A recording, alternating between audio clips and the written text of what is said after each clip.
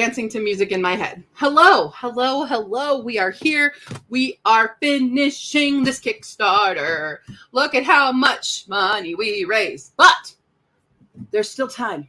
There's still time to back this if you haven't already backed it. We only need $271 to get to the next stretch goal. Can we do it before midnight? I don't. Probably not. But you know what? Let's be optimistic. Let's do that thing. We're here for this big book. Look, I've already made marks in it because final checks. A lot of kerning issues I'm finding. Hello. Iris is here early. Woo! Hydrating. Hi, Nina. Hi, Jess. We're going to have a special guest later. But we're starting. I got off work and I scramble made gnocchi. I've never made gnocchi before, but I did it. It's not bad. I wanted to do a different sauce, but I did not have the ingredients for the other sauce. I'm glad you're so pumped. Me too. Woo! I'm probably going to annoy the shit out of my neighbors today. But yeah, we have 83 backers. I got a little worried because we had some people cancel, and I'm like, why are you canceling? But I get it also, like, if you don't have the money, like, I get that. Cool. Hi, Cool Gamer. Hello. Hello. Did I put my link in the proper description? I don't even know if I did. What just unplugged and replugged in? Did I do it? I did. We're good. The link is in the description. Y'all can watch it with me as well. Twitch, what did I tell you? Hello. Hello. I don't know what I did for Twitch on my creator dashboard here. What does it say we're doing? I guess chatting is technically correct. Cool. Hello. How are you doing? What's up? So, no, actually, the special guest does not begin with an H and end with an Allah. I don't even know if she is available tonight, to be honest. It's a different guest. So,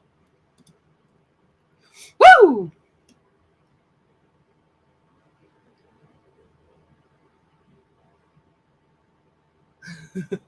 Huh? I'm guessing this is how are you doing? We're doing good. You feel like it's V. Everyone start placing your bets. Who's it going to be? Maybe it's someone who's never been on stream. Maybe it's a famous person.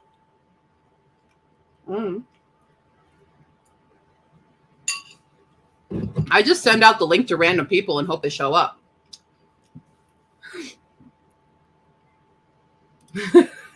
It's with the T and I don't know how to spell it. Who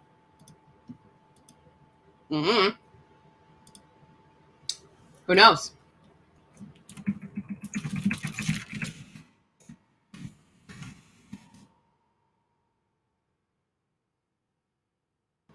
Could be anybody. Stephen King is on his way. All right, let's first off, let's just add our first guest. It's definitely Fee.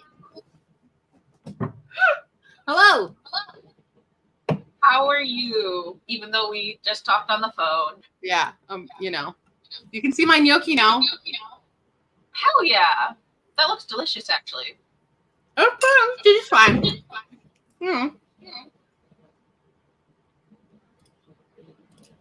Everybody say hi. Iris was right. I don't know if you have the ability, or would you like to share the thing you're working on for me? I actually don't have the option because it's on my iPad and that's not. Yeah. Wasn't sure where you were working on it at. Got it. Cool. Well, to anyone who is backing this Kickstarter, you're getting a special exclusive piece of art as well. I can share the latest screenshot if you'd like, and then you can probably put it up. Sure. But if you haven't seen, it's been posted in the Discord. But it's not done. So there's more to be unveiled. Yeah. But yeah, everybody's gonna get one of these little artsy babies. And yeah. Hold on. Where the hell is my social networking? Gotta hold on.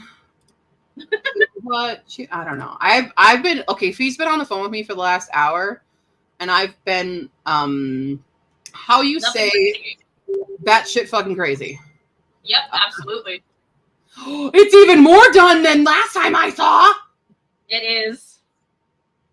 This is news to me too. Okay, here it is already.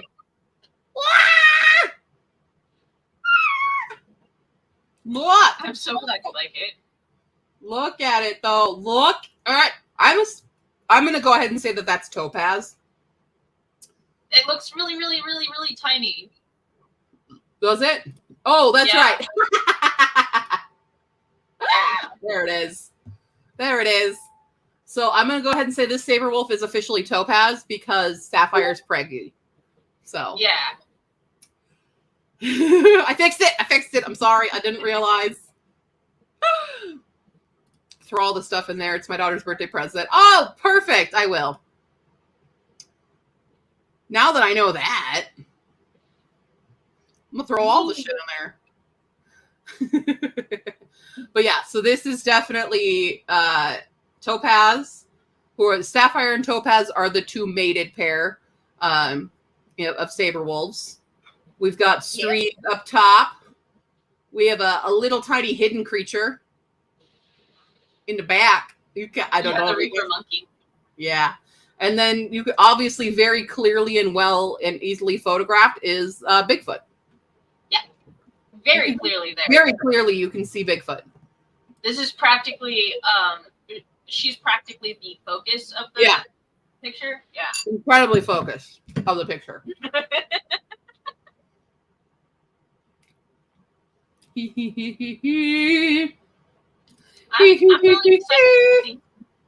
I'm really excited to see how it turns out. It's looking pretty. I'm proud of it so far.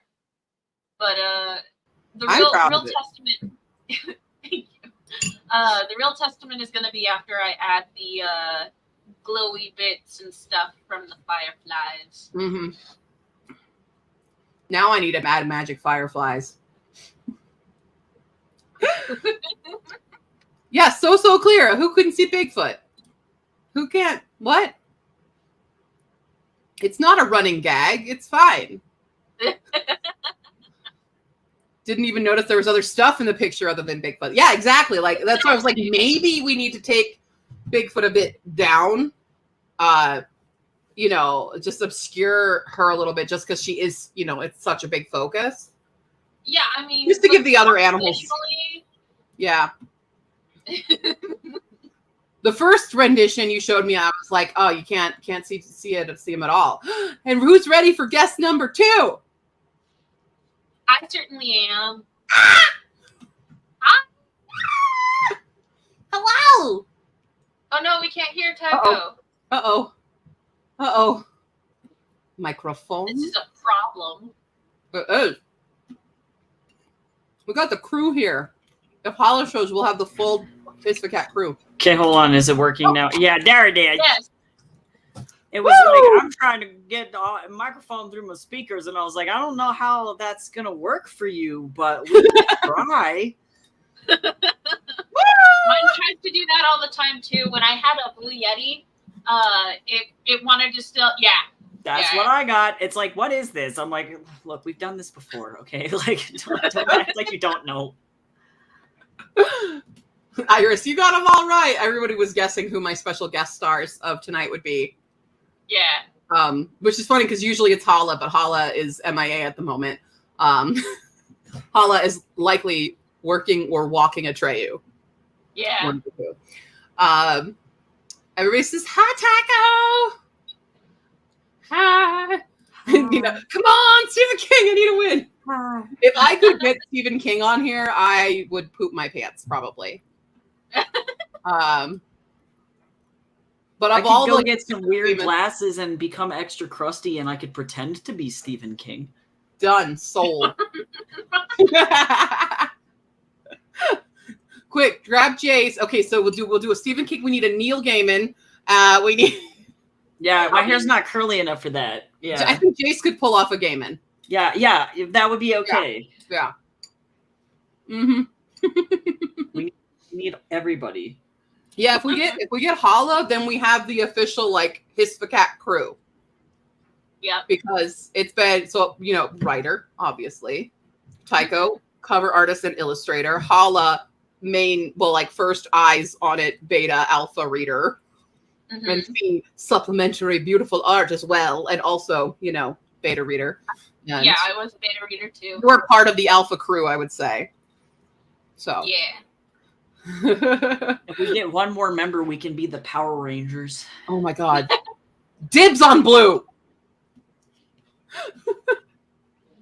I love Billy. He's my favorite. I haven't seen Power Rangers Red Ranger so was always my favorite as a kid. Red was? Yeah. Jason. Original. So Jason, not Rocky. Got it. Right. Yeah, who wants to talk Power Rangers theory? Let's go. Just kidding. That's what we're here to talk about. Yep. Mm-hmm. Definitely Nothing. that story, not this one. Mm-hmm. All right, I will take away the that screen, and then I have to adjust this level. Oh, whoops! Hold on. Why? I have to edit. I have to add a camera slot. Get out of here. We weren't prepared. Okay, I don't need to be seen. I don't need to be here. Always need a Tycho here. Okay, save, update. There we go. There we are. Open it needs to add this as well. There we go. I haven't streamed on camera in so long. I'm like, who am I? What is this? Where are you? I'm over here. It's fine. Iris has never seen Power Rangers. Iris. I've seen probably like one episode, so you're not alone. It's like, oh my god. And maybe it was like a fourth of an episode. I think I jumped in on the Mighty Morphin in the Mighty Morphin era. Yeah, woo! I'm in a dress, by the way. Oh yeah, that's nice. I just felt like it. I didn't want to wear pants.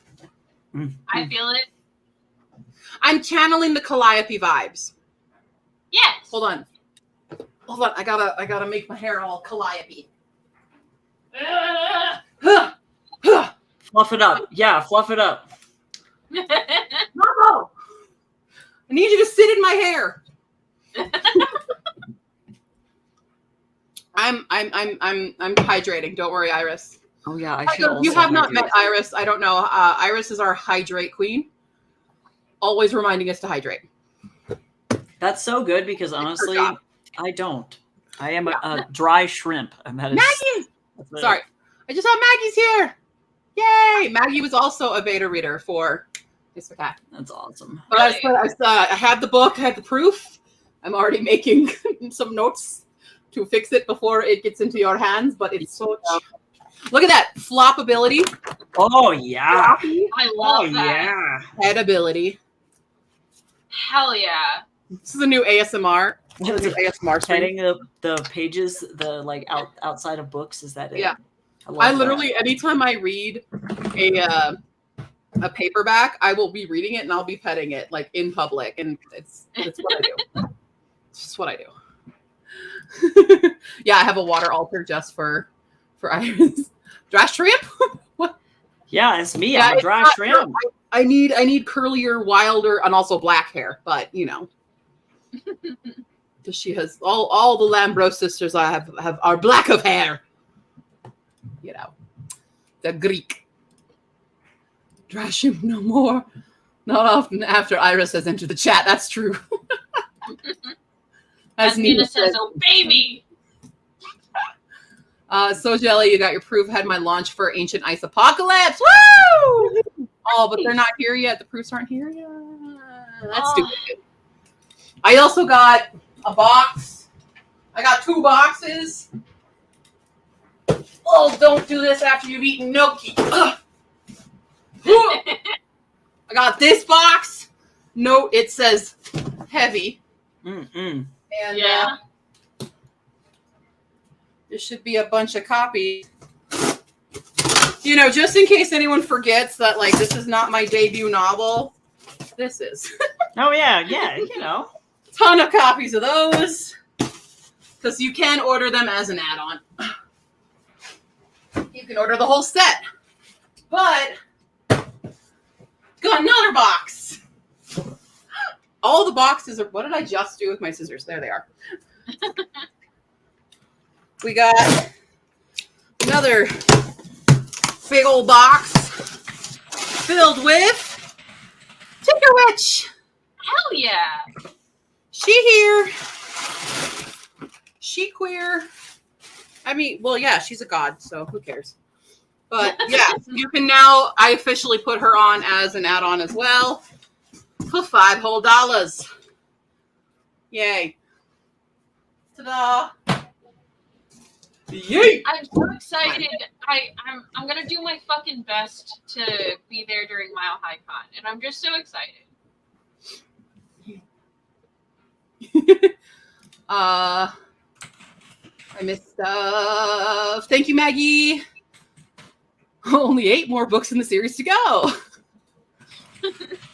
I want the book where I die in it. That's not coming out. I'm trying. Create-a-thon starts in September. I will be focusing hardcore on editing the rest of the short stories for Create-a-thon, which tomorrow at noon, Create-a-thon official announcement video goes up. Woo! The official sign-up sheet will be live, and you can sign up. Woo!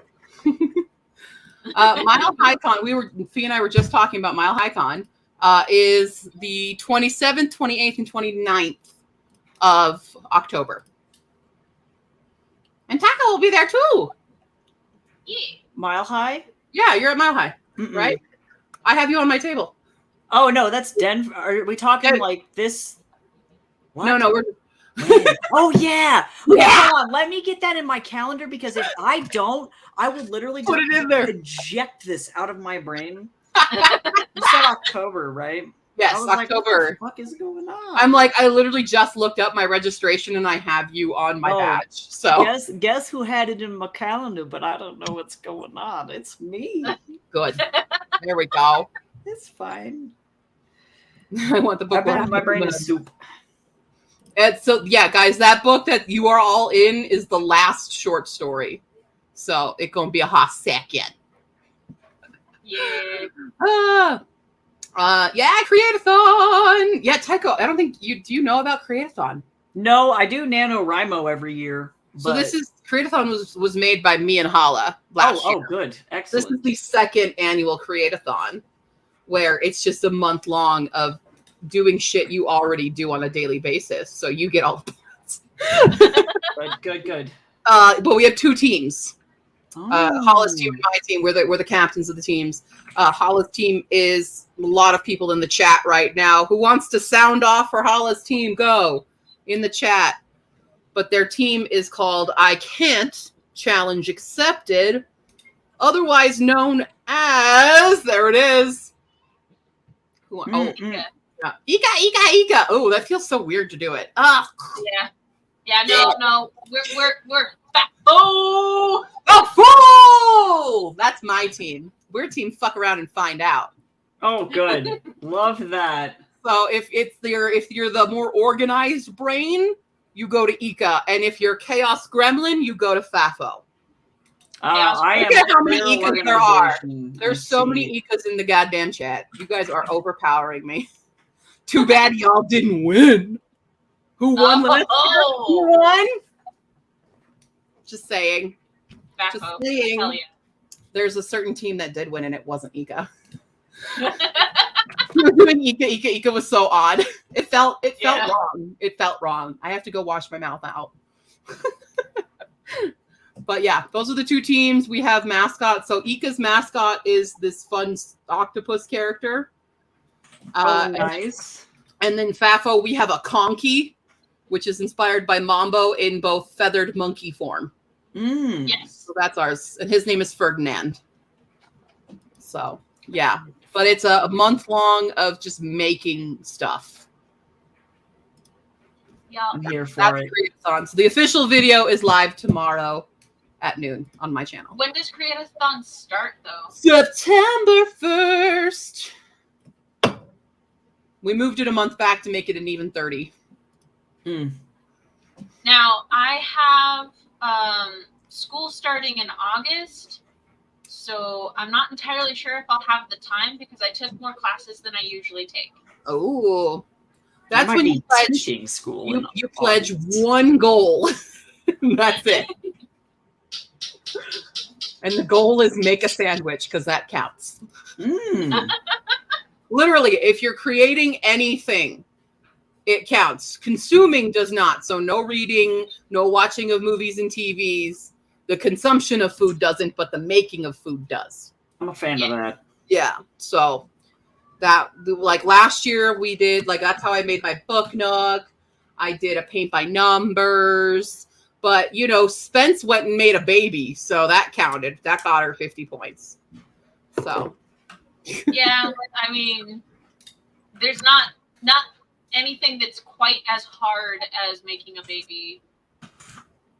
I don't know. My book nook took all month. You know how many teeny tiny individual books I made? I'm just saying. Yeah. Work count for me. I make deli sandwiches. Boom. Just set it as a goal. Be like, make 1,000 deli sandwiches through the month, and then you're good to go. But if your goal is make one deli sandwich, you can't claim that goal again. Yeah. Yeah, it'd be great. I have a word with my husband about some extra videos. Hold on. I'm being summoned. What? I'm live. I'm streaming. Bye. Bye. No, you cannot. Hi, Mila. Made more. You get points for trying. Oh, good God. Venus' ideas. Look. Wanted me to touch Venus' ideas. There you go. Have fun. Bye. Bye. Bye. Bye. Okay, we're locked. We're good. You're like, leave this place, devil man. Children had to show me their Orbeez. Very important. Orbeez? Yeah. Very important things. I'm not hip with the kids. I'm like, hello, fellow students. Nina, yes, you get points for working on goals. So for trying, you do. I think she was talking about. No, I know what she's talking about. Oh, okay. I know exactly what she's talking about. You attempted the goal. At least that. Incomplete goal. Yeah. Yeah. You get 10 points for that. That's cool. Yeah. A for effort. But there's gonna be bingo boards this year. We're doing bingo. Really? And themed, and there's gonna be a special event where you get to attack the other team. Oh shit. It will be a bloodbath. Just kidding. Yeah, children still play with Orbeez. These ones do. My daughter's snake loves squirming around in Orbeez. Yes, bingo. Spellchecker hates that word. Yeah, there's going to be, every team has 4 bingo boards that are going to be alternated throughout the week, throughout the month. Hell yeah, let your daughter have a snake. I love it. I want a snake. Nina, ooh, I love a bloodbath. Nina, the true crime podcaster. You love a bloodbath? What? Yeah, that's crazy. Great. It's great. Never would have thought. Mm. Oh, speaking of bloodbath. Sorry, well, go ahead. Now that we're here, we're queer, and we're also here again. Couldn't think of the third one. We have some options of what we're doing tonight because I'm going to be streaming until midnight. You two do not have that obligation to stay with me that long. But since we do have them both here, they are the artistes. And Tycho was the illustrator for all of the beautiful animals you currently can see on the screen. And, of course, the beautiful cover. Yes. Look at the spookies. Look at the spookies. Ooh. Ooh. Ooh. Oh. If you guys have any questions for the Tycho and for the Fee, you guys get to be proper nouns now like that. Excellent. You can ask those now and inquire. And like I said in the book, there's a reason the illustrations were made. It's because they are throughout. Every chapter, every beginning of a chapter starts with a creature with fun facts. Yeah. Wait, what? What? Fun facts. Oh! I saw it, Nina. Don't worry. She's right here. Fear not. Wow, that's the worst thing I've ever seen. It's my baby. Mm-mm. Mm-mm. Wait, hold on. You haven't seen the best part. Oh, no.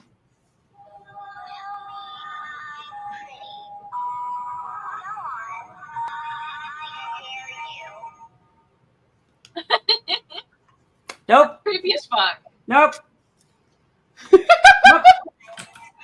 Oh, wait. I just turned you off. What the hell? See? Why are you still on? The horror on Tycho's face. Cursed. Okay? I'm the current resident of Latinos Against Spooky Shit. Okay? I'm not about that. Okay? And I'm white as fuck. Yeah, I'm not. We're not gonna do that. Oh, I love this. I love the anger. Right, Gertrude, just the whole time. Oh, the curse. I'm asleep now.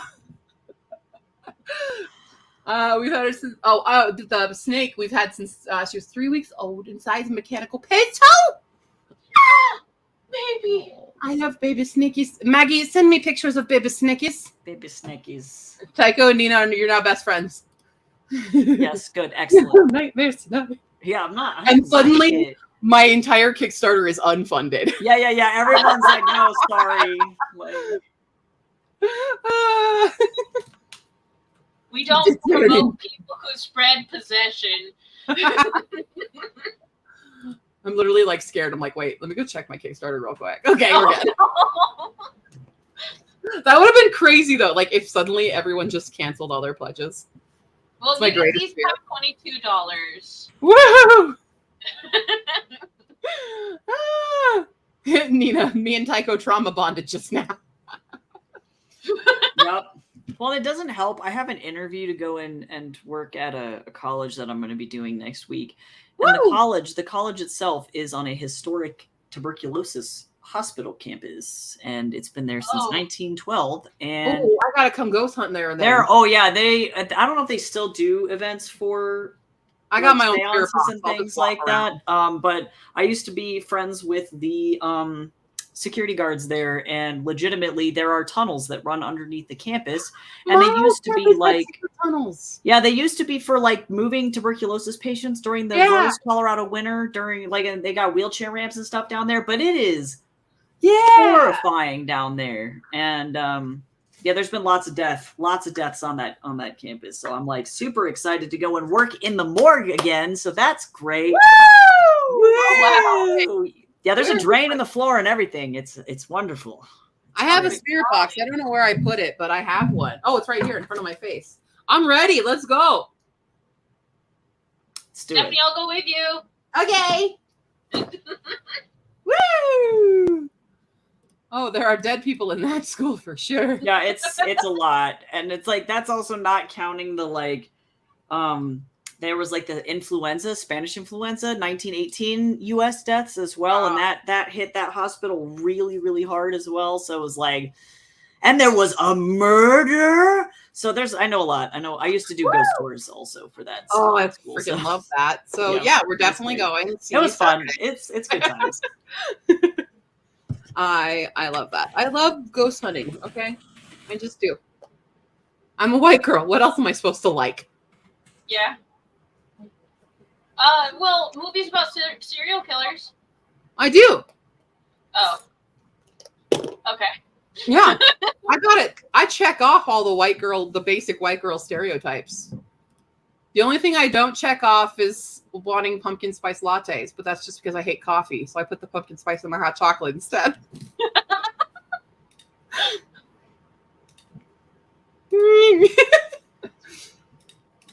Good luck, Tycho. I bless you with holy water, says Iris. Vibes down there are horrible. I visited there once and noped out after 5 minutes.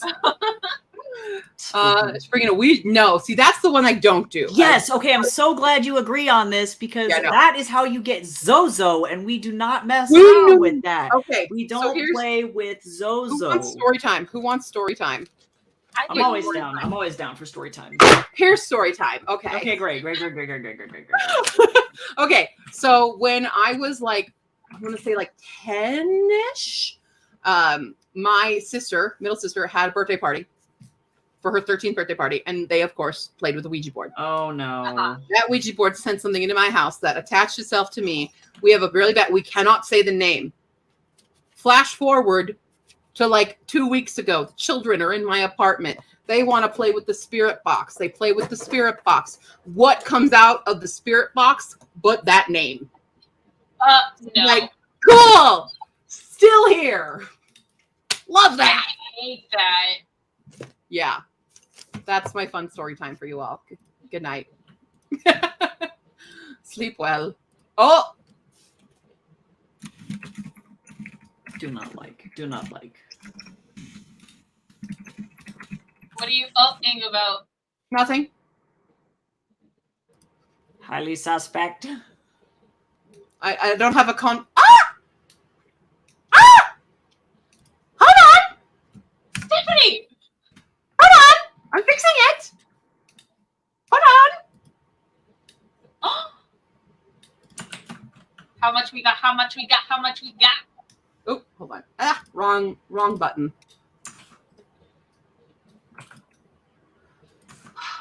Come on.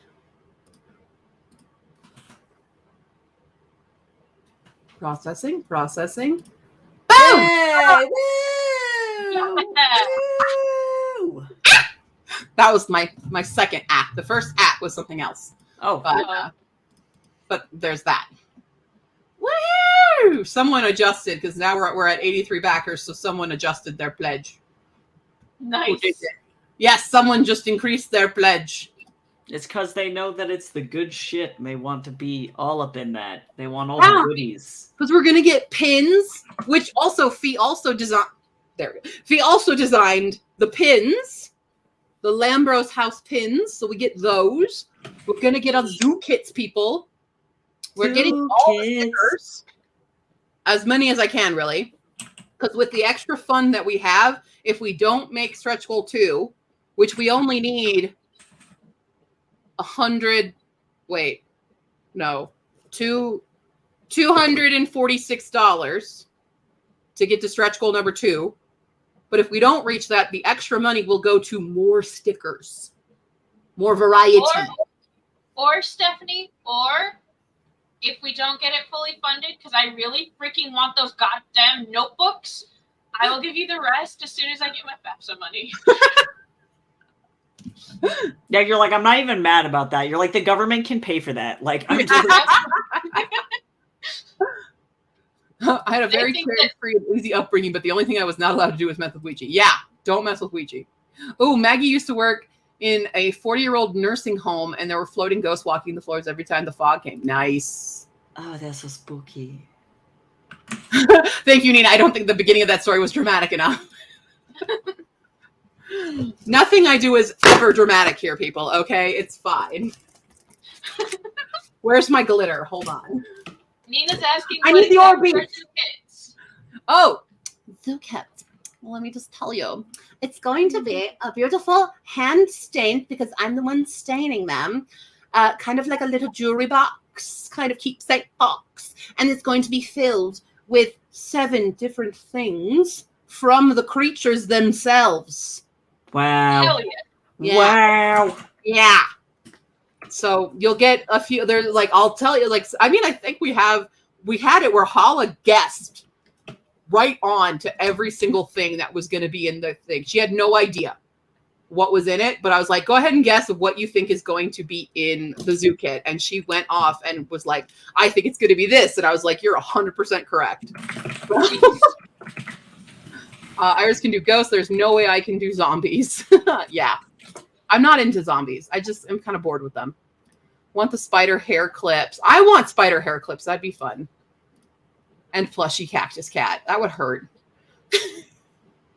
I want plushy everything though. We need the weighted beanie humming drakes is what we need. Yeah.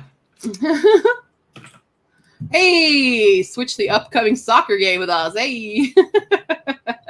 Okay. Nice. That's Thug works for a broadcasting thingamajiggy. Oh, So, okay. yeah, it's pretty cool. I also have an irrational fear of walking corpses. Hey.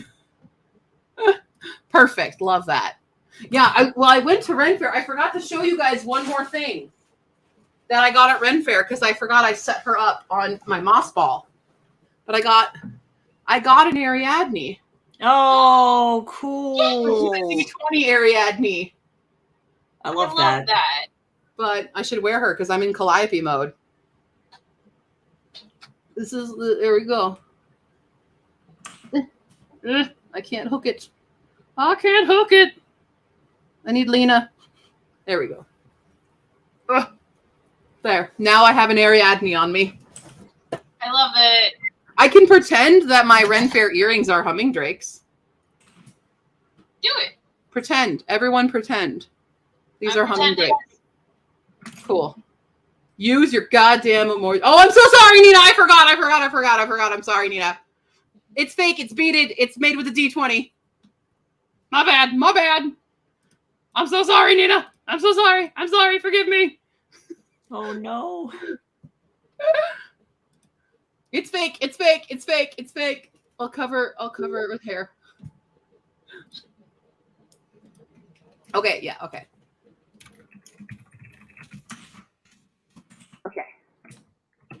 My bad. But it's fake. It's fake. Does that help if it's fake?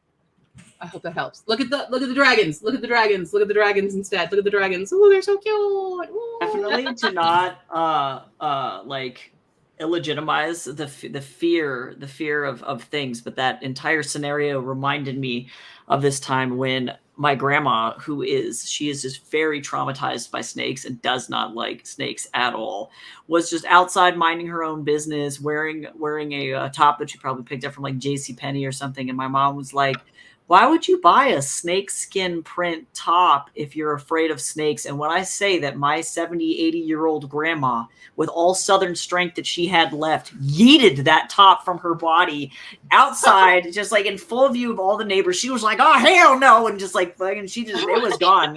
Did not know. Yeah, she was like, nope, fuck that. And I'm like, you know what? That's relatable though, because I also would be like, hell no. And then that's just get it off. So I was a bit of a terror as a kid, and my aunt is like super scared of lizards. But we had iguanas when I was a kid. So we had a bunch of like iguana type things because Dad was super obsessed with them, and we had one little magnet that looked like an iguana, and I picked it up. And Sylvia was napping in the living room, and I set it on her shoulder, and I went, Sylvia, wake up, one of the iguanas is on you. And she flipped her shit. Oh, no. I feel really bad about it now, but I laughed my ass off then. So obviously you need to read One Pale Reflection because somebody throws an iguana, a full adult iguana, like a football. My boy! I love him so much. I don't think anyone understands my love of him. I do need to read. It's really hard between Enrique and Benny deciding who I love more. They're both dumb. They're both cute and I dumb. know. They both are so sweet. They're both himbos. Okay, I can't. You can't make me pick between himbos. That's just rude. This is not. We're not going to Sophie's Choice this. Okay, I'm gonna go get my actual creature. Yes, the real manimal. I I really do want to read One Pale Reflection, but I really need to get over my block of text equals brain turn off issue. It's so true. Well, and that's why, like, I'm glad my thing is on Wattpad, because it's broken down into chapters, and so you can just like read a part and then be like, and then just yeet it into the sun. So that is like, that helps at least for me a little bit. But like, also, I've been trapped in a book that I've been trying to finish for like at least 6 months, because I keep checking it out from the library and being like, I'm gonna read this, and then I like read 2 pages and then I never touch it again. Yeah, I've been struggling with that too. I'm like, yay. Welcome, Mambo. Mambo's here. Hi, Mambo. She's 1 toenail short, but she's here. Damn it, Mambo. I don't know what you hit. I have no idea what it is that clipped your whole toenail off. She's like literally everything. I flew and I turned into a tornado and then I left. Don't fucking stop. Why? I entered hurricane mode. I just smother you with kisses. Mom,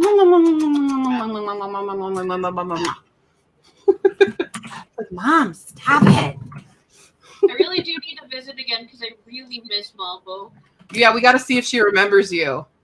Yeah, it's been Because a minute. Fee was one of the few people when I first had Mambo that Mambo attached to more than me. Did you poop in my hair? No. If you're about to poop on the chair, which is fine. You can do that. Yeah. There we go. You're like, thanks. Thank Great you for stuff. this present. Super great. Tycho has the best phrases, yeeted into the sun. Maybe the book is just boring, Tycho. I cry. Bird people! Yeah. Who's me? Who's baby? Who gets to be in book 2? Yeah. I'm gonna make a broccoli bird just for her. Yay! Because it's a plant book. Yeah. So we got a plant book. I think it'll be a whole like breed of parrot that is all vegetables. I love that. Yes. So I think I've been toying with that. So broccoli parrot, celery parrot, asparagus parrot, you know, just everybody. A bean. And them is called a salad. Yes. Or it's a farmer's market. There we go. So yeah, good stuff. All right. Well, anyways, back to what we were talking about like a half hour ago. Who's got questions? Oh, carrot parrot. That's exactly true. That has to be the right one. Carrot. Yeah. Carrot parrot. Oh man. Oh no.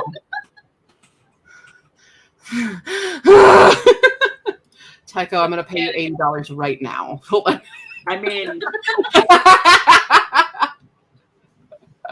I'm, you know, I haven't drawn a parrot in a hot second, but I will for you. I will. Oh my god.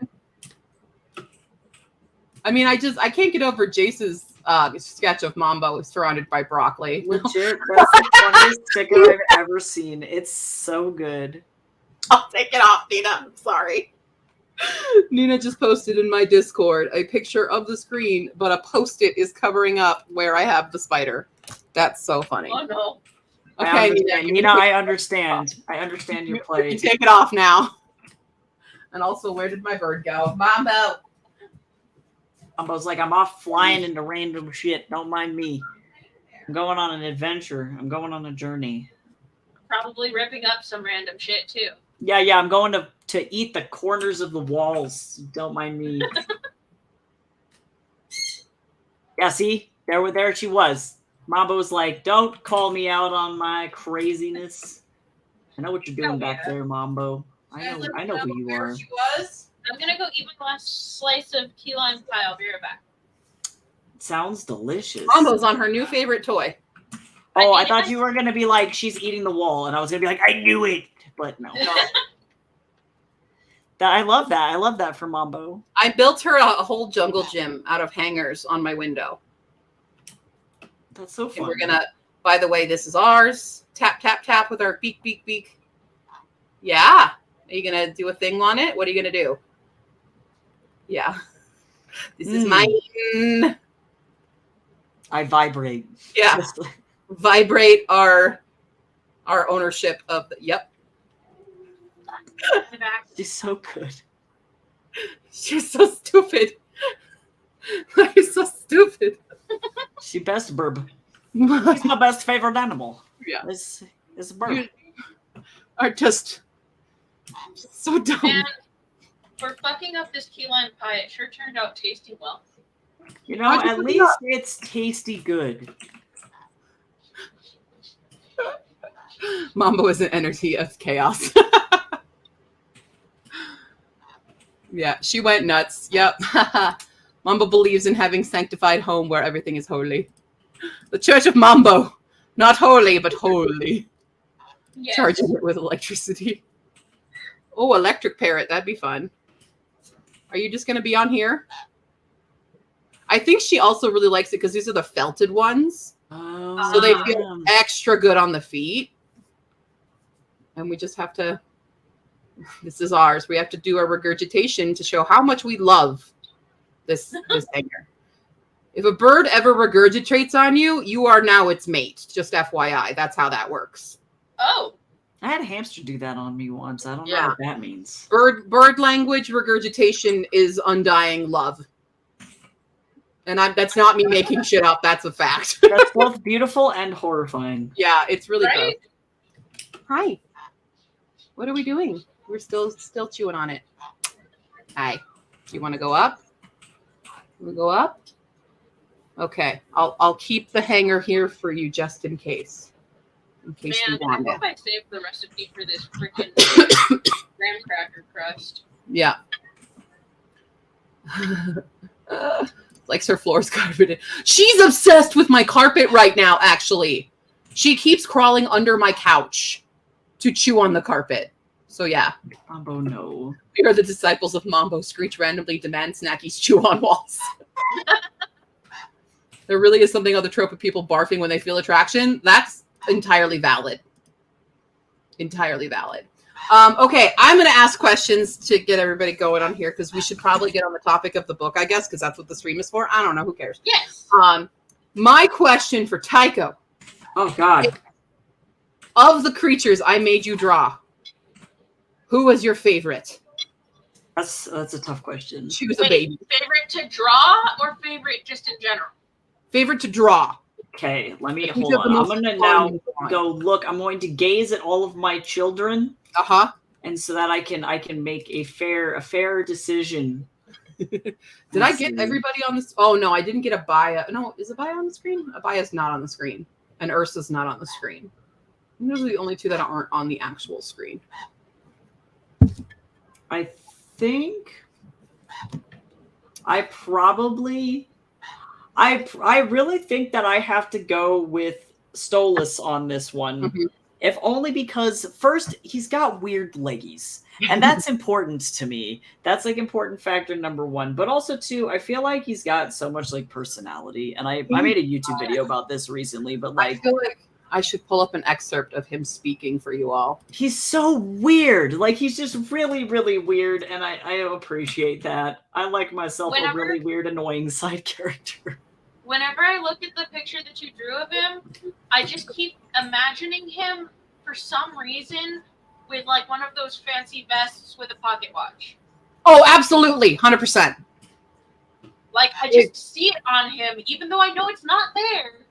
I mean, he's like, he's kind of like that old man on the block where like if he's in his house, he's naked. Oh, God. But if he has to go out, he's going to wear a dapper outfit. Yes.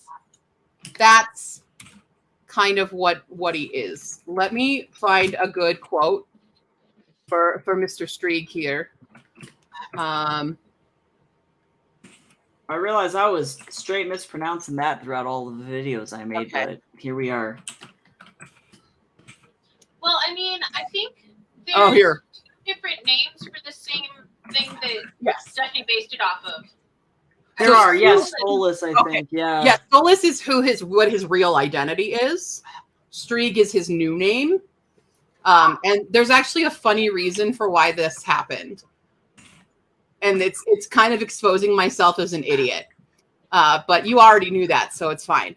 The reason his name is Strieg is because when I was doing research for this book, I could have sworn I came across the entry about this Prince of Hell and being this wisdom owl, as I always put it as the name was Strieg. And so that's what it was. I confused it with another post, because this was on Tumblr when I first discovered this animal many years ago. And it had the info about him, like, I have to remember this for later. But there was a post directly under it that was the Strieg, which is a type of succubi. Oh. And I'm like, no. But I had already written this book, and there's so many instances of Strieg, and I just like saying Strieg that I was like, you know what? He escaped hell. He wants to live his own life. He changes his name so no one follows him around, and he's good. And that's why he's Strieg, formerly known as Prince Stolas. And that's completely a valid thing to do. Like, yeah. He changed his identity and escaped his old life, okay? This is Lambros House is witness protection program for him, okay? He's got to do his hot girl stuff, and he needs an identity change to do All that. Right. I'm going to read you guys a little excerpt of Strieg. This is the first time that Calliope is showing Liam, our new guy coming in, the aviary. And so she is currently playing fetch with the golden eagle. When Strieg comes on down, let's see. She says, let me go by. He's like, I've never seen an eagle play fetch before, because he's Scottish, by the way. He held the toy out for her. I think we've established there is a lot you haven't seen before. Calliope shook her head, gesturing for him to try. A mischievous smile crept onto his lips before he threw the squirrel high up and watched Midas dive to catch it again. The eagle tossed it around happily in the air. Do you do this with all of them? He motioned to the drake in her hair and the few hedgewins that had begun waddling over to them. Each animal has its own preferences. Midas is very playful, but very lonely. He needs stimulation and friends. Same, Liam laughed. The other birds don't like him. And here's Strieg.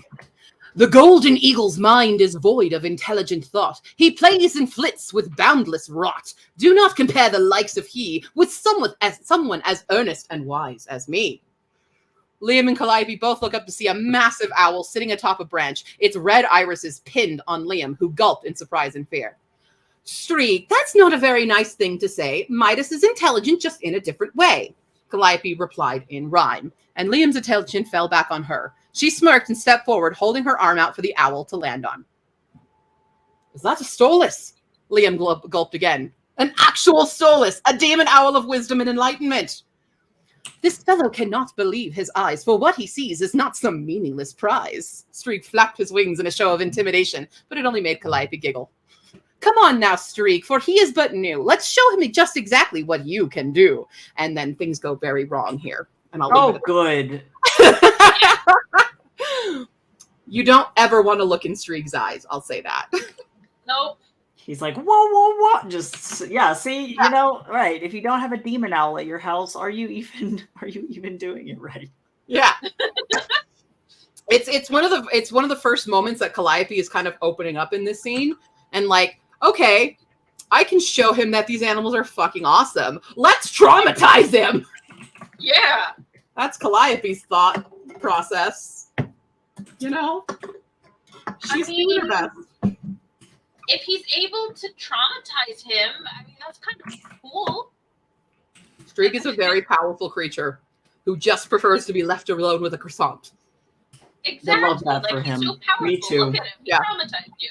He's like, okay, essentially, this will make sense for Fee because of Stormlight archives and stuff. Yeah. Strieg is essentially Hoyd. Okay. Yeah. Yeah. I know because I just read Tress of the Emerald Sea, and Hoyd is the narrator of that book, by the way. Oh, And- I can't wait. Yo, it's so good. But like, yeah, Chaos, actual like god, who's just like, I don't know, I want to look pretty. That's Hoyd's whole thing. And that's very Strieg. He's like, I don't want to deal with any of that out there, feed me. That's it. That's Streak's motivation in life. I'm tired of being responsible for things in hell. Croissant. So what you're telling me is he's a Leo. Yeah. Yeah. He is a Leo with a Taurus moon. Oh yeah, good. Yeah. Good. That's what he is. Love that. Also, Streak, which is pronounced the same way, means to caress in Icelandic, and also to pet, swipe, and escape. Perfect. Good. Doesn't like to be left alone with a croissant. What? How dare. Thank you. I had a lot of fun drawing that little dude, though. I really do like his little legs. Oh yeah, look, I didn't realize he's like right there. You guys want Doritos? I have to pay the tax.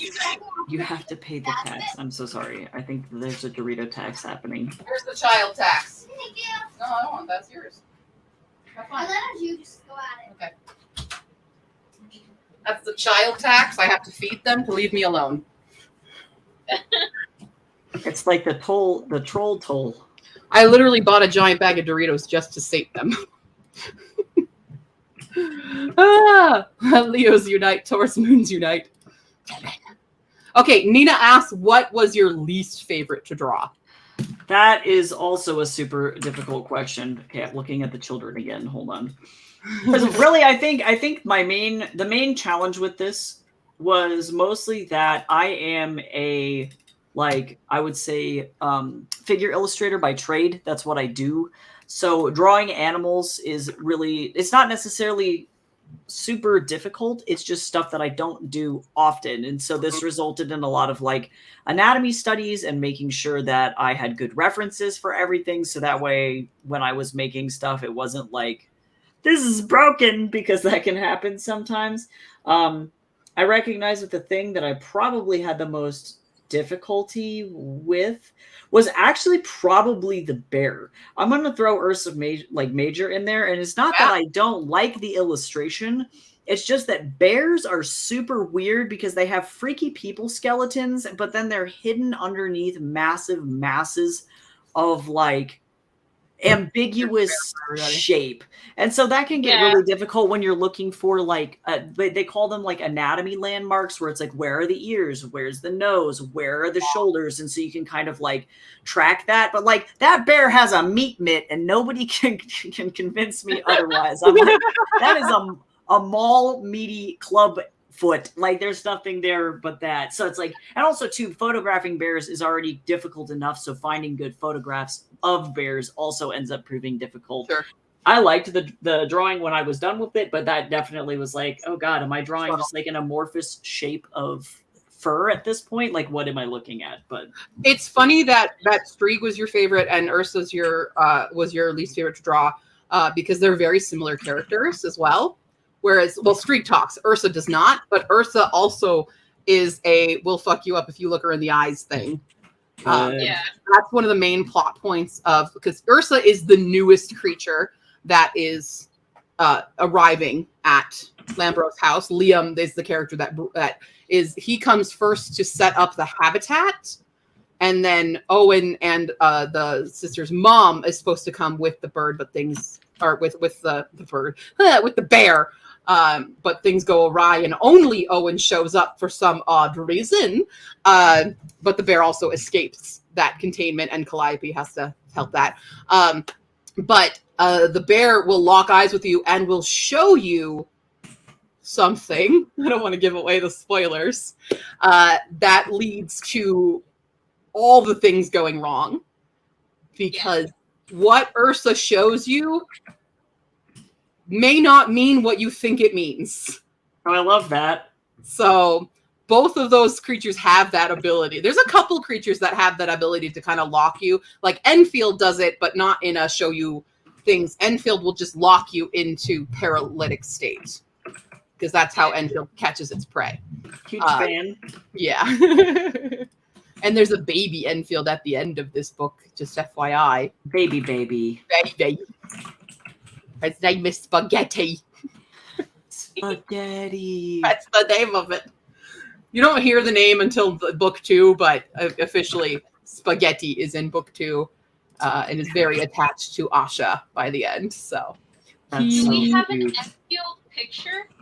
Enfield. Oh, Enfield's not on the screen. I do, but that's the other one that's not on the screen. Hold on. I know Enfield's near the back of the book, I think. And there's Strieg. I suppose I could just search it. That's a Kappa. Kappa. That's Amphitheater. Ah, there it is. Here is Enfield. Oh, I love him. He had little feet. Her name is Todd, but her pronouns are she, her. Oh. The okay. little feet, little fox feet. Little fox feet. Little fox feet. Wingies. Little wingies. Enfield was one of the top 2 on the sticker poll, I think. Aw. Yeah. I think it was Enfield and Cactus Cat. The damn cat, okay? The cat was actually the first one that I did because I looked at it and I was like, I'm starting with the cat. Yeah, Cactus Cat had 14 votes by the end. Enfield had 13. Humming Drake had 13. So quite a bunch. And then I was really surprised at how popular Abaya was. It's because it's super majestic looking. Majestic. She's not cute though. Yeah. Cute. Very, very intimidating looking. But Abaya is very cute in the book. One of my favorite scenes in the book, again, is Liam learning who the hell Calliope is, because their main subplot is Calliope versus Liam, basically, right? Because she loves her animals. He's an outsider. She does not trust him. He's trying to worm his way into her good graces. But he makes like all the wrong moves because he was raised very differently and treats them like, vicious beasts rather than connecting with animals. And so that's her role, is to like show him that, hey, they have feelings, dumbass. Don't be a weenie to animals. Yeah. Yeah. It's not his fault. For the situation Liam was brought up in, but he learns. But he witnesses her in Abaya's pool. So Abaya lives in a giant swimming pool in the bottom of the house. The Kappas take over the hot tub, by the way. That tracks. That makes sense. Abaya's in the pool, and she regularly, cleans the pool. It's like cleaning a fish tank, basically. But Abaya is still an adolescent and loves to play. And so they, you guys know what Addams Family values when they're at the swimming lesson and they're like, we're going to play, in distress. I'll be the victim all your life. That line, that's what they're playing. So Calliope's the victim and Abaya pretends to be the mean sea monster, but literally is just like thrashing her around for fun. Because that's what they do. And Liam jumps in the pool to save her. And she's like, you freaking moron, we were playing a game. But it's one of my favorite moments because it's like this big, horrible sea monster's thrashing this young girl around. And they're playing. It's like, time to strip my shirt off majestically like I'm in the Notebook and just power swim across there. She's in distress. And then he can't help because she's in a swimming suit. So he's just like, he was already into her immediately. But yeah, it's fun. Yeah, right. I was surprised Hedgewin wasn't higher on the list either. So that's fun. Will Cactus Cat be more of a main character in the next book since he is so plant-based? Yes. Along with, who else is going to be super hyper? I mean, Karma Chameleon will as well, which you don't see. I have any pictures of Karma Chameleon. Yeah. But George, obviously, George Karma Chameleon. I love that also. for everyone involved. That's just me. That was my brain. That's so beautiful. That's me, and growing up with my sister who was obsessed with Boy George when we were like very young. I mean, but Karma Chameleon, like, yeah. Pass it up. When I was first creating this series, and I knew I knew I was going to have Bigfoot, right? I knew I was going to have the saber wolves. They were one of the first ones created. Ursa Major, one of the first ones created. I'm like, but I have to fill this house with ridiculous fucking animals. what can I do? And Karma Chameleon was one of the first things I thought of was we have to do that. Yeah. So a lot of weird puns. Like Reaper Monkey came out of my love of and just studying them. Cactus Cat I did find was a real thing, and I'm like, that has to be in here. Yeah, there's bookworms. Bookworms were immediate because I love Labyrinth. Yeah. No, that's fun.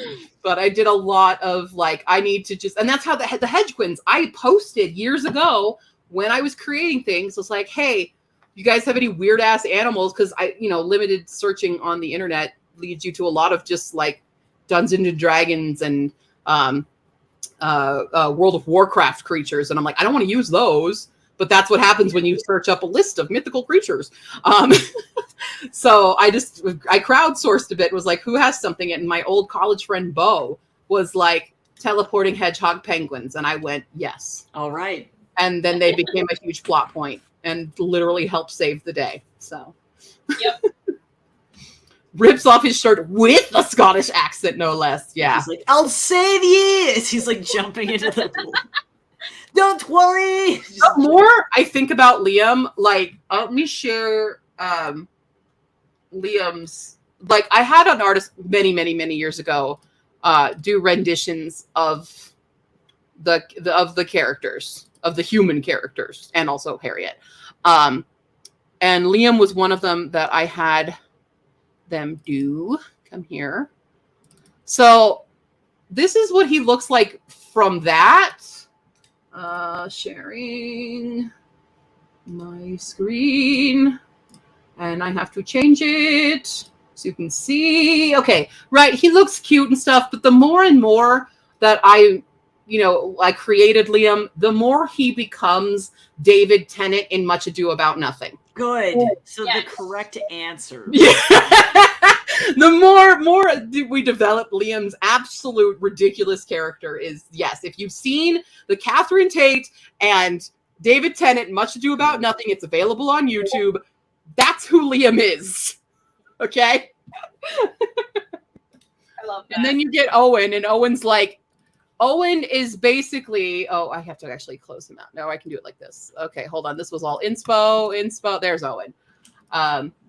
Owen, if you watch the female Ghostbusters, Owen it's just Chris Hemsworth. It's Chris Hemsworth, yeah. Okay, that's who Owen is. Slightly like a himbo and slightly evil. That's where we get Owen. So those are the men. Although hold on. I'll get everybody back up. There we go. That's although I didn't have Darius, because at the time that I had her commission these, I had not even created the character of Darius yet. Yeah. And so I need a Darius, because that's like the three men of the cast. It's one of my, actually, it's funny because like Ashport had a very heavily male cast. Yeah. Like a lot of the other characters were men in it, and this one is like, it's all girls. Yep. When would you say you started this book? When did the idea come to when you started writing it and when you are publishing it? Okay. I have a very specific moment of when this like fully came to fruition, because I knew I wanted write a story with Bigfoot in it, where Bigfoot was a girl, because I was watching one of those Monster Hunter shows. It's like that Finding Bigfoot show on, I think it's Animal Planet or the History Channel, one of the two. And they kept referring to Bigfoot as he, and I was like, fuck you guys, it's she now. And I'm making her Harriet because of Harry and the Hendersons, and that's how Harriet came to be. But the actual like plot and stuff with the sisters, that came when One OK Rock, one of my favorite bands, released their newer album at the time, which I believe came out in 2019. Hold on. Eye of the Storm. Hold on. When did you come out? Yes, 2019. So it came out February 2019.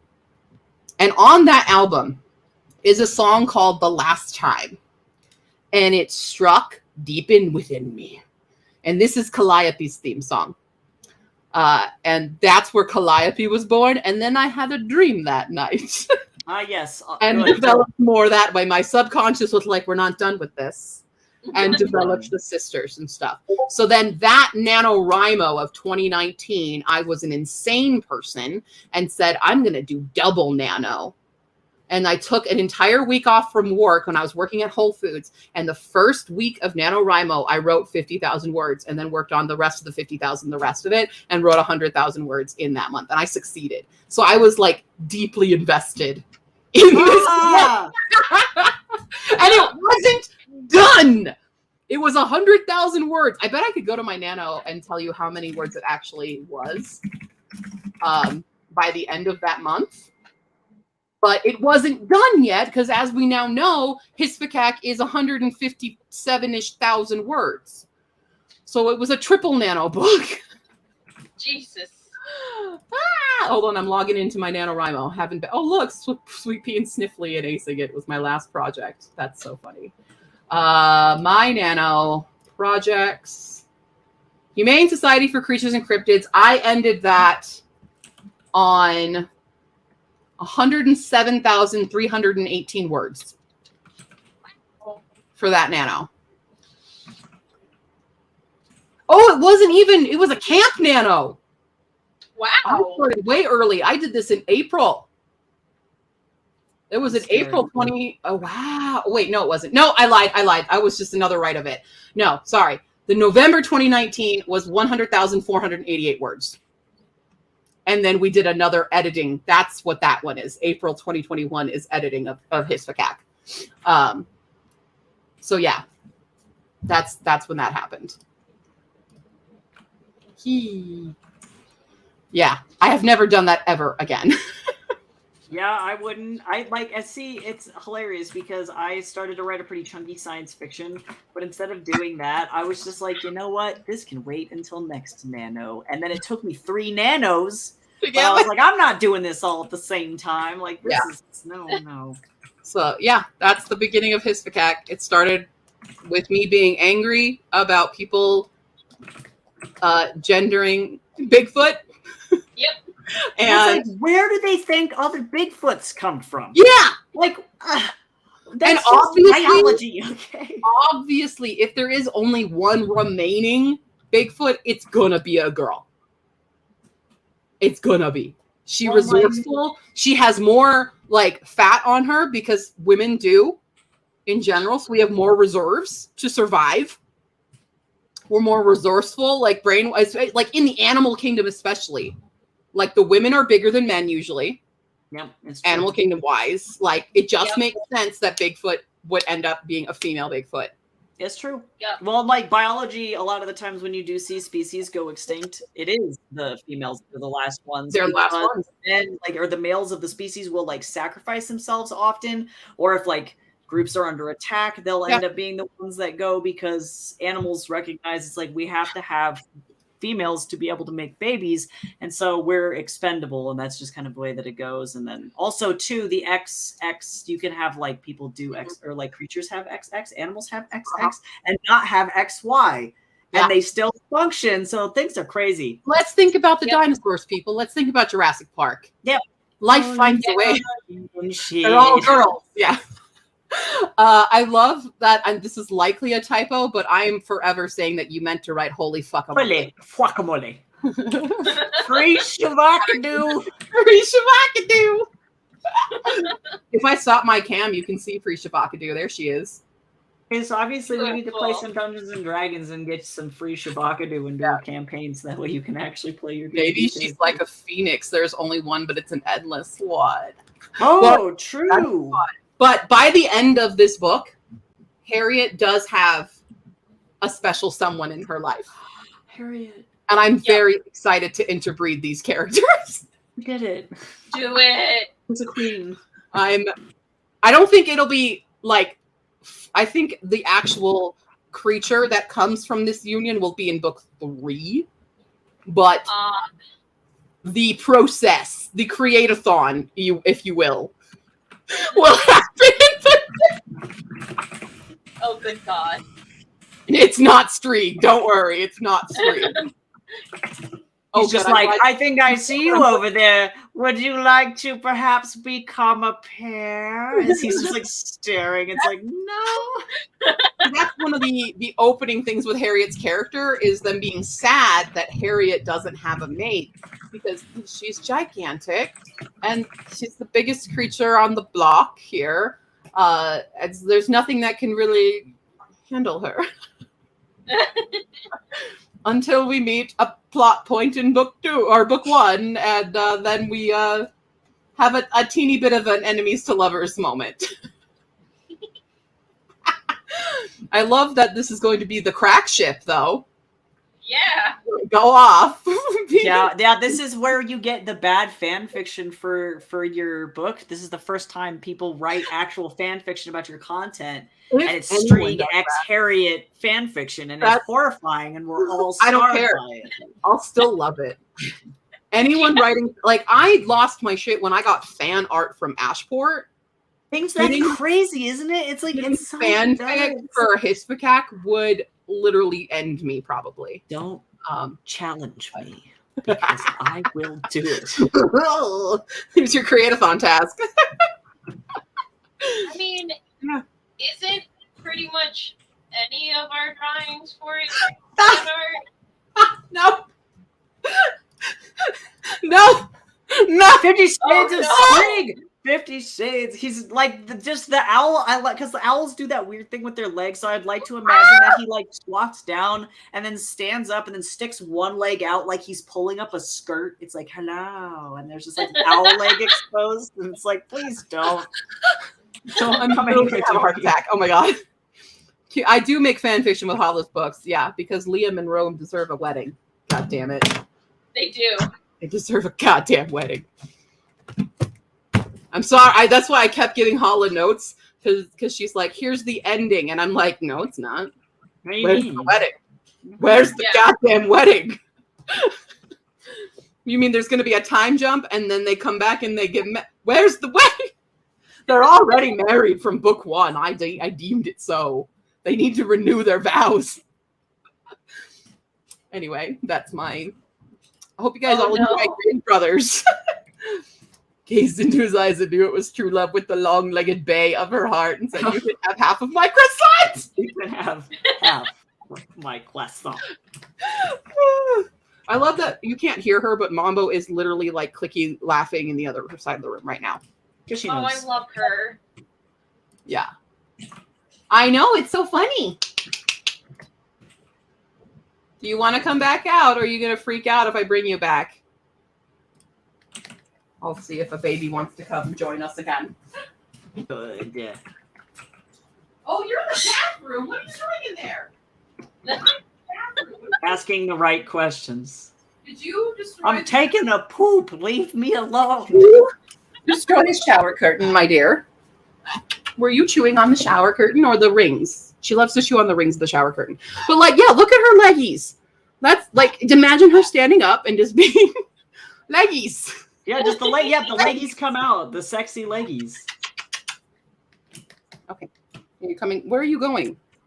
Why do you have to take the long route? Long route to the chair. Okay. Okay. Now, another question for Tycho. Of the creatures I made you design, who was the absolute weirdest?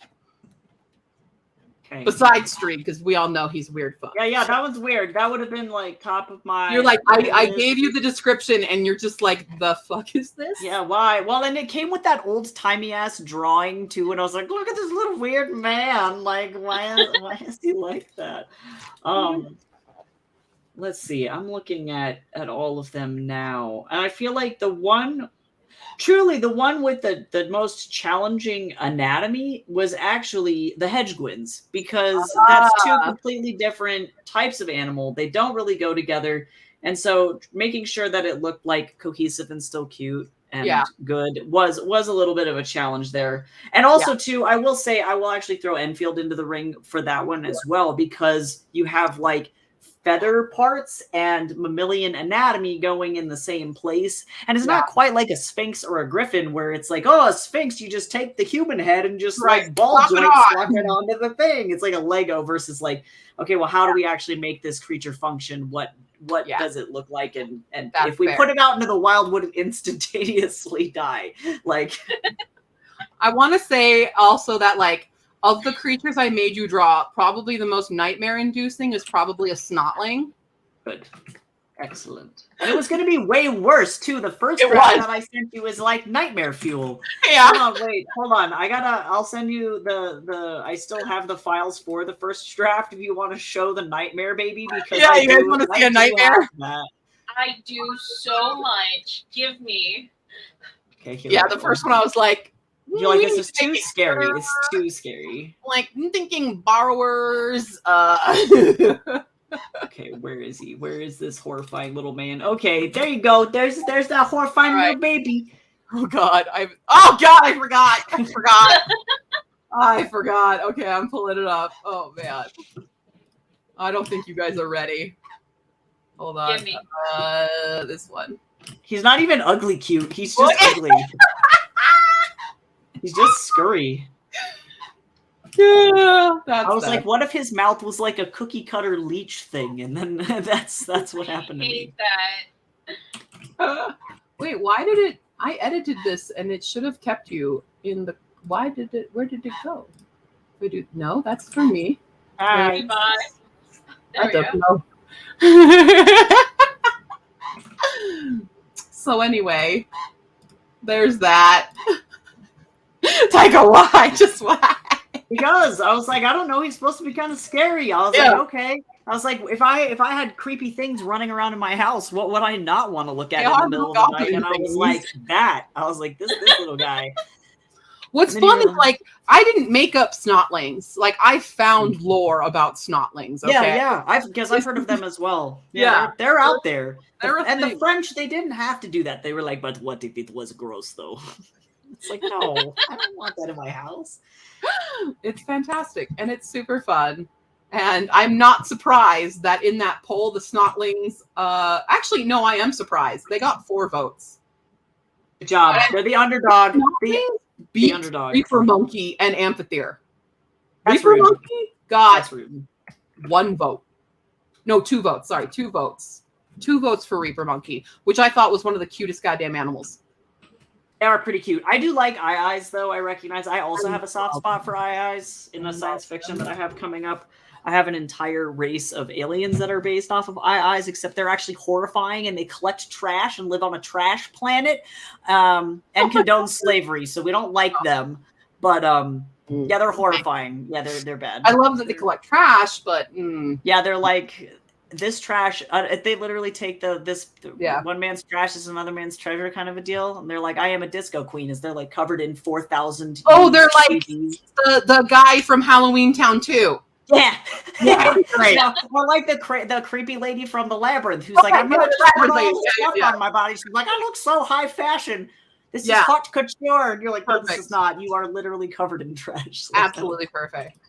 Yeah, no, I first learned about AI because I had to take a biology course in college for my second run because they didn't test for like anything, and I decided to take primatology. And we were studying the eye, and I didn't realize like how endangered they are because of the myth around them. Yeah. And I'm like, so here's the cack. I'm like, well, I'm gonna make that real. And I hope they curse all of those people. Yeah, seriously. Revenge. All right, Mambo, are you going Stephanie? What? I'm losing a bit of social energy, so I think I'm gonna drop off, but I'm gonna be in the comments. Goodbye. Okay. Love you guys. Bye. Bye. And now the questions at me can just get increasingly weird. I'm here for it. I'm working on a comic right now, so if you hear all the clickety-clackities from my keyboard, that's what's happening. I just moved, so everything behind me is absolute chaos, and I don't know where anything is. Sorry, I had to put a baby to bed. Good night, baby. Sweet feathery beeb. And for Iris, I had to get another hydration material.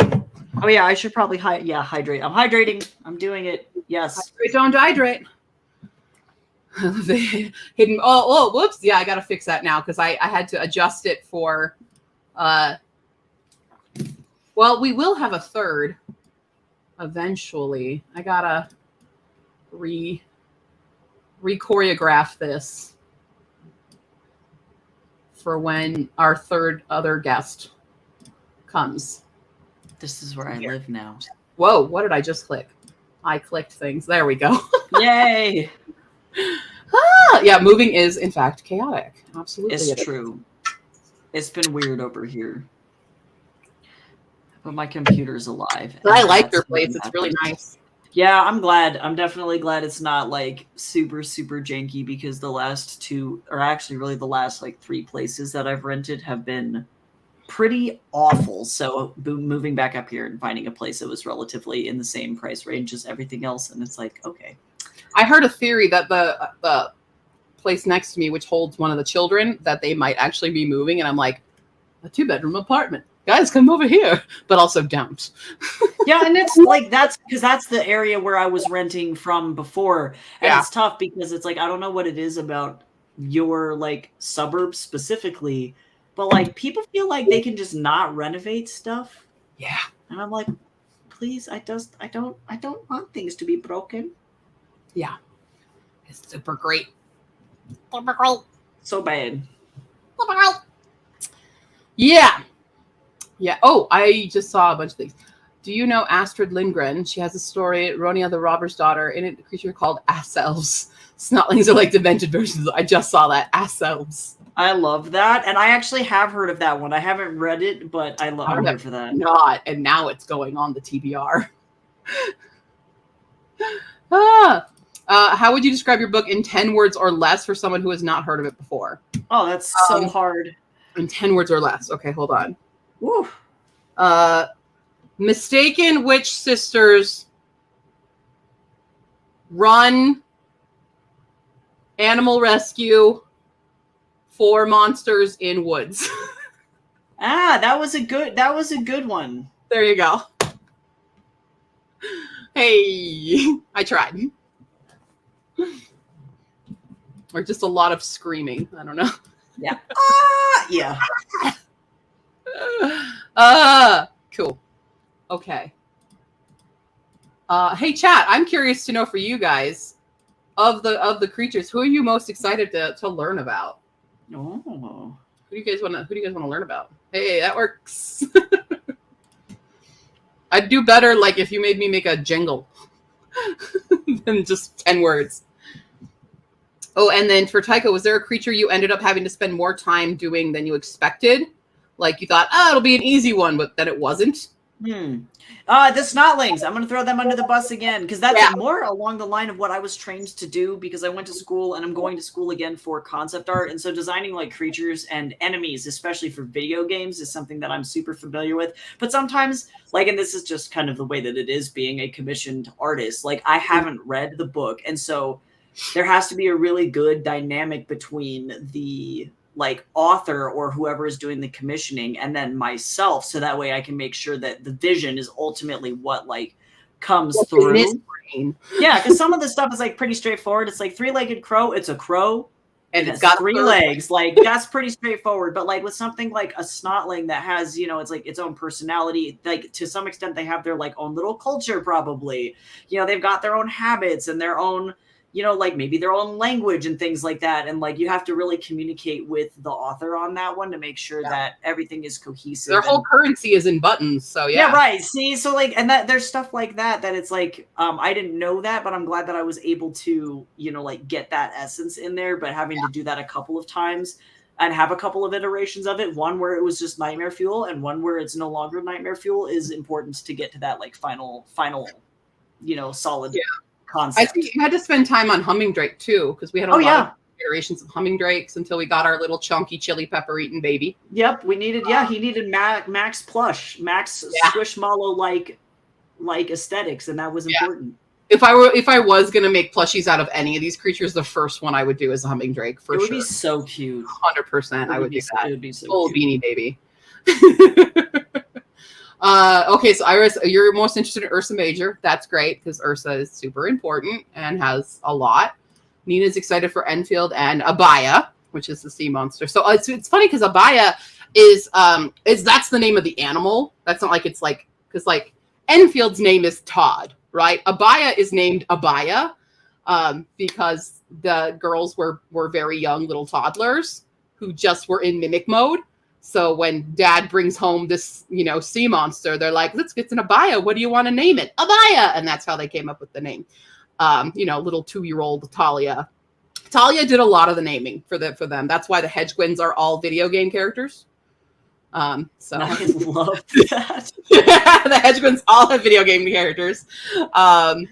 There's Sonic, Luigi, Zelda, and Samus, I think, are the 4 Hedgewins, if I remember correctly, but I also might not be.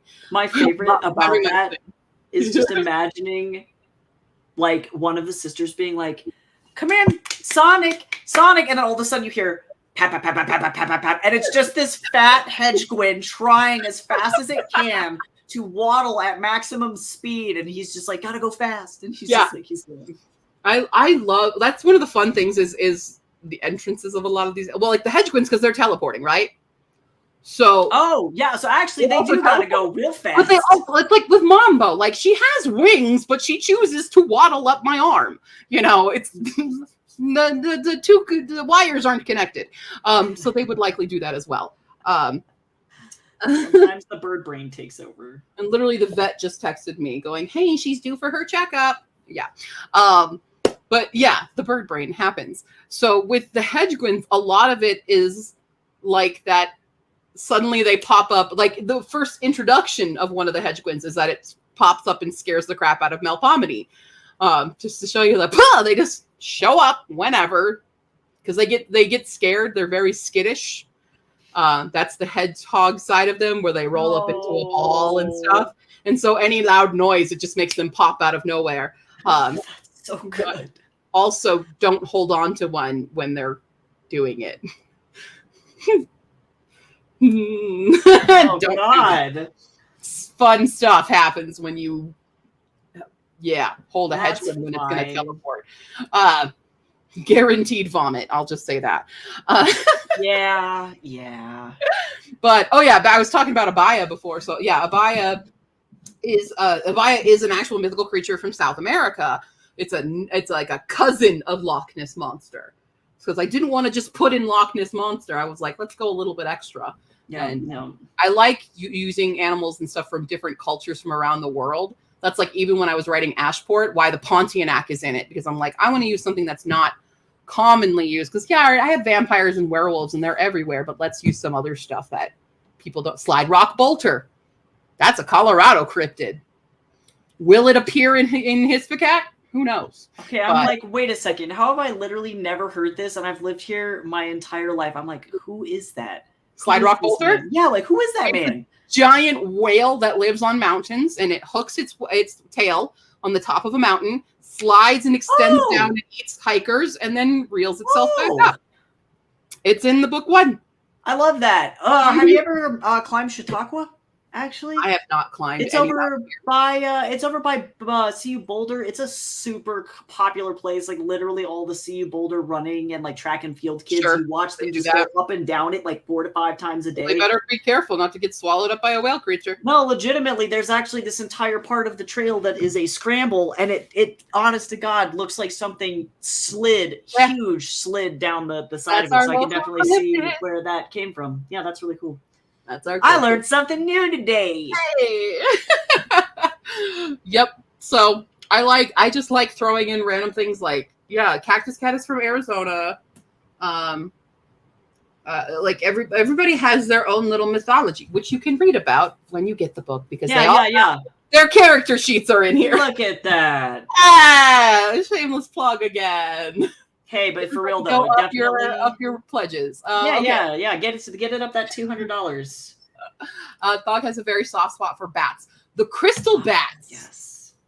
They just I knew I wanted bats, but crystal bats, they just came to be. I don't actually remember like developing them. They just existed immediately because I have a love of bats, and I thought that'd be. I have an image of tiny like fruit fly bats sucking on crystals like a bottle. That's the idea for that. That was the first like image of them. It's like, you know, those little tiny baby black bats, and they just are like, they're like licking or they're like drinking out of a flower and stuff. That's a crystal bat for me. It's just they have, and then they grow the crystals, and then they break off, and then they have a never-ending supply of food, so that nothing bad ever happens to them. Yes, please. They are always within food. Protect them forever. Yeah. So that's how the crystal bats happened. They don't feature a whole lot, but they're here. Yeah, feel free to throw snotlings under a bus anytime. How rude. Oh. They're a tiny little army, okay? Ursa would be adorable plushie. I agree, especially with the sparklies. Feathered serpent would be so cute as a plushie, absolutely. How it's drawn as a plush and not like a long snake, you know what I mean? Yeah. Yeah. Very floofy. I love snakes. So I was like, how do you make a snake even cuter? Let's make it super soft with feathers. Yep. Let's do that. Feathered serpent, which actually I think feathered serpent also had an original mythology to it. Hold on, you're the first one people see. Yeah, because it's from Mexico. Yeah. No, yeah, because it's like Quetzalcoatl. Yeah, because it's Mesoamerican. Yeah, it had a full or Kukulkan, depending on who you talk to. Which area of Mexico you're from. Yeah. Let's see in his mind he's thinking, I bolt, I dash, I dart, I am speed, and meanwhile it's waddling. Yeah, just slow waddle, like wings flapping, head empty, just like. All right, both of this for the creatures. Who would be your inner beast? Oh God. It's mine's Kappa, because all I want to do is just lay in a hot spring and have people feed me food. But then my own politeness is my downfall. I'm too nice to people, and then as soon as I'm nice, I'm like, oh no, my head water, and then I'm defeated, and that's right. How that happens to me. I mean, I feel like it's a cop out, but I'm probably a bookworm. No, yeah, no, but that's accurate though. No way. I'm 100%. Probably a bookworm, just hands eating down. books and ingesting knowledge all day long. Yeah. Along with that, yeah, I'm probably I'm like, I want to say Streak, but no, I'm not as smart as Streak. You know. Let's see. Now the question is Streak really that smart? I mean, he fools all of hell. Yeah, that's true. Well, see, but does hell have good security? That's also fair. No, but the bookworm is, I think, really, really appropriate, because truly, like, I mean, they subsist off of words and off of knowledge, and that's like their whole love, their whole life. Yeah. So. There's always books around me. I have a pile here, a pile here, a pile here, a pile there, a pile there. The shelves, a pile on my bed. Yeah, exactly. So I'm sorry.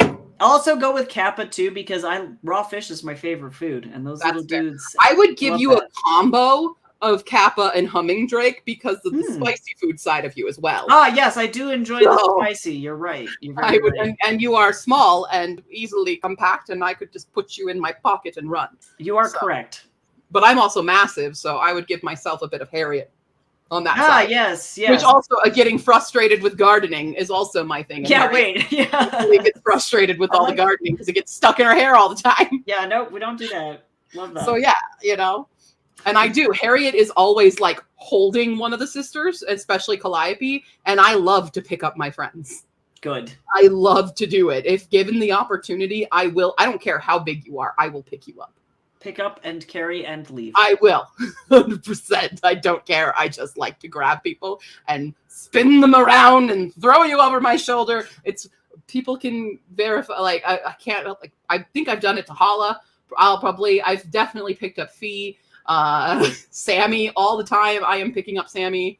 So yeah, I do that a lot. I just like throwing people around. Okay. No, it's good. I love it. I'm here for it. Quetzalcoatl, yeah. Yeah, Quetzalcoatl, yeah. After deciding on, I love this fancy spelling of Harriet. Harriet! Say it like that. The rest of the creatures come next, or the characters, or even the other creatures. So, Yeah, Harriet came first, and then the sisters, and then saber wolves were next for sure. Because I knew I wanted a pack. I basically, Calliope's idea is I wanted, child raised by wolves is who Calliope is. And so she feels more animal than human. And just give her that kind of wild witch of the woods vibe. And so just building off of all the creatures and their relation to Calliope because of who Calliope is and what Calliope's kind of inner magic is, even though she's not a witch. None of them are witches, but they're not. Yeah. Why would you even think that? Yeah. What?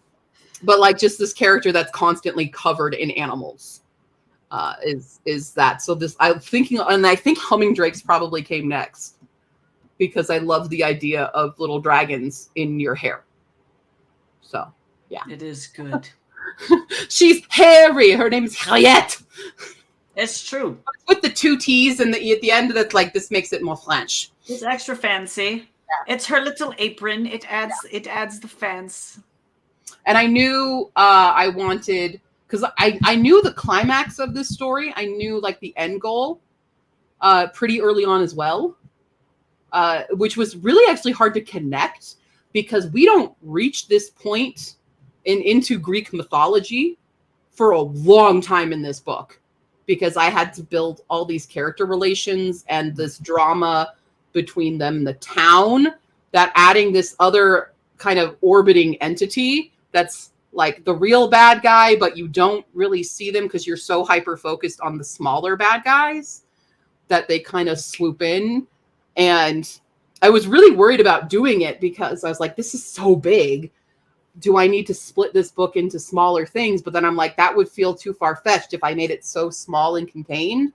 And then suddenly it was huge. That felt unbalanced. Yeah. So I needed to have this hovering entity with Greek mythology in the background. But that I knew from like the scene in my brain is a vision that Calliope actually gets. And that was one of the first visions in my brain. That was part of the dream I had when developing them. But yeah. Spell check wouldn't accept any other spelling? Really?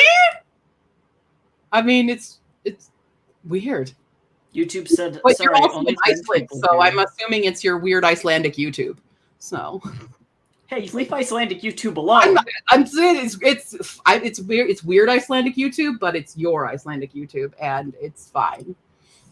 Maybe I'll quickly edit the book and make it that. I don't know. Yeah. Quickly change it all. She's evolved. But yeah, there you go. That's all these fun creatures. Amphitheater is the funny story about Amphitheater is actually my old Harry Potter days. And I will never forget this creature because I used to have, when they first released early on, the Hogwarts library. Oh yeah. And so you could get Quidditch Through the Ages and then Fantastic Beasts and Where to Find Them before they made that monstrosity of a movie series. Before we realized the turfness and the anti-Semitism. Oh my God, I can't. It's just the bad. It's the you hate bad. Yeah. But I actually have. Okay, I forgot about this story. I took every single creature in Fantastic Beasts, and I was like, I'm going to write a story that has every single one of these in it. And it was also heavily influenced by my love of Neverwhere by Neil Gaiman. Oh, yeah. So it was like Neverwhere plus Fantastic Beasts is this story. I still have this story. It's called Believer. Terrible story. It's really bad. Wait, we need to have a day where we go. I have a Tupperware out there right now because my mom literally loaded every single thing that she had that she thought that was mine from the garage into my house. And when I say I have random writing from when I was like 11, maybe even earlier, we can go in there and we need to have a day where we just like look at it and we just go, So I used to have a YouTube series of reading my old writing, but reenacting the writing with like pop figures and stuff. Okay, but wait a second. That's some quality content. Okay, now I'm like, hold on. I was gonna give all of that shit back to my mom, and I'm like, I don't even know what's in there. Now I'm like, yeah. If I go into my backed up USB, other Oh, I love that. Believer story. Last worked on in 2007. Ooh. But that's probably also just like transferring it. Yeah, that's not even like as ancient as it goes. Like, yeah. Oliver Welsh was an average Joe of New York City. Yes. He lay in his bed dreaming about princesses and saving the world. Little did he know that outside his window a beautiful woman was watching. My name is Raven Ebony Dimension Darkness Way. God, what is her name? Hold on, I have to figure out what her name is. Oh my God. How many pages? There's 16 pages of this story before I gave up on it. Where's her name? I can't find what my lady. There's a character named Theodius. Lyra. Her name is Lyra. Oh. I think it's Lyra. Unless we're talking about a third. Junkin Bass?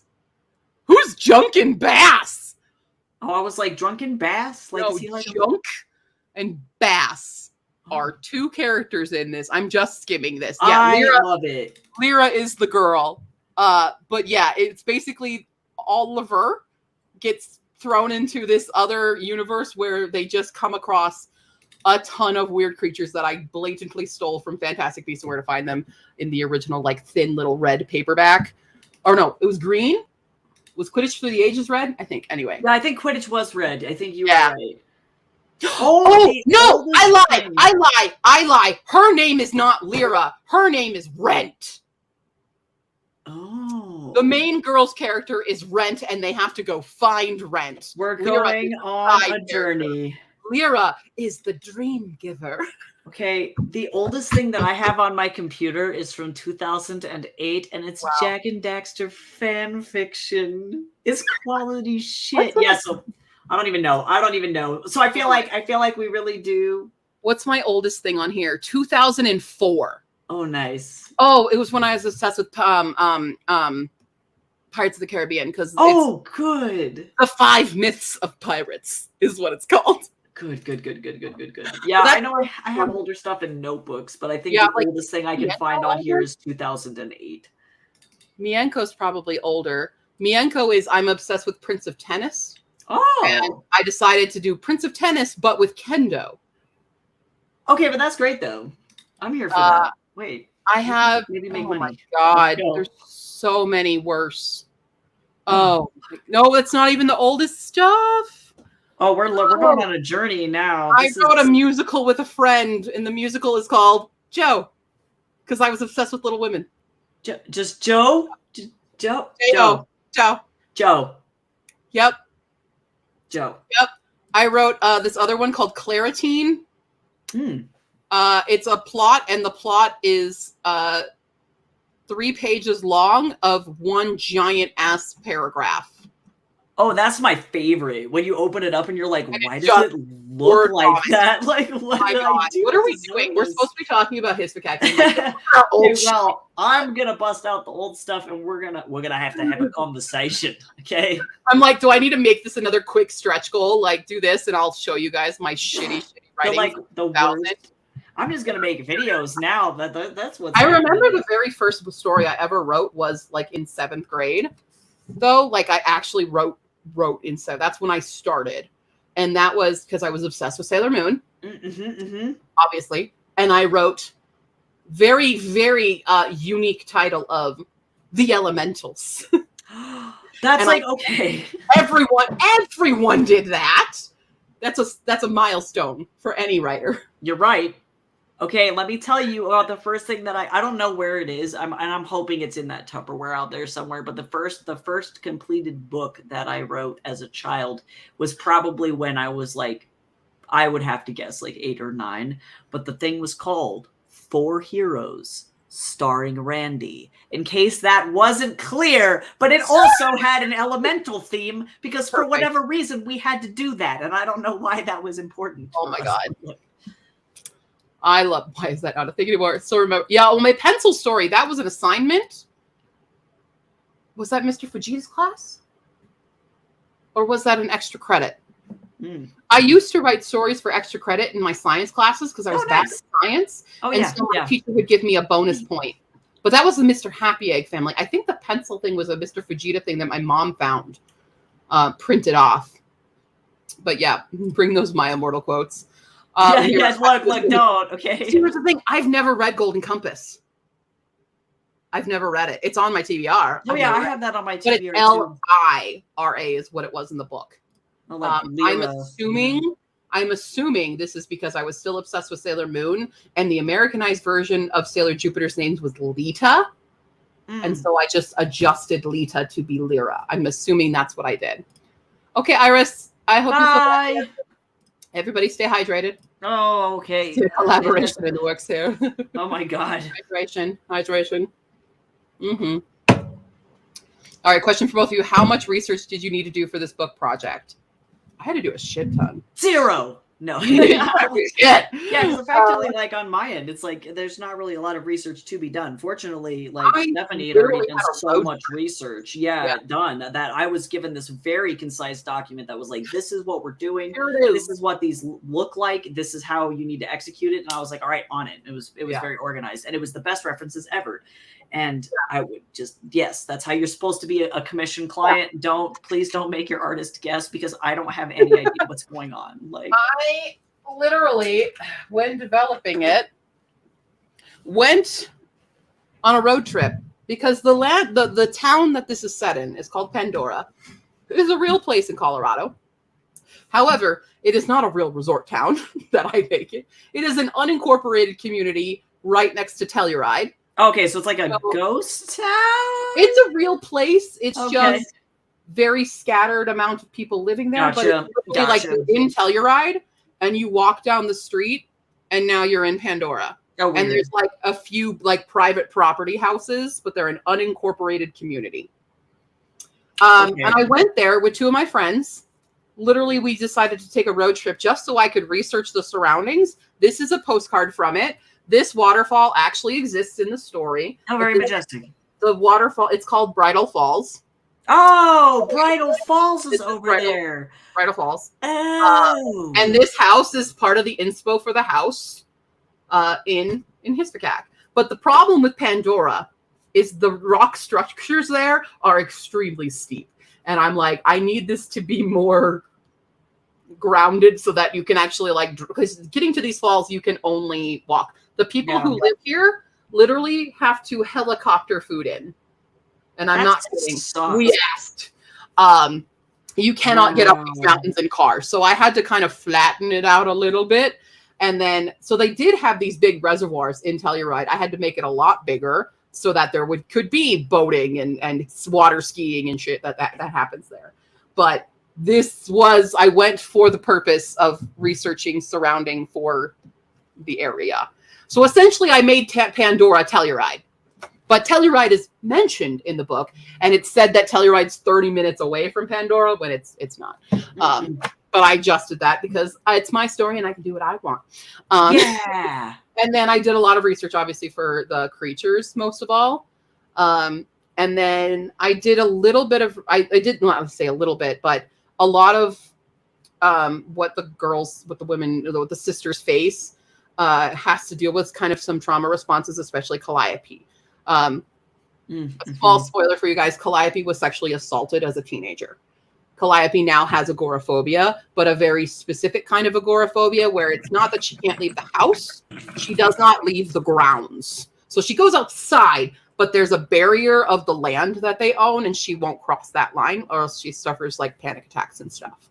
And Calliope is based on my own trauma with surviving sexual assault, but I don't have the agoraphobia side, so I had to do a little bit more research on those, on agoraphobia, how it can manifest, different ways that people heal from it, because she's not fully healed from that. Like, there's no cure-all for agoraphobia, but there are steps of getting better for her. Melpomene, especially with generational trauma. Oh, that whole chestnut, yeah. And then Talia is very much like my high school self, of just the anger of being this failure of the younger sister, the youngest daughter, and wanting to escape. So her own little kind of mental problems that way. So that I had to do a little bit more mental health research And because I've never been through therapy when I really should have, but trying to figure out how to somewhat heal the damage done so that they have the character arcs. But yeah. Minasan konbanwa, Palibuni! Hello. Let's pretend you guys are planning a release party for this book. Where is it held? What are we eating, drinking, and what, if any, is the entertainment? Oh, I'm not in charge of that shit. I am so I like Palibuni's already on this. Tantan man, Japanese curry with paprikas and mozzarella cheese, French look pie. That's correct for the menu. Location, black and red, is incorrect just because there's not a lot of space there. I would say either Tattered Cover on the Colfax or Second and Charles. Oh, yeah, Second and Charles would be fun. Yeah, I haven't been in there in a minute. By the way, I don't know what you're doing this weekend, but on Saturday, there is a sale at Second and Charles. Okay. Where it's you don't pay the price, you pay the price of the how many pages, and if each page is a penny. Oh my God! What the fuck? I don't know if you want to go, but I'm going. Okay, maybe I have to buy art supplies for school that day. Sure. Okay. But yeah.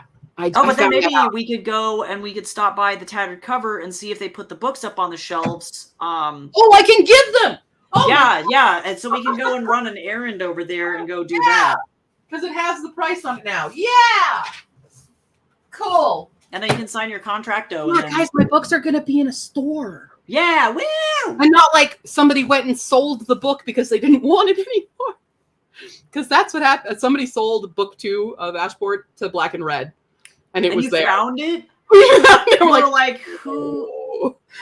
Lame. And that's it more because that's my favorite of the series. Well, then that's weird because then you wonder, it's like, where's the first one? Like, which also, I'm like, who of my friends sold it? Because this has got to be someone I know because it was a signed copy.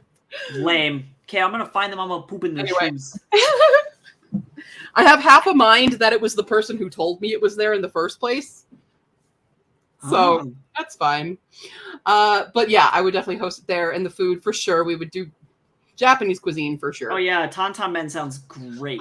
That's my favorite ramen of all time is Tantan Men. Tantan Men's good. And I've never found it in the U.S. We need to go to Osaka Ramen 2 in Colorado Springs because that is the only place I have ever found it in the U.S. Yeah. And they're pretty okay. I wouldn't rate them as, like, super great, but, like, at least you can get it there. Yeah.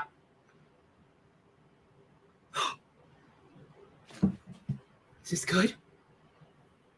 You should receive the authorization. I might be getting a new graphics card.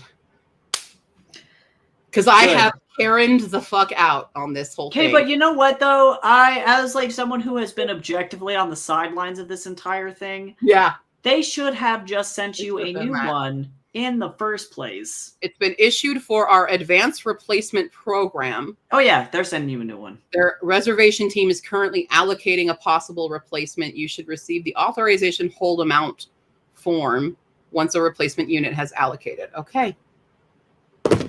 Good. I want to play Phasmophobia! Yeah, we just got to fix the weird frame rate issues so that the game doesn't go, I have unlimited power, and then tries to, like, kill your machine. London Fog. Oh, the Final Fantasy mocktail! London Fog sounds so good right now. I have them all the time.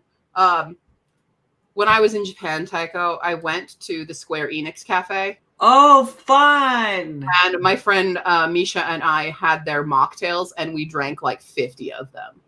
They were so awesome. And we went to the Studio Ghibli Museum as well. There was also a little mocktail there. It was like a little sunrise looking thing. It was so good.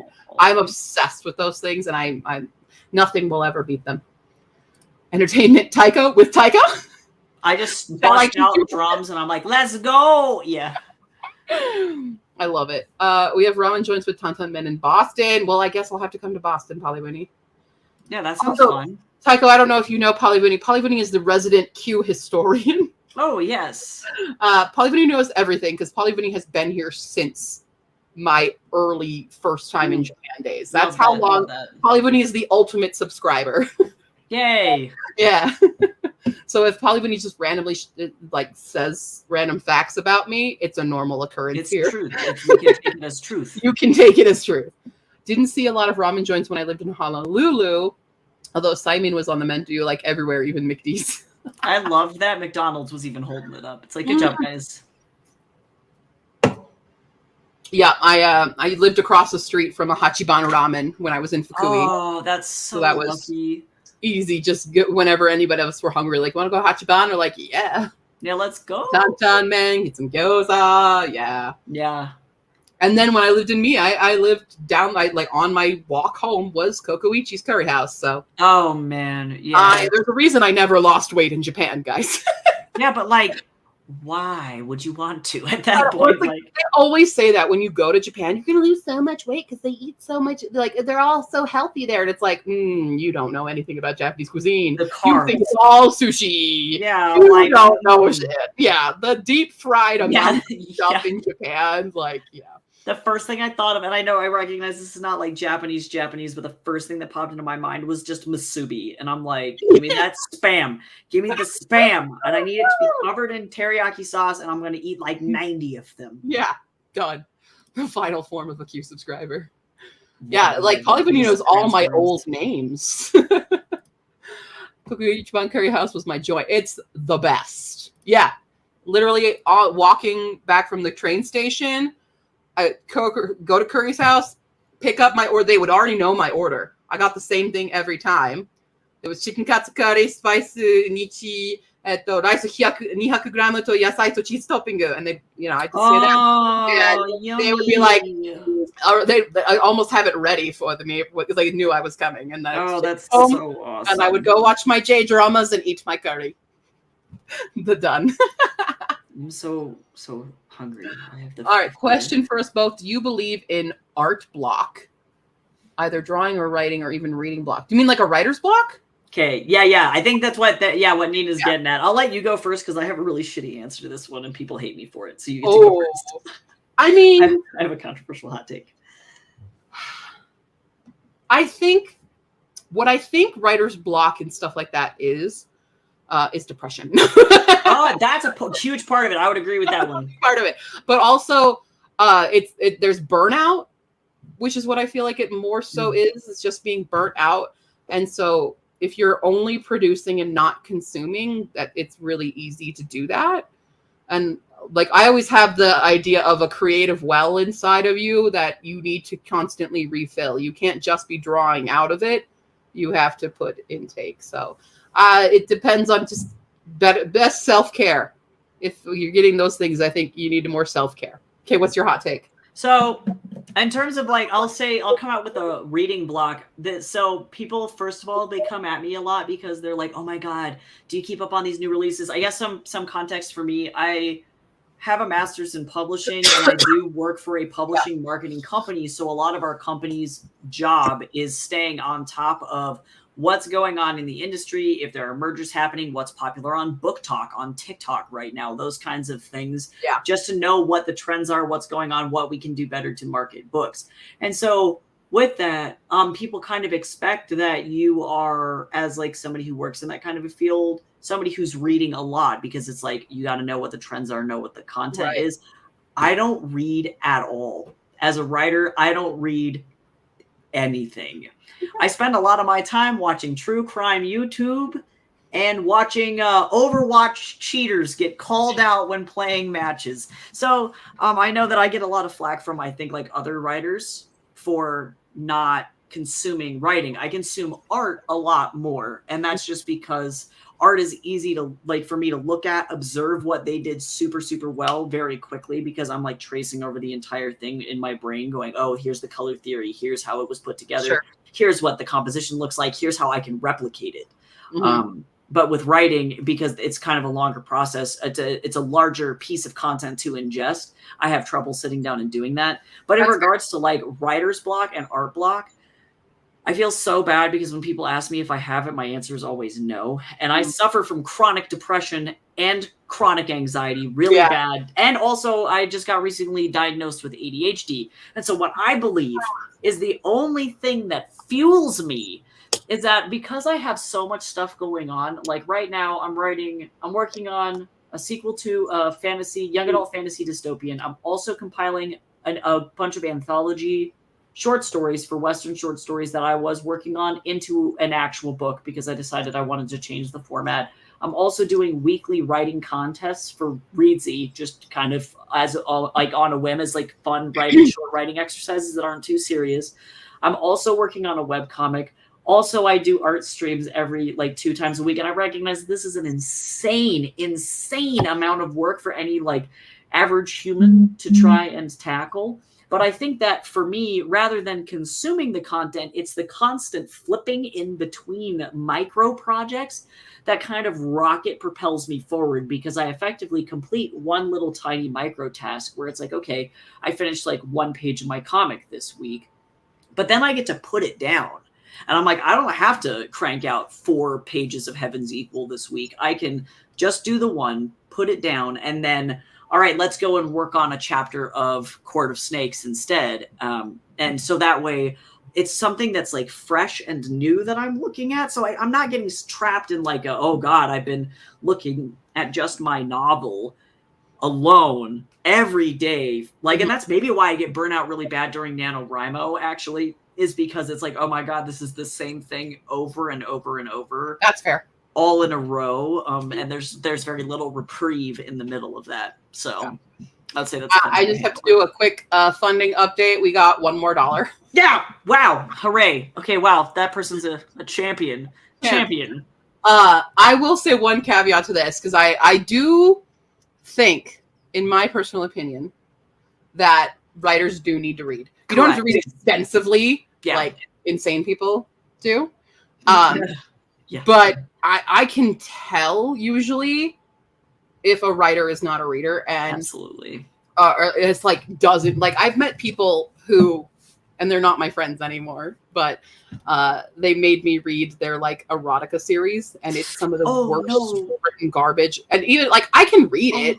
I'm not like, as an ace person, like, yes, I'm uncomfortable, but like I'll read it, whatever. Yeah. But it was some of the worst garbage that I've ever read grammatically and stuff. And so writing, you need to read to write, because you need to, I know what's helped me develop my style, and like, oh, you can do that in a book, and kind of open my eyes to a lot of different ways that you can portray a story. That's like one I didn't know a long time. Like, there's a fun part in this that I'm actually super proud of, aside from just inserting, you know, graphics and things like that. I'll find it eventually. It will come up. When do they start doing the? It took me forever to do. Oh, here's one. Pretty. Oh yeah, the text messages. Text message. Yeah. Like formatting into this and having more, like, I have to, even though I don't like Jay Kristoff, but reading Illuminae, I was like, you can tell a story like this? Yeah, Red Titan, kind of mixed media. Yeah, that was the one for me. It's these different types of things that I'm like, oh, you can tell a story not just with, you know, words. You can do it with pictures. You can do all these different things. Like, for the longest time, I was not a graphic novel or comic reader because I struggle that way. Mm-hmm. I struggle understanding action through still pictures. Yep. So I like manga. I was never a manga reader, even though like I love Japan, but people always assume that it means I must love anime and manga. And I never connected with manga. I liked anime, but manga, I've only just now started reading manga again, because now my brain is a bit more developed because I've been more exposed. But at the time, I still struggle. Like, you'll see like Hala, I'll read Hala's and I'll be like, it's great. I still don't totally connect with it, but that's not a fault to Hala's comics. That's just my way of processing. Yeah, it's the content. Yeah, totally. Yeah, well, and it's tough. I think like what people don't take into consideration, because really, like, and here's fingers crossed that I get this animation, or this I guess it is partially animation teaching job, but like I had a teacher at some point. He's an incredibly talented sculptor from Ethiopia, who, one of the things that he said when teaching students life drawing, where you're drawing nude models from life, 9 times out of 10, if people mess up anatomy, like fingers are weird or like arms are wrong or whatever, it's because they're making assumptions about what they think goes there. And so he consistently would say, draw what you see, not what you think you see. And that applies so much to writing. And it doesn't necessarily mean that one type of grammatical writing is correct, right? We're not talking like the Chicago Manual of Style type of writing is the only correct type of writing because it is the most grammatically correct.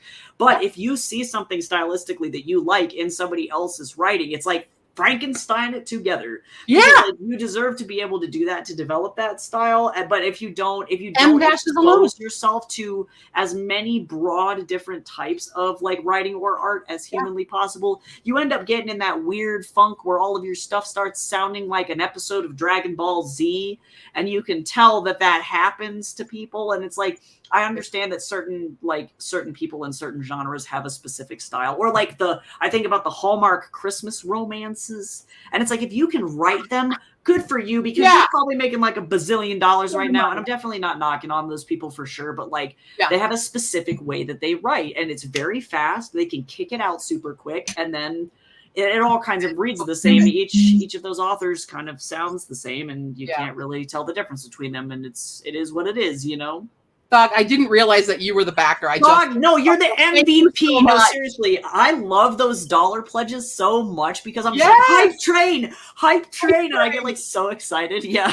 No, that was not me mocking. I was just laughing at me refreshing and seeing it go up $1, and so I'm like, I gotta edit the slide. Hold on. Seriously, it's an achievement. Thank you. That's awesome. Yeah, I love that. Yeah. Also with no, I was going to say a thing and I totally forgot what I was going to say. I'm so sorry. I ate it. It's because I rambled. No, I rambled because I was like, no, I gotta acknowledge the dollar. God damn it. What were we were talking about? Art, consumption, style. Yeah. Okay. Okay. I remember now. It's contemporary romances and stuff like that. So I am going to be doing a series because Book Top loves, but I'm a little hesitant to do this kind of YouTube series and reading series of how Book Talk right now just is constantly promoting the romanticides, right? The smutty ass romance. Yeah. It's like the weird shifter werewolf, like all fucking mates in high school shit. Fourth Wing. I can't stop hearing about Fourth Wing. And from the other reviewers, I'm hearing it's trash. But I hear that about a lot of things. Like TikTok loves ACOTAR. TikTok loves. Yeah, they do. Colleen Hoover. Like they love Hypothesis, Bridgerton, all those things. Like it loves the super smutty romances. And there's nothing wrong with loving them. But I'm doing a series of, is it a good book or are you just horny? No, that's, I think, super, super valid because honestly. Hala's coming into this. Hi, Hala. Yeah. Hi. No, I don't wait. I now own Neon Gods. I own A Touch of Darkness. I own Bridgerton. I own The Love Hypothesis. I own Zodiac Academy. Very popular TikTok books. And I will be doing a project of reading them at some point. But that's going to be the title of the video because it's fine if that's your purpose in reading them. But I'm tired of the constant promotion of these being beautiful literature when they're probably not. Yeah, well, I think you're trash, but acknowledge it's trash. Right. Well, and I feel super bad because I think that there was a period in literature, and I know that it was, I would say probably like mid to late 80s and early 90s where you had what I would consider like pulp romance or pulp erotica, where it was like that. It was like there's not really a lot of plot. It's more about just having fun, being sexy. Selection. It's like the Frank Frazetta of literature, right? And Fabio was always on the cover because that was where his modeling. We owe a lot to Fabio. We really do. But that was okay because people would look at those novels and they would know, oh, this is what I'm signing up for because Fabio's on the front. And now they're trying to trick us. Yeah, right. And then that's the problem. It's like, no. That's put not really fancy cover that doesn't have shirtless man on it. Ooh, let's give it, sprayed edges and stuff and make it look like this is a big fantasy novel when it's like, no, this is fantasy with a ton of smut, which is fine to read. But stop lying to us. Yeah, please just label it. Like, come on. Stop lying. I need a content warning for this. Like. So me as an ace person will be reading these books and telling you whether or not the smut is less what am I trying to say? Like that it actually has full plot and character development and is not just a bang fest for readers. Godspeed. You'll have to let me know how that goes. I'm taking one for the team, y'all. Anyway, that's it. Hala said we were agreeing about the project hopping. You want to talk about that, Hala, now that you're here? Woo! Hala's here. I am here, guys. Hello. I have so much to do, but I'm here. Tycho pretty much is going through what I went through in my peak, which was like coming out of high school, college, because I had 3 different graphic novel series going, and writing projects and video projects and everything. And I was going at it. Like, it was just coming out. And now it's like, oh my God, just book 3. I've been working on it for the past 8 months and I'm burnt out. So yeah, I get it. Kind of where I'm trying to lean back toward next year once the Crow pensions all reset. But I think it does help just refresh your brain to like switch gears, essentially. Yeah. It's like taking a walk and then coming back and reading a book and then, you know, doing different things throughout your day. Obviously, if you were just sitting in front of the TV all day, you'd kind of be burnt out doing that. And that's not necessarily work. So yeah, I definitely, I'm on that same page there. But I do enjoy reading as a writer. Yeah, because I love it. See, that's what sucks for me is I love reading, and especially I like reading weird, weird and emergent fiction in particular. Like if I can find stuff that's like really new or really stylistically like funky. I feel like I should lend you the Dead Meat Sextet then. Yeah, because I just read the last one that I read was oh damn it, hold on. What was it? It was nope, not Vampire Diaries. Damn you! I just read a book about a archivist, and it was a wonderful. Okay, wait, I think I found it. Hold on, let me find the title. Yes, beautiful. Dead Collections.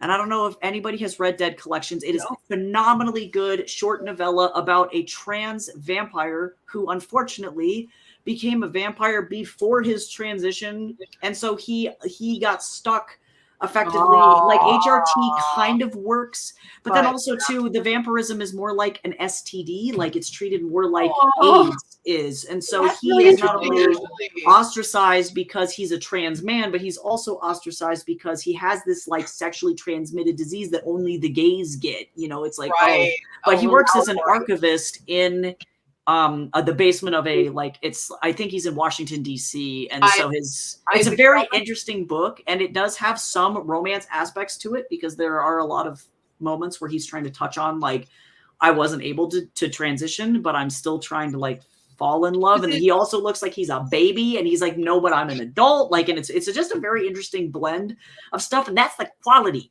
That's the kind of stuff that I'm really looking for, and it's difficult to who buy.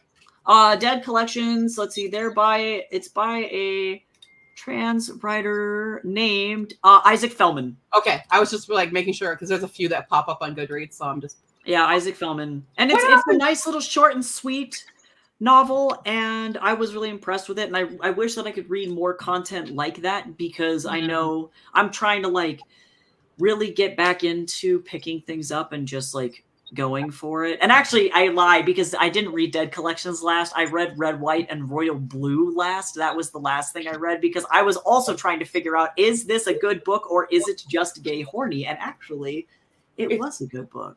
So I was very impressed with Casey McQuiston. Again, there's nothing wrong with just wanting to read the smut. It's true. But I just want it marketed correctly. Yep. I don't want to accidentally stumble into centaur porn. We don't need that. Fourth Wing has inconsistencies all over, and so I think if you want just fun, it's fine. But plot lovers, that's what like the other booktubers I've seen, they're just like, "What is this? This makes why? Why does this exist?" Yeah. So hi, Shayna. Hi, Nina. If the book has less than 7 different words for male genitalia and not a single instance where the word "mound" is used to describe a part of a woman's body, it's not worth my time. Damn. Nina. Hi, Nina. Yay. Hello. Sorry. Everybody in this place getting here. We've been having a ball here. It's been pretty good. We've been chit-chatting and doing some weird things, watching numbers go up. We only need, if anyone wants to just drop $245, we can get notebooks. I'm just saying. There's 4 hours left. Gosh, Technically 5. Well, no, it's like 4 hours and 40 minutes is really what we've got left. But hey yo, it's happening. That's not bad. Try Puna. Oh no, go try Punani. Puna. Yeah, I gotta get that Punani. Just like I can't. I can't.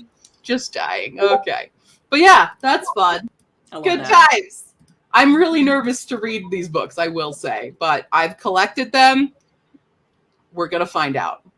We'll find out how bad. See, now my ultra favorite is when, like, because I do a lot of market research for the company that I work for, and occasionally you'll go into categories and, like, you know, oftentimes I'll get hit with trade books, like, say that, for example, they're like a paranormal historical romance, and it's like, okay, that's a pretty competitive category.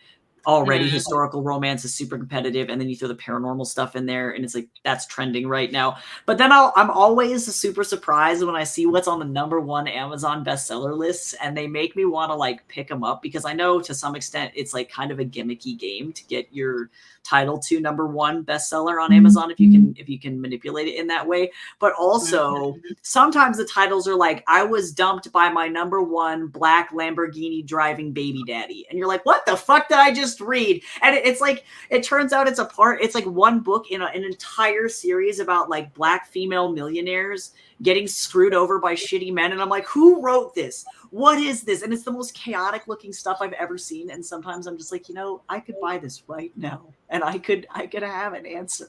I could know. The movie horror more smart. Got sucked in.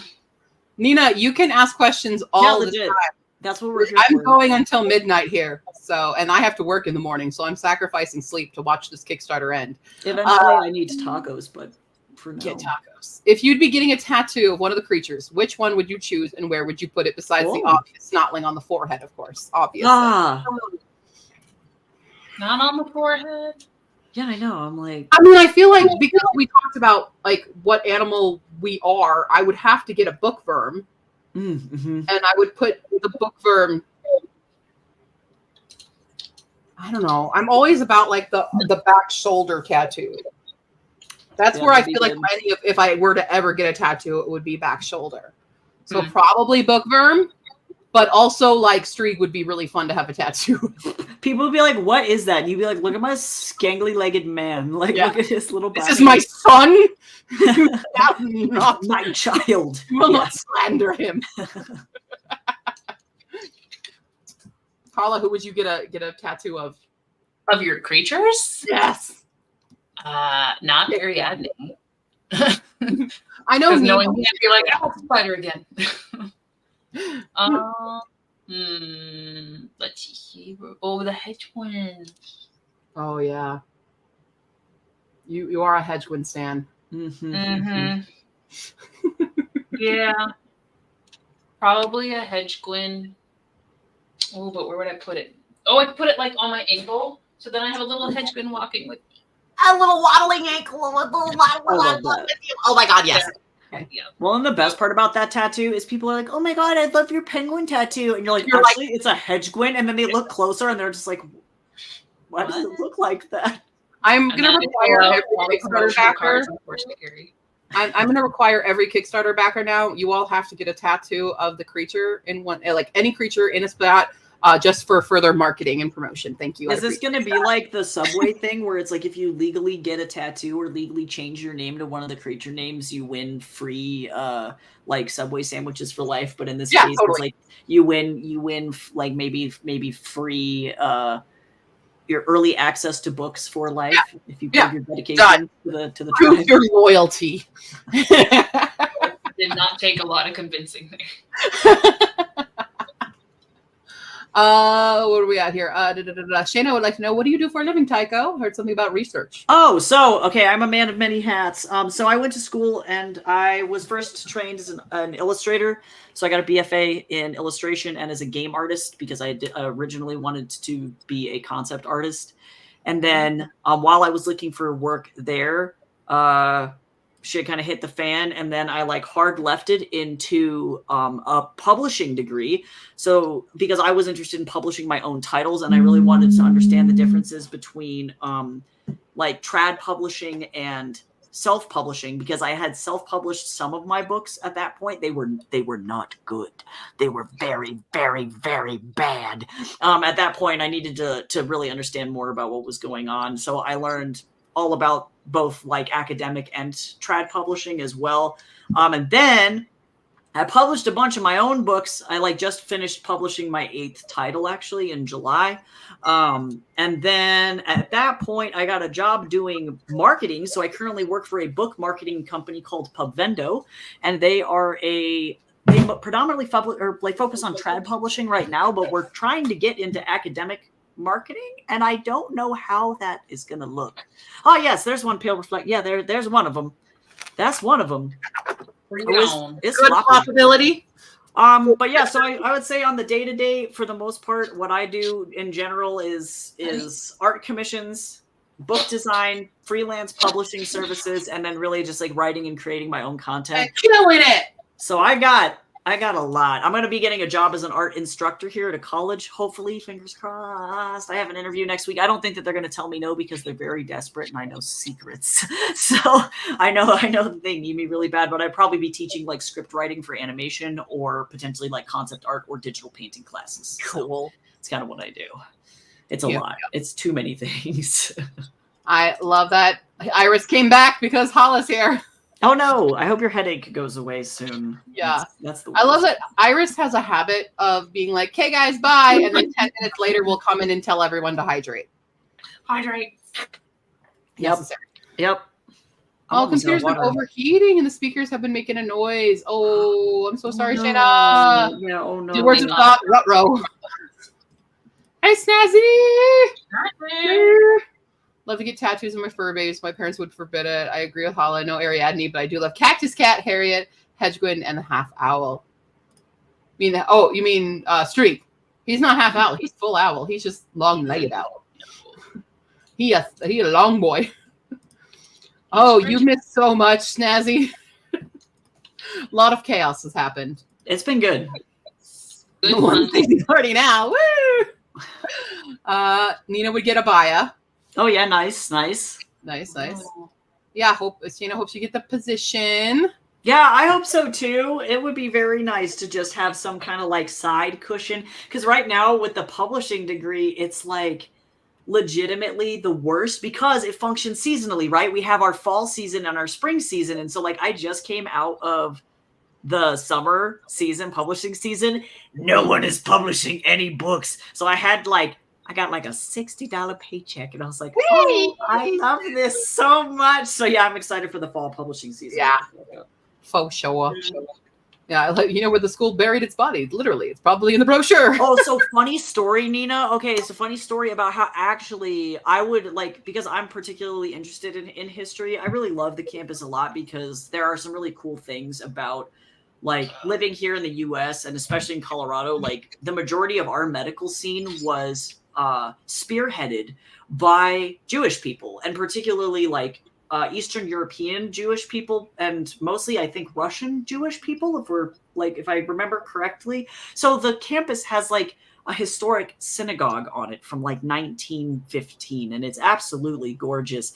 But there is a wall, okay, and there's like a ramp. It's a ramp. It's hard to describe. Okay, so you have this beautiful building that is like at the very head of the campus, right? Like you're like sitting at a table. It's at the very head, and there's a ramp that goes down to it. That ramp goes down into the morgue, okay, and that's where I predominantly will be teaching because the game art department, for whatever reason, the animation department is just in the morgue. I don't know why they put us there. That is just where they put us.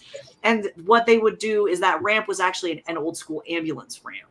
And so now it's like a graffiti wall. So students can go and just like tag at the wall and put up art murals if they want and like just let it go.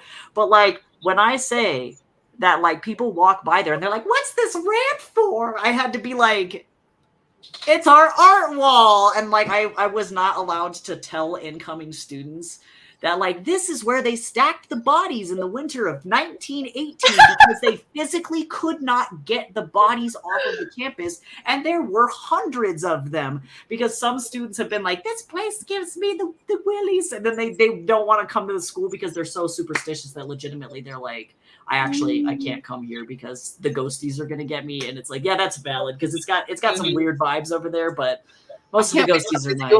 Oh my god, this is gonna be great. Yeah, it's a very weird place. There's only I feel like there's really only like one like bad death that happened there, but otherwise it's definitely just a lot of people passing away from tuberculosis, and that was it. So it's a very weird place, but the campus is gorgeous. That's good. Yeah. It's right behind Casa Bonita. If you know about Casa Bonita, it's literally it shares a parking lot with and the new problems with Casa Bonita. Casa Bonita. Polyvony would get Feathered Serpent. Me too.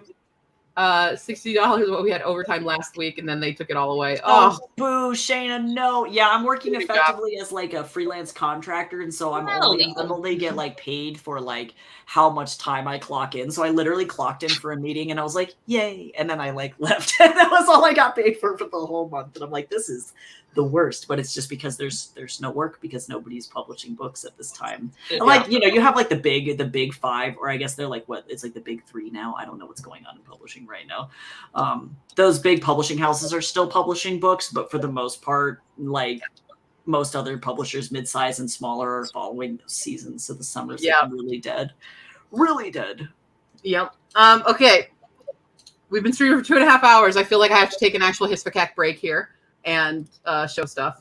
Yay! Wait, hold on, I gotta edit this layout because for some reason it like cuts you guys out, and I don't know why it does that. That's okay. We don't deserve to be there. You're the star. You're the star. No, I will not take full credit because we're a Hispcac team. Sure, but we're here for you. So. Yeah. I'm like support. All right. I just wanted to showcase for people if you haven't been following the updates and stuff, all of the add-ons that are now currently available, because I literally added one today. So if you're doing only like the digital rewards, you have 3 things. So like Bookworm is basically you get your ebook, you get your naming and acknowledgements. You can also make a creature for book 2. FYI, you can do that now. However, if you are getting anything like Hedgewind and above, you basically have access to every single add-on, which is like if you're getting a physical book, you can get a physical thing. So you can get any of the extra hollow stickers, any of my short story paperbacks. So we have Kozue Hacks the Universe, Diamond in the Shambles, and now Tinker Witch is fully available. I just got a bunch of them today. You can get a custom embroidered bookmark, which I have a ton already pre-made. If you want one of the pre-mades, you can, but they're here. I just designed a bunch more literally yesterday for fun because that's what I do with my brain. But it is a custom embroidered. Like I feel like every person I've messaged because I wanted to get a head start on these, they're like, I didn't realize it was a custom embroidered bookmark. And I'm like, that's what it says. But and you're also getting it at a discount because the custom ones, I charge $25 like at conventions to make a custom one. The $10 is what I usually charge for like the ready-mades. So you're getting a discount if you want one of these guys. Your fingers are gonna. You can choose if you have a funny phrase or something you want written on it. I can do that. If you want to let me take the wheel, I'll take the wheel. But you can tell me what color you want it to be and what background and all that stuff. Obviously, you can get my other books. Search for the Phoenix. You just want book 1. You can get the whole box set. And the zoo kits are available now. Woo! They're available. So every reward here, everybody got them. So if you're getting Saberwolf, you already get 2 of the stickers. You get a pick which 2. But if you want more stickers, you can add. If you're getting Bigfoot, you get all of the stickers. It's no longer 8, but it will not let me change this reward. It won't let me say it's actually 11 now. It's 11. But if you want doubles, you can get more. Okay? And if you're Ursa, you literally get everything. You are getting the zoo kit and stuff. If you're at the Ursa major level, you're getting all the things. So it's only if you want extras, do you need to do that. Okay? Cool? Yes, Iris likes that. That's available, yo. It's here. I like. Oh, you can't see me because the comments on. I like. Is there? You can get these. They're fun, and I personally am really proud of Thick Spine Save Lives. It looks really good. Oh yeah. My shelf tot one is pretty good. I'm pretty proud of that S on shelf tot. Pretty good. You're getting good at the S's and the curves. I'm getting way better at S's. G's are another situation. Don't talk to me about G's. But yeah, I came up with 6 more the other day. I'm really excited. One I'm going to tell you one right now because I'm really excited about it. Is oh god, Let Me Read or You Will Bleed. It's my new fun one. Let Me Read or You Will Bleed is definitely my fave. Thank you. It's violent, and I'm here for it. That's one of mine. What are the 3 other stickers? So we will. Yes, Cactus Cat is one of them. Let me pull up the poll again so I can remember who all made the cut. So the official other ones is going to be Hedgewin, Bookworm, and Feathered Serpent made the cut. So we were all upset that Feathered Serpent got beat out by 1 point. And so I'm like, I'm going to adjust this and we're going to make it work. So we will have 11 different stickers. I love that. Because I really honestly did not anticipate so much love for Abaya. But yeah. I had better get special feature in book 2. I'm just saying. That what? You better find a way to special feature Abaya in book 2. Or I mean, she has a good scene. But like, yeah, she has a very decent sized scene. It's just like, it was based on just character design, and so many of the characters are like cute, and Abaya's one that's like a more like, I don't even know the word to describe Abaya, but she's not cute. She's more not looking menacing. I don't know, but like everybody else is fluffy and adorable, and you want to squish them. Abaya's not that type of design. Not that type of girl. Yeah, I mean she does love cuddles and stuff. We know this from when you read the book. She is a very cuddly, sea monster. There's another one. You can make it say, I'm not that type of book girl. Oh. Not like other readers. Oh yeah, there we go. Oh yeah, one of the other ones I designed yesterday was don't make me let out a breath I didn't know I was holding. Which is going to be a lot to try to write. And then I did an entire parody verse of Bohemian Rhapsody. So that's going to be very tiny print. Very tiny stitches. But it'll be fun. Do you not get extra stuff if you chose Humming Drake? So if you chose... Oh, Humming Drake does, yes. So you can definitely, as Humming Drake, you have access to all the add-ons as well. You can go in and edit your pledge to include the add-ons. It'll also let you add on once the campaign is over. And you can select that in the surveys and stuff. So, yes, Humming Drake level, you do get all the add-ons. You get to add all the add-ons, sorry. But you already get the book, the ebook, the name. You get a bookmark, not the custom bookmarks, just the regular printed ones. But if you want the stickers and stuff, you have to add those. Yeah. Get it in there. 36 minutes, someone finally scored. It was Spain. Wow. I know nothing about soccer, so. Goal! Go sports ball.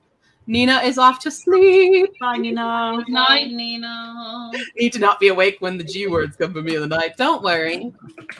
She's here. If she comes to visit you, she just wants to cuddle.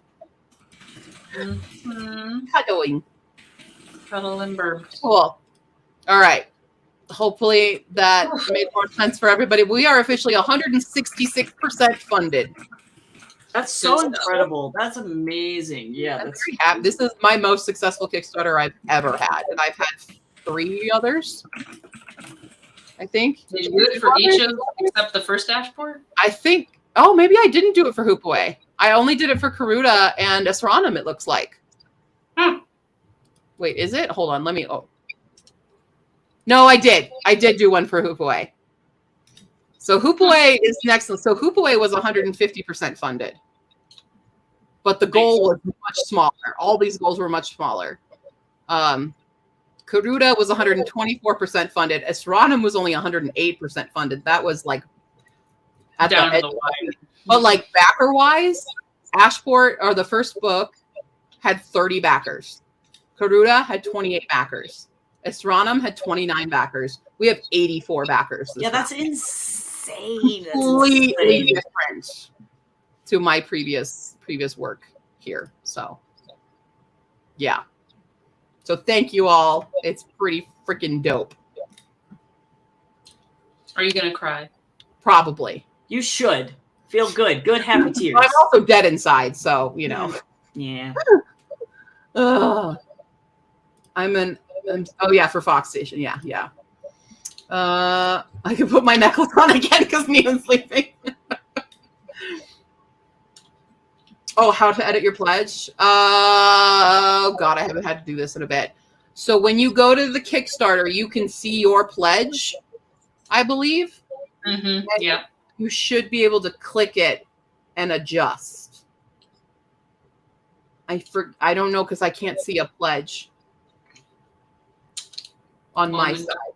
You wanna show it off, or if you want, show how to do it. Let me get in there and Okay. see if I can. I'm pretty sure once you go to the page of, It'll show you what your pledge is, and it'll let you adjust. Where am I though? I love how it's like you can't back your own project. Like that's rude. Oh yeah. Let the ice melt from my veins a bit. So if you go. Oh, good. Wait. Oh, it's what? You saw all the options for it, but no extra. What? It should be one. It's one. So it's $3 for one extra. You have to be logged in for the record. You have to be logged in. Yeah. So I'm gonna get past that. Shayna, what did you back? Shayna, you backed at Ursa Major, yeah? Mm-hmm. So when you log in, let me make sure Ursa Major has it. It should be there. Optional add-ons, extra hollow sticker. Whoa. If you click on manage your pledge, and then you hit manage your pledge, yeah. Yep. So as soon as you go, if you're logged into Kickstarter, as soon as you go to the Kickstarter page for not just the main page, you want to go to the project page. So you want to go to the Humane Society of Creatures and Cryptids page. Right at the top, it'll show you how much you pledged, and it'll say, what did I just say? Update. Yeah. manage your pledge. Yeah, manage your pledge. And then it'll show you like what payment methods you used, which reward tier you picked, and any add-ons. And then at the bottom of that list, it'll say change your pledge. And I think that's where I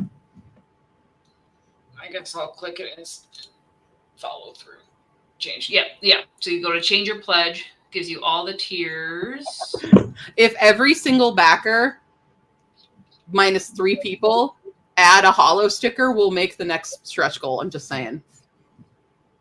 If 81 people add 1 hollow sticker, it'll do it.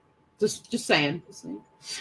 But Shayna, you also already get all of the hollow stickers at Ursa Major. So it's only if you want extras do you need to add it. Wow. Yeah, that $1 turned that square 4 into an action 5. It sure did. Okay, so yeah, so when you go to change your reward situation, this part I can show because it doesn't have my names on it.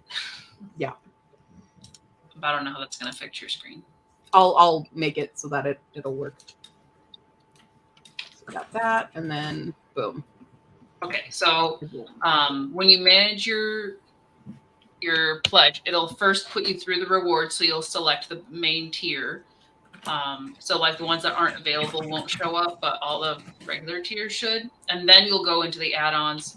So this tier available add-ons has the extra hollow stickers, which is the first option, and then the copies for Diamond and Shambles, Kozui, Hacks the Universe, Tinker Witch, and then the embroidery, et cetera, et cetera, et cetera. So Suket. There you go. There we go. So adding all those on will change your pledge. Yeah, so it'll change your monies. Yeah. And shipping and stuff. So which the shipping part was really weird to configure and figure out. So I apologize if it's like exorbitant shipping. It's weird. Mhm. Look Yeah, down shipping below. is hard. Shipping is hard. Is hard.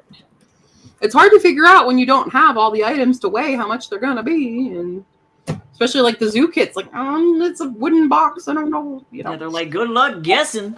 Yeah, but it's also helping me with the cost of purchasing all the actual like packing materials. Right. So that's also part of it.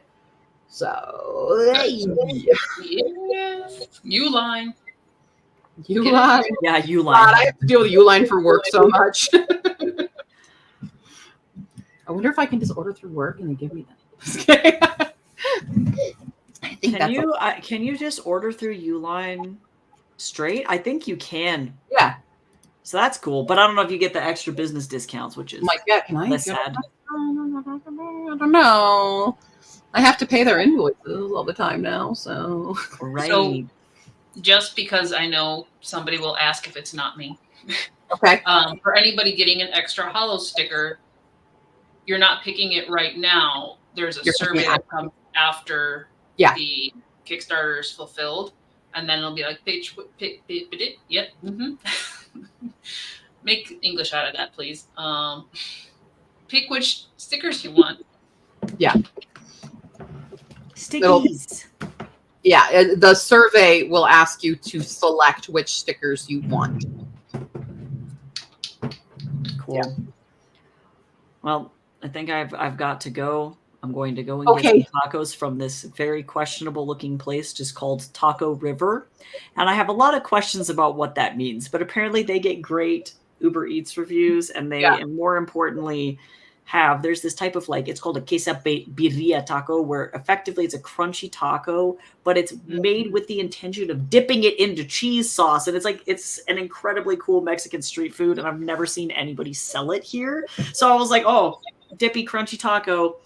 I'm gonna go do that. So congrats on the Kickstarter, and I'm glad that I got to come and hang out. So I hope everyone. Thank you for joining me, and obviously making the beautiful cover and the beautiful art, and just being awesome in general. You're awesome. Yeah, well, awesome, cool. So, well, maybe I'll see you on Saturday when we go and buy a bunch of books and go see our books and stuff in a bookstore, and it'll be very cool. Hell yeah. All right. Have a good night, everyone. Bye. Bye. Thanks, Tycho. Sounds like something Taco Bell just rolled out. Taco River is what happens after you eat Taco Bell. I'm kidding.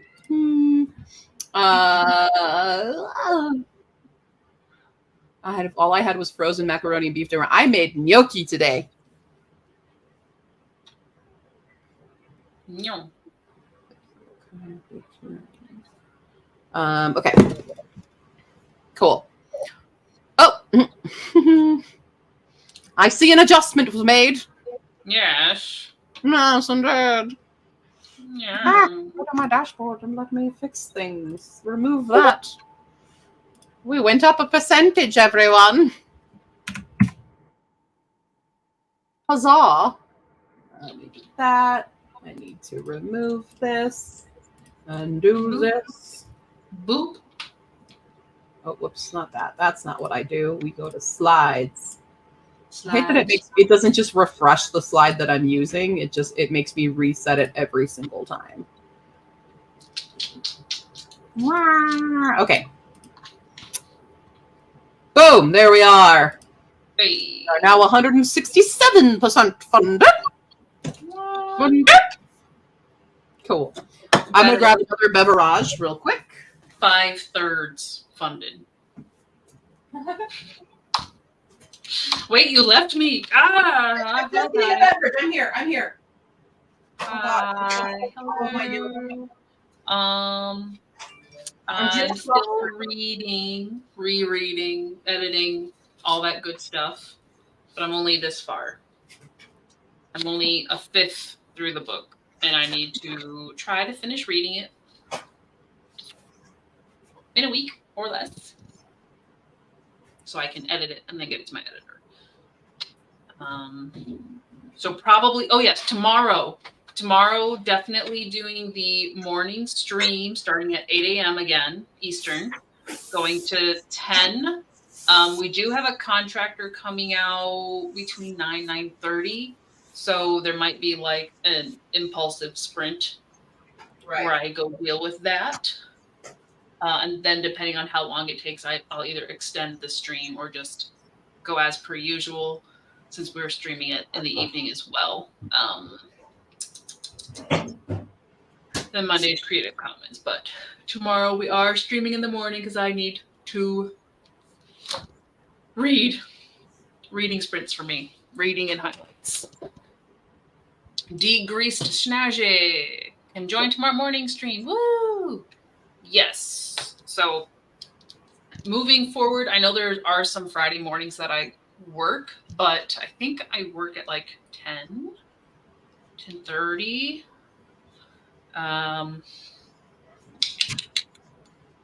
Okay. Just the fullness of this calendar right now is ugly. Next week I do work at 10, so either I'll push it back an hour or just cut it a half hour short or something. Things have fallen. Yes. So trying to keep morning streams a regular thing on my whatever day off I have during the week.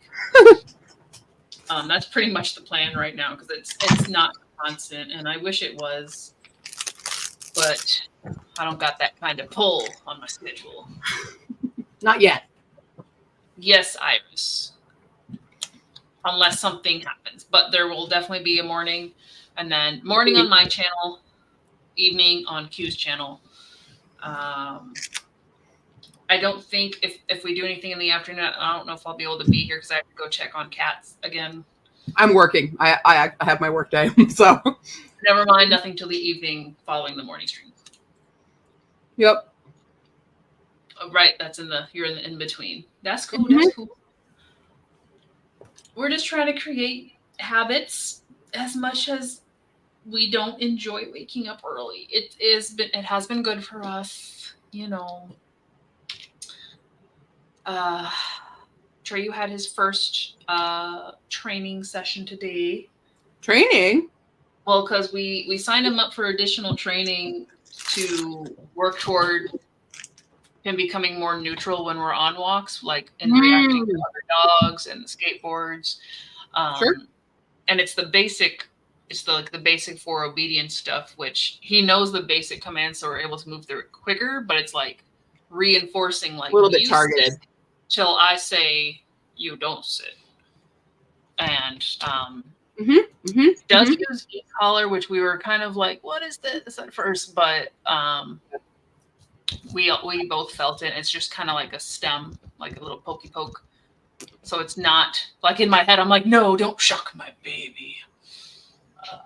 But it's not that bad. And he's doing pretty well. We tried a little bit on the walk just recently when I got home. Got some work to do. You know, he still wants to be up all in everybody's business, but he's got 3 more sessions. And hopefully we'll be able to make him brave boy, because he is scared boy, and that's why he reacts. Big, gentle giant. He's a big, scaredy dog. Yeah. We love him. Yes. Wait, did you just answer this? What work are you having done in your house? No, I didn't. So allow me to share a picture with you guys. Okay. Where is it?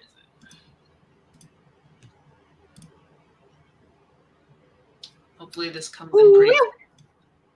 So you'll see a gutter rain spout runoff on this side of the screen here, and the gutter below it. This is our porch off the side of our house, and that is indeed a hole where the gutter was not properly installed to run into the lower gutter. It just ran right onto the roof itself, which we didn't know was an issue because it's our first house. We presumed things were made correctly. Wrong assumption. So Make that needs to be fixed. The wood in there has been corrupted. So some of the framework may need to be replaced. I don't know how much. The builder's coming out tomorrow to give us a quote and idea on that. But we also want him to build just like a very small deck off the back door, because right now it just goes step, step, step. Yeah. And the steps are not stable. I know. So we need that. Mm-hmm. But it's pretty much that. It's fixing the porch roof. I know our roof wasn't done correctly. Will need to get done, but I'm hoping we can just do the porch now and like next year or so get the rest of it done if we like the company, because we just paid off the basement waterproofing. So you did it. Water is horrible. Your enemy.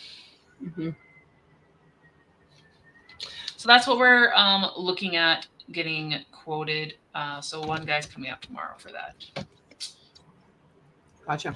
Our house was built early 40s, which this whole neighborhood is probably about the same, so it does need some work. But yeah, based on the things we found, the previous owner either hired people who didn't do a good job and they didn't know because they were not well informed or didn't care, or just, they knew and they hid it. So fun. Yeah, fun. I believe in you, Iris. You'll just wake up and be like, hydrate, and go back to sleep. My problem is because you're 2 hours ahead of me, I can't make those because that's 6 a.m. and I sleep. But yeah. If we do it on like a weekend day, then I'm more likely to be able to do it. But I also like to sleep in on my weekends. Exactly. Yeah. And everybody's like doing stuff on the weekend too. Yeah. Yep. Oh yeah. Cool. That's life, guys. That's just how it is. That's life. Oh, they're playing Phasmophobia without me. Handle it.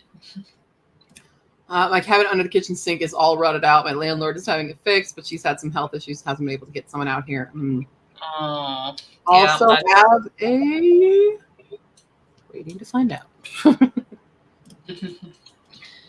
Yep, I keep hoping that we're in a good spot. And like, even with this done, we'll still have the smaller things, like our bathroom has not been finished since we had the insulation done.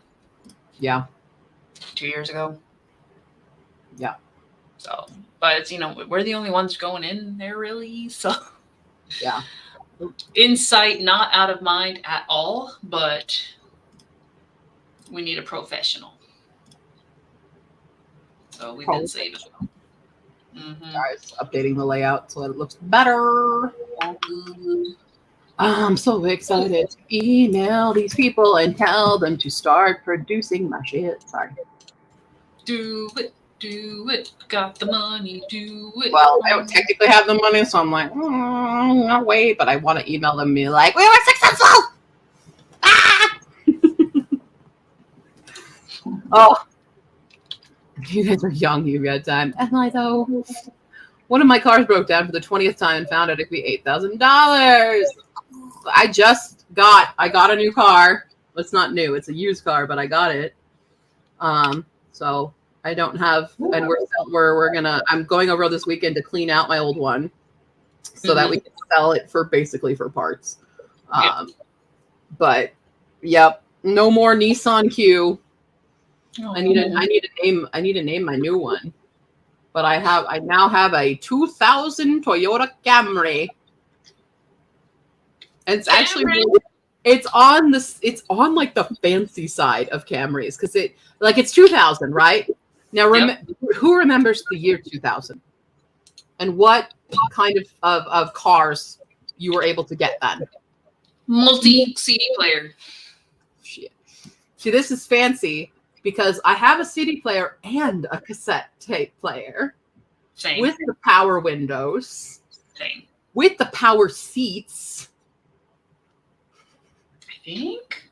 So my Camry is now considered a classic car. And but it's a fancy one. It's a fancy one, and it's really smooth. Like it's really nice. So, yeah, I got wheels. Got some wheels. Get the chaotic bit, everything up, thrown at the wall at my job until August 20th. Oh yeah. Oh, I have looked into buying a house when you're older, and I just know they will have loads of issues. It's better to pay more in rent up front than it is to have a lower payment. I get it. Yeah. They get you. That's how they get you. I wish I could move to another state so that I wasn't trapped here with our high rent and stuff. I mean, we are very affordable. I know, but I have to find a job.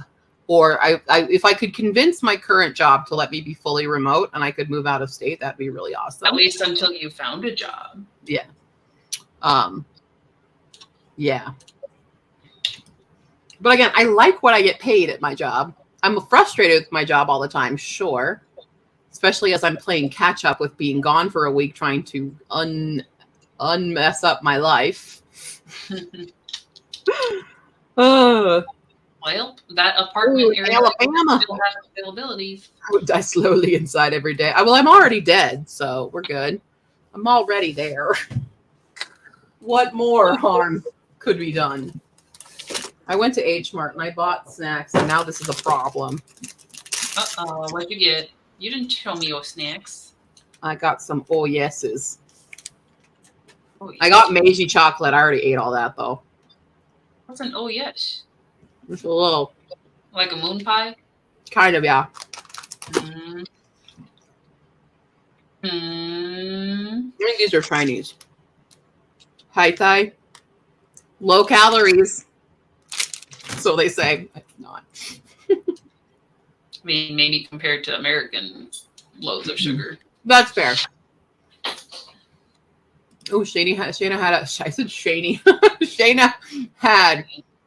a 96 Camry. Then I totaled it. And Hyundai Elantra ever since. I almost got scammed into this Ford Fusion. That was a scary moment before we did a quick left turn to do this other place. Mm-hmm. Which is, I'm really glad I did this instead because the Fusion I was getting into was banged up as shit, but it was affordable. And now I have a very smooth running. I got its emissions test done. It's perfectly good. It's very nice, very spacious, and like it's a really like I don't want to jinx myself, but like it's a good car. Even the sales guy is like, yeah, it's not like the new cars they have today. Like this guy will keep running for another 20 years. That's how they're built. They were built better when they were older. And now things are built. It's like Apple and iPhones and stuff. They're built to die now. Yeah. They're built to run down so that you're forced to purchase more. Whereas back then in 2000, in the 90s and stuff, things were being built to, well, not even in the 90s, like 50s and 60s. Yeah. That's when things were built to last because it was a scary Cold War thing where everyone was scared the world was going to end. So you needed things that were going to outlast a nuclear fallout, basically. So now everything is is built cheaply so that, the CEOs make more money for less cost and keep consumers buying the same products over and over to keep generating their wealth rather than actually contributing to society in a positive manner. But that's a different soapbox we don't need to be on. It has 175-ish. So. Ish. Ish-nish. Ish-nish. Ish-nish. Love my little truck. It's 20 years old now. Never done me wrong. The suckening must have been after 2007 because my little old Hyundai Santa Fe is still hauling. Hell yeah. It's been a thing, Honestly, I feel like as soon as Apple came out and we first had our first like iPhone, not Apple came out. Apple's been out a while, but I feel like when we got into iPhones and stuff, I think that's really when the turn really started for making quick bucks and easy cash over quality. So, dang, 280,000 miles. Fuck yeah. Oh, I see someone just got a sticker. Slowly but surely, we're moving up. One sticker at a time. I said, hey, if 81 people get a sticker, we get notebooks. And I want to make notebooks. You want to make everything. I mean, yes, that's fair. I want to make everything. I keep hitting the wrong button. I'm already exhausted thinking of all the work you're going to have to do, and I don't have to do any of it. I know. I'm just over here like... You're over there. Probably because in my brain I'm like, oh man, if I do a Kickstarter, I have to do all this. Yeah. But look at all the good fun stuff that's come out of it. I'm very excited about it. It's just because I love merch. I'm sorry. I love merch and making merch and selling merch and acquiring things. Yeah. I have not set up the book interviews because I have to pay for that. So I have to wait for the funds before I can set up that marketing whole joyness that we're doing. Yeah. And I would have never known about that if it weren't for Tycho. Tycho's contributed so much to the creation of Hisakak, more than just illustration-wise. Like, Tycho's just knowledge base has been pretty freaking awesome. So I love that. I was telling Fee earlier, like, how I met Tycho. Because this was by chance. Because I do a thing when I go to conventions. If there are other authors there, what I would love to do is be able to afford everybody's book and buy a book from their table. But I was very, very poor at this convention. We were at Fort Collins Comic-Con, which is in like 2 weeks, by the way. I don't have a table there now because they messed up on a lot of things. So I'm on a wait list, but whatever. But I was there. I was very poor. I was sharing a table with Lena and Ben. And I decided to do my walk around and go see the other authors. And I stumbled across Tycho because I saw the art and I saw books. And I went, that looks cool. Also, you have tea. And I started talking with Tycho then. And then Tycho later came to my table to hang out. And then Tycho told me that he streamed. And I was like, oh, I stream too. I'll follow you on Twitch. And then I stalked Tycho on Twitch. And I never stopped annoying him. So that's how I met Tycho. And if I didn't have my thing, even though like I have the social anxiety, but I'm an advocate of the, you know, the indie publishing world where we all need to support each other and help. It's not, I've been in situations, especially at conventions, where it's almost like dog eat dog world, where it's people are trying to like steal sales from you rather than trying to hype each other up. It's trying to be like, well, they got the sale, so I didn't get the sale. And that kind of mentality that I'm not here for. So if I didn't have this like project in mind of like always collecting as many indie books as possible, I would have never met it in Tycho. I would have not had this beautiful fucking cover and all the illustrations and stuff inside of it. So it's just kind of crazy to think of that. Ta-da. Ta-da. Ta-da. I'm glad that Tycho wasn't here for that speech, but, you know, someone clip it. Someone on Twitch go clip it and send it to Tycho.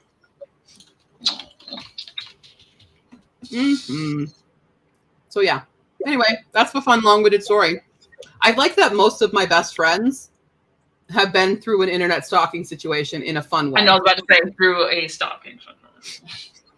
I mean, both you and Fee, same thing. You DM'd me. That's how it happened.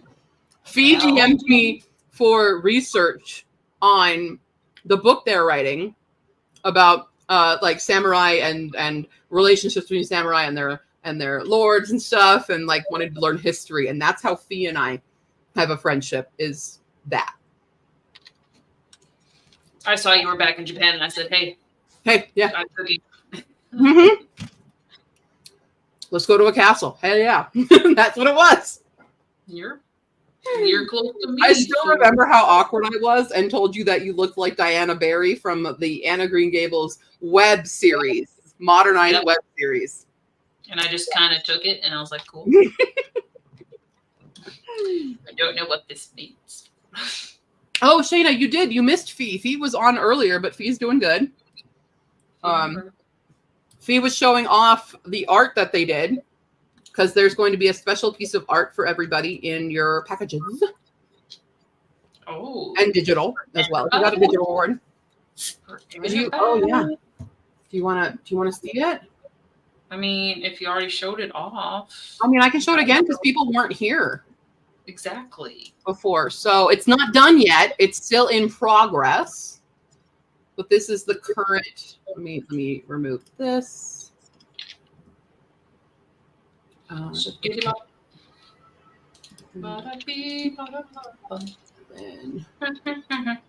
Boom. This is the art. Oh wow. So that's topaz. We've determined it's topaz. And obviously Harriet is such a good focus for this. That's honestly Harriet's overbearing a little bit, so we might have to fix some stuff there. But yeah, it's pretty, and I don't think you can quite see somebody hiding back here. Little eyeballs. Let's watch it. He said, "Little weeple monkey." Streeg with his long ass legs, and then we have the sister. So Fee is still working on everybody here, but this is the current progress. Very nice. And there will be something written on it, and yeah. And there will be words to go with more words. And then there will be words on the back, and yeah. Oh my gosh, it'll say. My mommy's texting me. Hi, Mom. You want to donate? I only need $84 more to get notebooks. Yeah. Yeah, Mom. My parents haven't backed. Apparently, they don't love me. My mom's watching right now, I bet. I don't know. Hi, Mom, if you're watching. Hey, long time no see. Mm-hmm. That's why I miss the vlogs. I don't get to see people.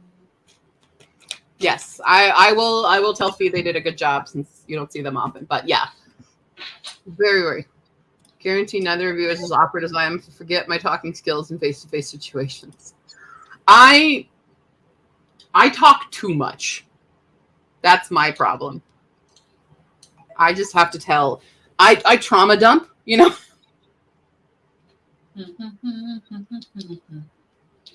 Trauma dump.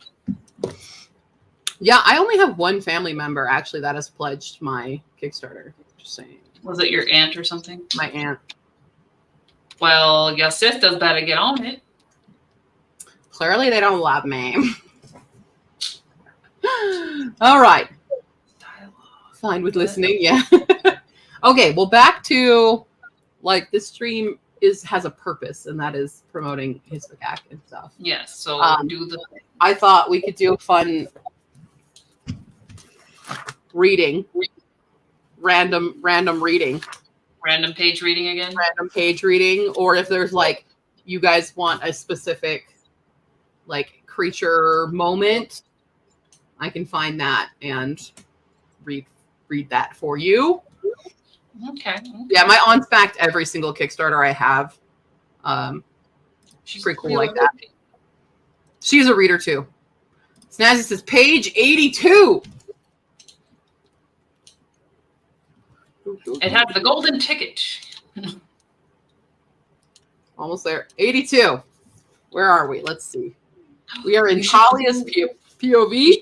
That next time. Oh, oh, I'm so sad Tycho's not here right now.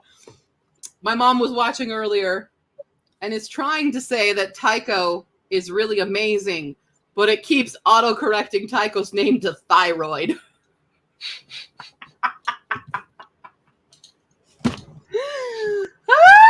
I'm calling that. I'm telling Tycho. All right. I work and talk on the phone so much. Yeah, that's fair.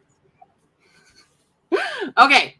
Page 82. I'm going to start at Talia because Talia's paragraph starts on the page here. So we'll start there. Talia didn't go to the principal's office. There wasn't any point. He would tell her the same thing as always. You don't belong here. This is inappropriate behavior. Witchcraft is strictly forbidden at school. Talia scoffed to herself as she lay down in the library stacks hidden from the librarian's view. Principal Harris didn't know what he was talking about.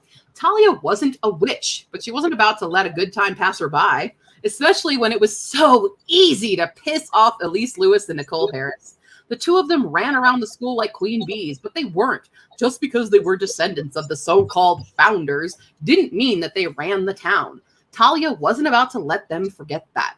Sighing, she pulled out the photography book she had been searching through the day before. Soon she wouldn't have to look at those girls' stupid faces anymore. She would travel to amazing places instead. Thailand, Switzerland, Kenya, New Zealand. Beautiful places with amazing things to do and see and experience. Things far, far away from Pandora. She turned a page and landed on a photograph of Knossos. The caption described it as the largest archaeological site of Crete's Bronze Age. 3 red pillars stood amidst the ruins, which featured prominently in front of a cerulean sky. How she wanted to go explore that ancient place and feel its history. Foreshadowing! She wondered what it looked like before it became a ruin. 2 short broken pillars sat next to the other 3. It must have been a grand sight filled with life and culture. Nothing like Pandora. Putting the book away, she lay back down on the floor. Her short hair spiked out around her head like a crown of thorns. She closed her eyes, figuring she could get another half hour of sleep before the bell rang. She exhaled, letting her breath calm her as she drifted into a dream. She would have slept longer if someone hadn't tried to stealthily open her backpack. It was louder than a bag of chips at a movie theater. Opening one eye, she saw that the criminal was Philippa Yuen, twin sister of Henry Yuen. Hey there, Phil. What do you think you're doing? Thalia casually sat up. Philippa's shriek of fear sent her flying backward, knocking a few books down from the top shelves. Talia narrowly missed the falling volumes. That's page 82. Thank you, Snazzy. What's this about Knossos, some Greek place? Has nothing to do with the rest of it. No. Ooh, you want to go early, Thog, with 23. I think I've already tabbed that page and gone through. Yeah. Oh, no, this page was perfect, but I did go past it. All right. Who are we in? Mel? We're in Mel. Mel's POV, she is on a conversation on the phone with her mother. Reinforcements? You want us to come with you? Mel raised her voice hopefully, but her wish came crashing down when her mother spoke again. No, I called around the other sanctuaries. Her mother was unaware of the sadness creeping into Mel's expression. Most of them said no, but the gentleman from Germany gave me a number for some freelancers. Apparently, they've been very helpful to other houses, and they're looking to build their own sanctuary. I think somewhere in Europe, Romania, Croatia, I can't remember. Mel sighed at her mother's weaving story. Anyway, they were happy to come meet with me. So you hired 2 random strangers to come help you with a creature, and you didn't even ask your own daughters first? We're running this place for you. Mel nearly bit the phone. As a nearly... The microwave beeped in time with her pounding heart. She pulled out Calliope's breakfast and set it on the counter. They've been traveling with me for the last few days, she continued without acknowledging her daughter. We're so close to the capture that I'm sending one of them to meet with you to prep for a new arrival. Get him settled and have Calliope help him with the habitat, all right? He'll be there in a day or 2. I've got to run, but I'll check in once we've caught the creature. Give your sisters my love. Wait, Mom! Mel yelled, but the line went dead, and with it went her efforts to stay composed. Damn it! She slammed her hand down on the counter and hit the plate of food she'd made for Calliope. Eggs flew into her messy bun of black hair as the plate shattered on the floor. Just as Mel's shock began to wash away, Calliope walked into the kitchen and stopped dead in her tracks. Her wide turquoise eyes darted to the broken plate. Let me help you, she offered, reaching for a hand towel. That's page 23. Oh, hi to Mama. I see Shayna had a bunch. So close together. 47. She just wants you to read the whole thing. Clearly, because it's literally the beginning of chapter 2. Intrusion. From Talia. Oh, Fee's still lurking. Yay! Hi, Fee. Lurk. Clerk, clerk, clerk. Clerk, clerk, clerk. All right, cool. So 47. Talia, chapter 2, intrusion. It had been a mistake. She shouldn't have indulged herself in Asha's company, no matter how easy it was to talk with her or how warm her hand felt in Talia's own. It was a bad idea. She realized that as soon as Principal Harris caught them, he was going to tell her what everyone else thought of the Lambros family, and that was going to be the end of it. Asha would just be another addition to Pandora's sea of hateful faces. Talia was so stupid. Storming into the house, she greeted her father's portrait while she kicked off her shoes. She headed directly upstairs towards her room, ignoring all the animals that Calliope had once again not properly secured in their rooms and were now running amok through the corridors. As long as none of them had broken into Talia's room, everything was fine. Bursting through her door, she tossed her backpack to the side before she flopped face first onto her bed and screamed into her pillow. Rough day? Calliope's voice came from the doorway. Talia turned her head to see the amphitheater curled tightly around her sister's wrist, its wings flapping gently as it napped. He's going to cut off your circulation. Talia nodded at the creature. Not at all. Ramen wouldn't do that. She stroked the snake's back. I was just on my way to put him back for feeding time, but Mel wanted me to tell you we have a family meeting in an hour. Apparently Mom called. And there's that. And then running over to 52, we get the end of Talia's POV and the start of Calliope's. Okay. Let's see. Yeah, but so is every other creature in this godforsaken house. So you can either help me prep a room for our visitor, or you can clean out the Kappa pool by yourself. Talia clapped her hands together and rubbed them in fake anticipation. She hurried back towards the stairs with Mel on her heels. Calliope. The sky proved to have no answers for Calliope tonight. She had the information she sought, and now the decision was hers to make. What Henry Yuen did was wrong. What all the townspeople of Pantora did to her family was wrong, and they deserved to be punished. Since no one else in Calliope's family would dole out that punishment, it had always fallen on her shoulders. If there was a chance at protecting her animals, her family, and her home, she would do what must be done. All she needed was a name. She could have used her gift on countless Lewises, Harrises, and Padfields, but she tried to use it sparingly. She had only dared one time before, and it only took one time to satisfy her, at least until now. Harriet grunted at Calliope as the Sasquatch paced around the trees. Sapphire and Topaz had settled down on the forest floor to snuggle. Calliope pulled a woven clamshell container from inside her satchel and opened it, holding her hand out and cooing softly. Come on out, Ariadne. She whispered towards the case and waited as long, black, hairy legs found their way onto her skin. In the moonlight, the spider's legs glistened as though they were wet with tiny luminescent dewdrops. The spider was decorated in minuscule pearls. With delicate steps, it crawled onto Calliope's palm, turned, and appeared to wait for her to speak. She brought the spider to her lips and kissed it lightly on the head. The spider flexed its legs and relaxed. Wow. That's 52. Wait, we got to go to 81? We read 82. Hold on, we're going backwards. Well, oh, no. Story. 81. Yeah, we did. Mel? We're in Mel. So I read the bottom half of this, but I'll read the top half here. We're in Mel's POV again. Let's get to work then. Mel stood up, dusting crumbs off her shirt. Liam nodded and headed back into the house. Just when she thought he was gone, he opened the door again. Thank you for breakfast, Melpomene. It was lovely chatting with you. I hope that in time Calliope will teach you her secret ways. I'll do my best to soften her up for you, Mel smirked. Liam let out a guffaw as he left again. Mel sighed. It would take a lot to get Calliope to trust him. Harriet came shuffling back from the woods and grunted loudly. Mel shook her head. She's inside. Help me instead. Mel handed the Sasquatch the tray of pastries, letting the giant creature follow inside. Mel watched Harriet as she put the tray down on the counter and noted how her ears were constantly moving, following sounds that came from somewhere in the house. Was she hearing Calliope? Was there something different about her sister that made it so easy for the animals to bond with her? Or was it just Calliope's own determination? Did Liam see something in her that the other sisters couldn't because they were too familiar with her? Shaking her head, Mel rebuffed herself. Magic wasn't something humans possessed. Was it? And then we go to 86. Jeez Louise. We're reading around the same. And it's a Calliope! It's a full start of a Calliope POV. Which because Fee has requested the abaya scene. Oh no, I don't think that's the abaya scene. But it's definitely a Calliope and Liam scene, so I hope you all enjoy that. Okay. 52 was mom's birth year and she hates spiders. 47 was dad's, 81's brother's, and 86 is mine. Okay. Wait, did you say 80? Oh, you said 86. I lied. We're not reading 87. We're reading 86, which is the end of Talia's POV. So you don't get Calliope and Liam. Sorry, you get Talia. And the Enfield. Here's this one.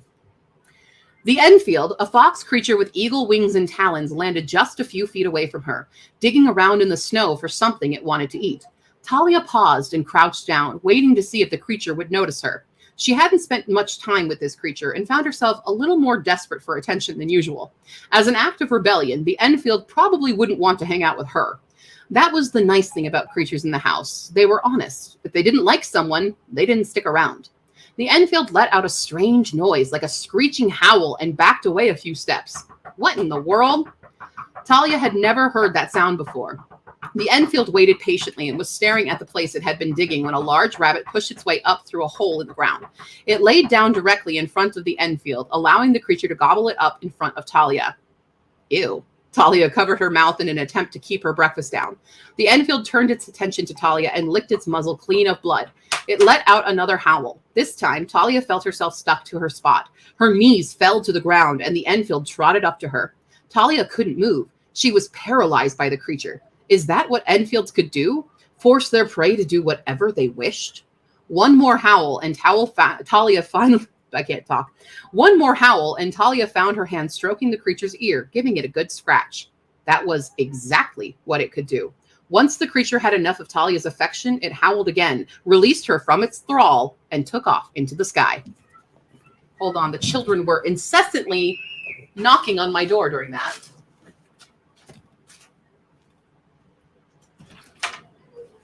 What? What? I'm screaming. I'm screaming. I was in the middle of a reading. Get your own water. Get your own water. God. These children. Okay.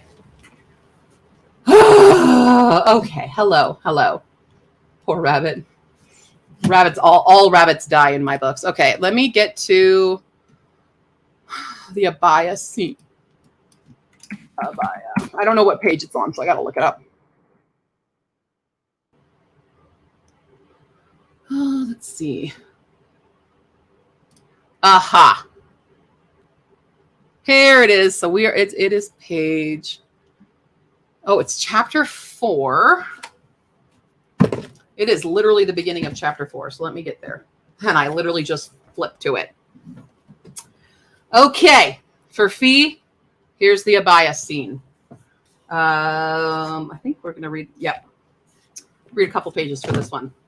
I hope you all enjoy the abaya scene. Jesus Christ. Everyone's texting me. My mom sent me videos of my dogs. Okay. Chapter 4, Secret Rendezvous. Calliope. Ooh, I need to fix the kerning on that. Okay. Talia hadn't cleaned the filters. At least she hadn't tried very hard. The Kappa filter was still clogged with muck, and poor Abaya's water was murkier than ever in her large swimming pool.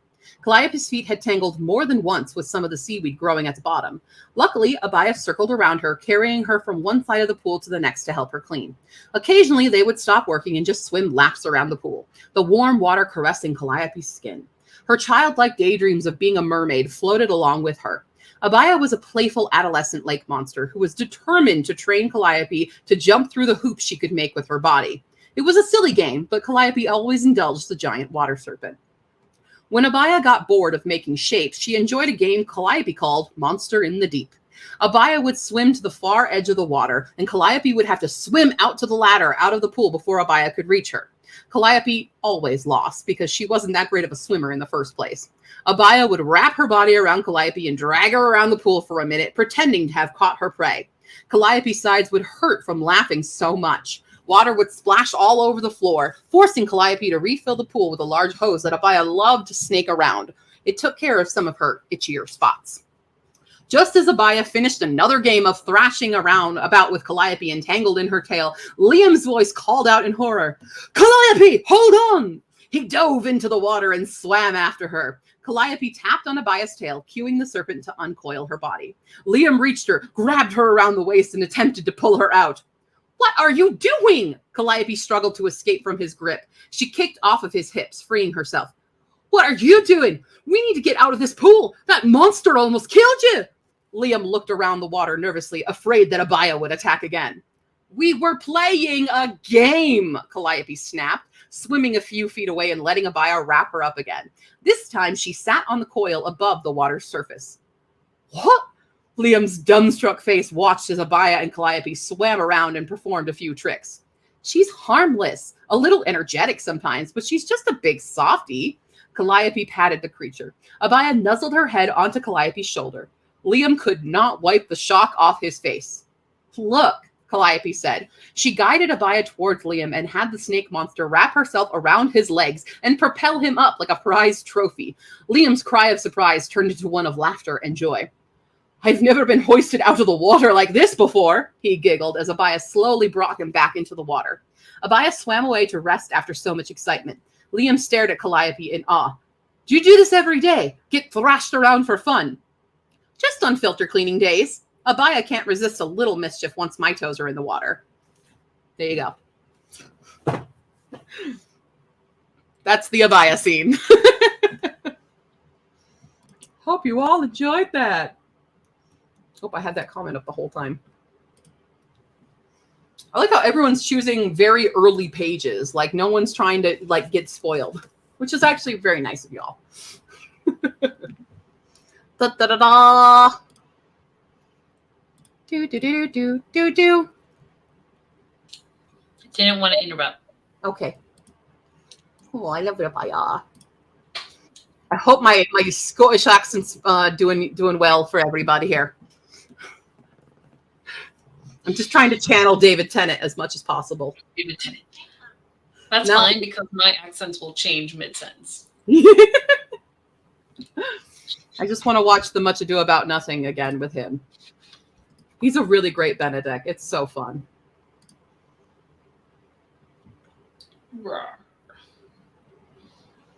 If no one's seen just the Love God scene in Much Ado About Nothing with David Tennant, in his version, he's at this place where they're like painting. He gets covered in paint during it.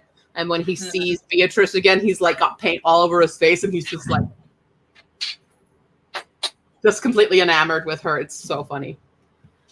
I do not have an ETA. I am working on it.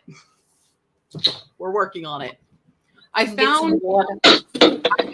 found a few issues before I started annotating, and then I was like, wait, I can't annotate this copy because I have to annotate directly onto a PDF, and I need to make some changes, so I had to stop the full annotations, but I'm making notes. Not a Peter Capaldi Scottish, no. He's more David Tennant.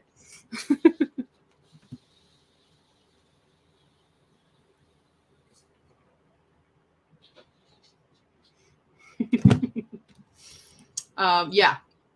Is that only possible if you have his eyebrows? The eyebrows are the what do we call it? The secrets of the cross. I really hope that the annotated lives up to everybody's expectations because I have absolute garbage handwriting. Just FYI. So, and it's like, I can show you a bit of what I've done so you can, like, everyone can quickly go cancel their pledges. I have to do it on my laptop, though, because this is a touch screen, and I have my fancy pen to write it on. And, yeah. So there will be footnotes as well as handwritten stuff in it. Where's my mouse? Because we're in it to win it. In it to win it. Are you on? Yes, you are.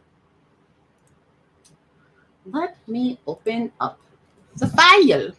But I have to change this file entirely, so Where is it? Hisfakak, where is my Hisfakak? Oh my god, everything's popping up on me. Stop it! She is not writing in cursive, Shanna. You should be good. God, no. Oh, where's my PDF? Unfortunately, I don't have anything special for book 3 yet. Just made the thank you cards. Oh, I want to get boxes. so like, here's an example.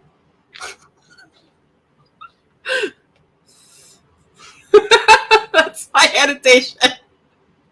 It says you can pry prologues from my cold dead hands. And the smiley face. I'm gonna try to clean it up and look a little better, but that's my shitty handwriting. But yeah, More doodles. a lot of doodles, a lot of sides stuff that I hope doesn't get cut off in printing. But like, here we go. Here's a comment on a feathered serpent, noodle parrot. Oh god, everything went away because my stupid Microsoft Teams opened.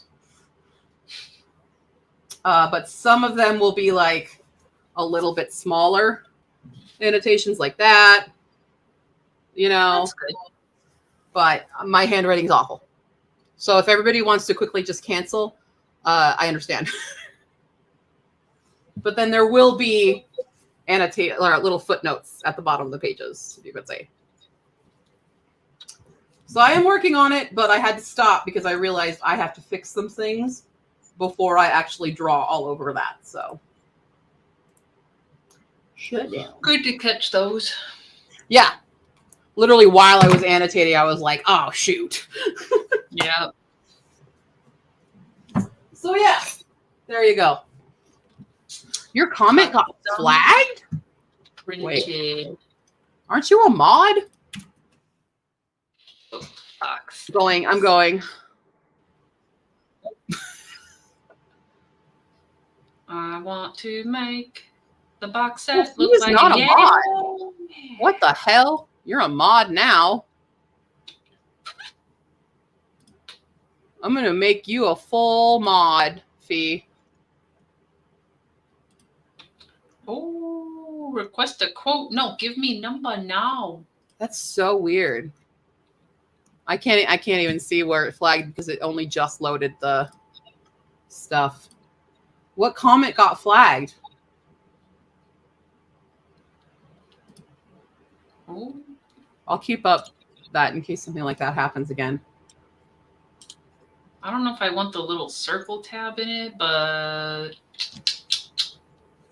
get some book boxes, not just for shipping, but like stick them in a box. Yeah. Make a box set. Sure. That's what we want. They're very expensive.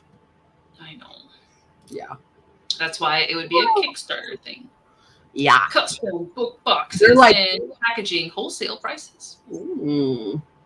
Oh, and this one's got a bird on it. Destiny calls for Q. Q. Oh, it just said I didn't think you wrote in cursive off it. I never write in cursive except to sign my name. That's weird that it flagged that.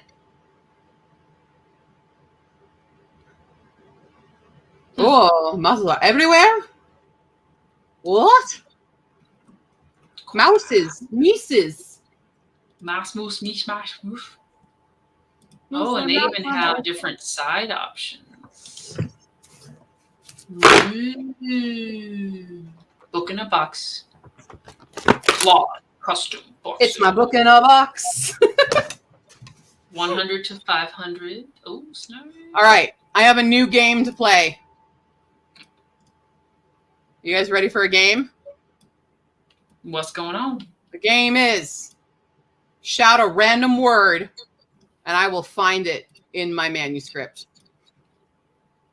Now we'll read the first sentence that it appears out of. We'll see if it's there. Sad but exciting for GOB. I have characters that I'm concerned for. You should be concerned, but be patient. Yeah. Be very, very concerned. Yes. Yes. Emotional roller coaster. Ooh, obsolete. Do I have obsolete? Oh, whoops. I'm typing in the manuscript. Whoops. search the document.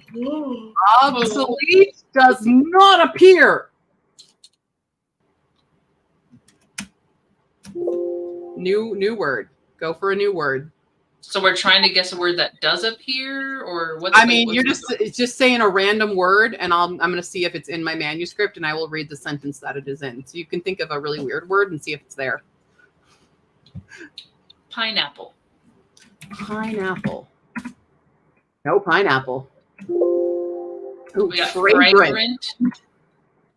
No fragrant. How about fragrance? No fragrance. Wow. Stink. Is it actually? Hold on. Is my thing just not searching? Hold on. No stink. Skunk. Stink. Stinky. Nope. Wow, you guys are really good at this. Insufferable. Insufferable. I swear to God, there had to have been this. Am I in the right document? I don't think I'm in the right document. Well, let's search for one we know is in there. Okay. Talia. Gee whiz! Make sure it's working. Yeah, I'm going to open up the other copy because that was an old copy I was playing around in. Where is Hisvacac? There it is, literally standing in front of my face. Hisvacac, complete formatting with checks. That's the one I want. Open that baby up. Thanks, V. I'm sure that's in the book. Oh, I know what it was doing. Okay, wait. Okay. I'm going to look up a couple others. Oops.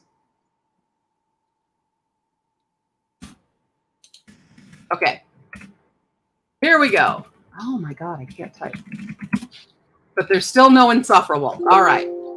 Okay, back Grapple. Grapple. Ah! Stop typing in the document. Doing the search. Oh, grapple. It's amazing. Compartment. Okay. The wood pushed forward, revealing a secret compartment. And that's on page 341. That is there are 3 instances of compartment in this book. Talia doesn't pop up. We have a problem. Harriet. Flinch. Flinch. Yes, the first flinch incident. It took every muscle in her body to not flinch or wave frantically at the small creature that attached itself to her hand before suckling the crystal. It's a crystal bat. Yeah. But there are 1, 2, 3, 4, 5, 6, 7, 8 instances of flinch. Good night, Snazzy. I am also worn out, but see you in the morning. Good night. Good night. Oh, I see your chat now. You just did this. Yeah, aren't these people like super expensive though? But I love the bird. That's pretty. Spain may have scored. Spain. Cool. Spain. All right, let's see here. Page 341 is the same number as the DD 341. We had to keep 2 copies in our pockets during basic training. Oh, cool. What did I have? Hold on. Mystery is afoot. Oh, that's pretty cool. Yeah, that's a pretty cool one. Okay, do we want to just random word generator? No, I like picking the words. Well, you can pick the word then. Pick a word. Pig. Pig? Pig. Okay, we don't have just pig. I have pigtails, piggyback, piggy, and pigeon. Piggy. Well, that would be in the description of the crystal bats because they're all named after Muppets, including Miss Piggy. We have Janice, Ralph, Beaker, Miss Piggy, Camilla, Fozzie, Gonzo, and Scooter are the crystal bats' names. Okay. Oh, yikes was another suggestion. Okay. Yikes. Yikes. I literally feel like, oh, why didn't it search it? I feel like I had a yikes in here, but maybe not. It says I don't have a yikes. I know I have something similar to yikes in this. Ooh, astronomy. No astronomy. Wait, what did Shayna say? Oh, astronomy is that. Okay. This is not Family Feud. Feud should be in here. Ah, Feud is in here. There That's we go. when the feuds begin with the founding families. That's the line. See, the astronomy, I guarantee you, will appear a lot more in book 3. I have plans. Spacey plans. Ooh, my. All right. Dome. Okay, Dome is definitely in here. Because of the aviary. Right in the beginning. At this time of the morning, Calliope would most likely be in the aviary, a massive glass domed room spanning all 3 stories of the mansion. I have 2 points. Yeah, you get a point if you can guess a word that's in here.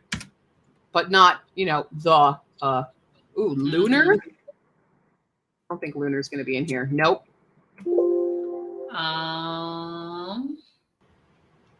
Pie.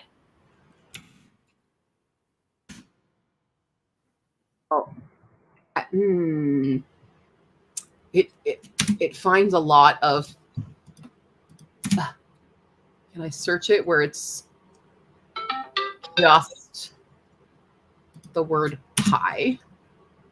Okay, I don't, but I have like piebald. Oh well, yeah. She resembles a piebald python with luxurious and soft feathers of the same colors covering her entire body, making her particularly silent when on the move, much to the snotling's dismay. Oh. And I have a lot of like puppies, pieces, Gillespie. A lot of those. Okay. Oh, ape. Ape from Fee. Great. Apes. Oh, no ape. Yeah. Disguise. Yes. We'll get you disguises, and then we'll find Calliope and get her out. There's 2 instances of disguise in this. Mm-hmm. Ooh, what's that to Calliope? Oh, space. The word space. Are you gonna search it? There we go. The sentence is, it was the optimal space for a den. That's the first instance. There's a lot of space in here. Almond. No almond. 0 almonds. Sorry, Mambo. Freckle. Freckle. 1 instance of freckle. Their chins, their noses, their freckles, all of them matched up in a way hers never had. Oof. Oof. Wait, what is this about? What happened to this? Oh! I got it. Comparing family. Cool. I was like, what scene is this? 209. Okay. Sphinx. Oh, Sphinx is in here! Ready. That potion was made with components from the Sphinx, centaurs, and dragons of old. Well. It's almost breaking out.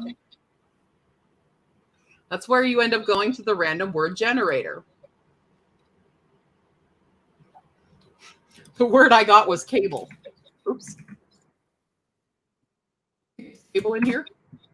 No. Oops. Come on. It's why stop highlighting things. Okay.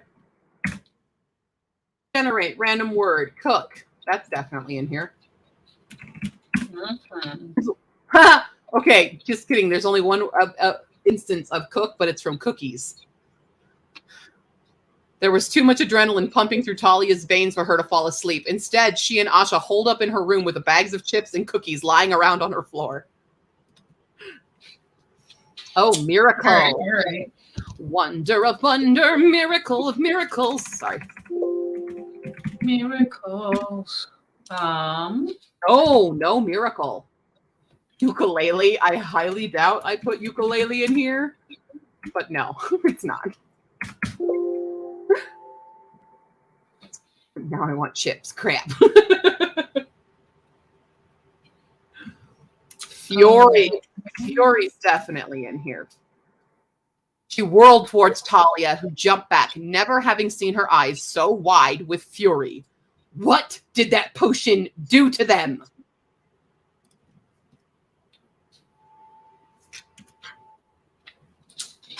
Ocean. I like the second instance of fury is sensing her fury rising, he quickly backed up and stuttered, I haven't done anything yet.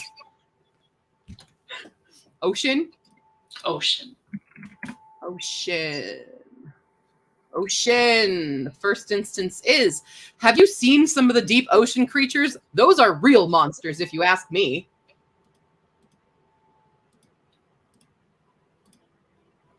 Okay. Dessert. Stop highlighting things. Dessert. Here we go. Yes, Calliope is just resting. She's had a long day and her ankle is sore, but she'll be fine. I see you two have skipped right to dessert. Oh, a dessert and then desert. I'm certain that the desert one's going to be on a habitat one. Yep. This is for Cactus Cat. Habitat. Desert. Otherwise, acquisition location. Mojave Desert. Yep. There's a few. Who's Mojave Desert? Oh, the Ariadne's Mojave. And then, yeah, Habitat also desert. But the other one was Cactus Cat found in Tucson. Noise. Let me see if Noise is in here. Noise. Did I get colloquial? How colloquial did I get? No. Oh, Cactus Cat! She's so cute. No, she's not cute. She's elegant and will murder you. Oh. Yeah, Fee! Fee, that was my nod to you! I put Saguaro from Tucson as a nod to Fee. FYI. A lot of... Oh, also, Fee, the entire Cactus Cat is dedicated to you. When do you think Cactus Cat was acquired? I'm going to give you a wild guess.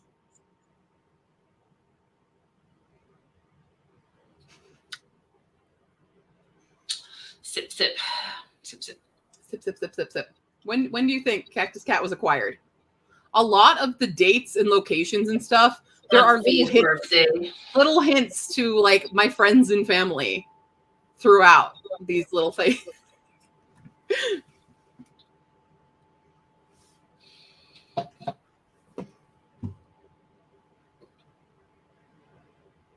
Oh, you're trying to say cactus? Fee.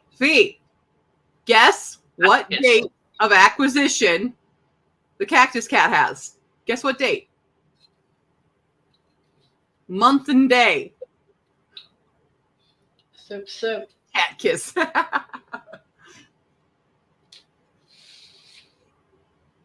I'm just waiting for Fee to realize.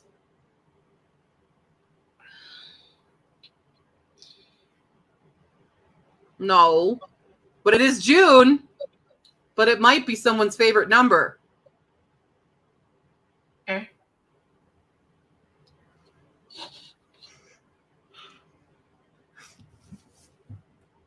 Sip, sip. Fee, what's your favorite number? Why am I a weirdo who knows my friend's favorite number? 15th, yes! Date of acquisition, June 15th, 2007. But, Not your yeah, birthday. a lot of the dates and things are Our hidden secrets. Hidden secrets. What's my hidden secret? I think you might be in Saberwolf. Hold on, let me. God, just load it. Oh, I have to. Is it under wolves? Yeah, that's why.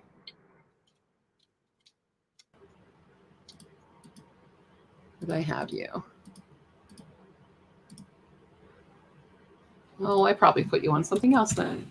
Like this. Here we go. Yep. Yeah. Oh, you're Harriet. Yours is Harriet. Your birthday. Come on, Harriet. Yeah, you're on Harriet. The acquisition date is your birthday. Oh, Aww. it's my birthday. I just had to search July really quickly. I was like, I know I put your birthday in here.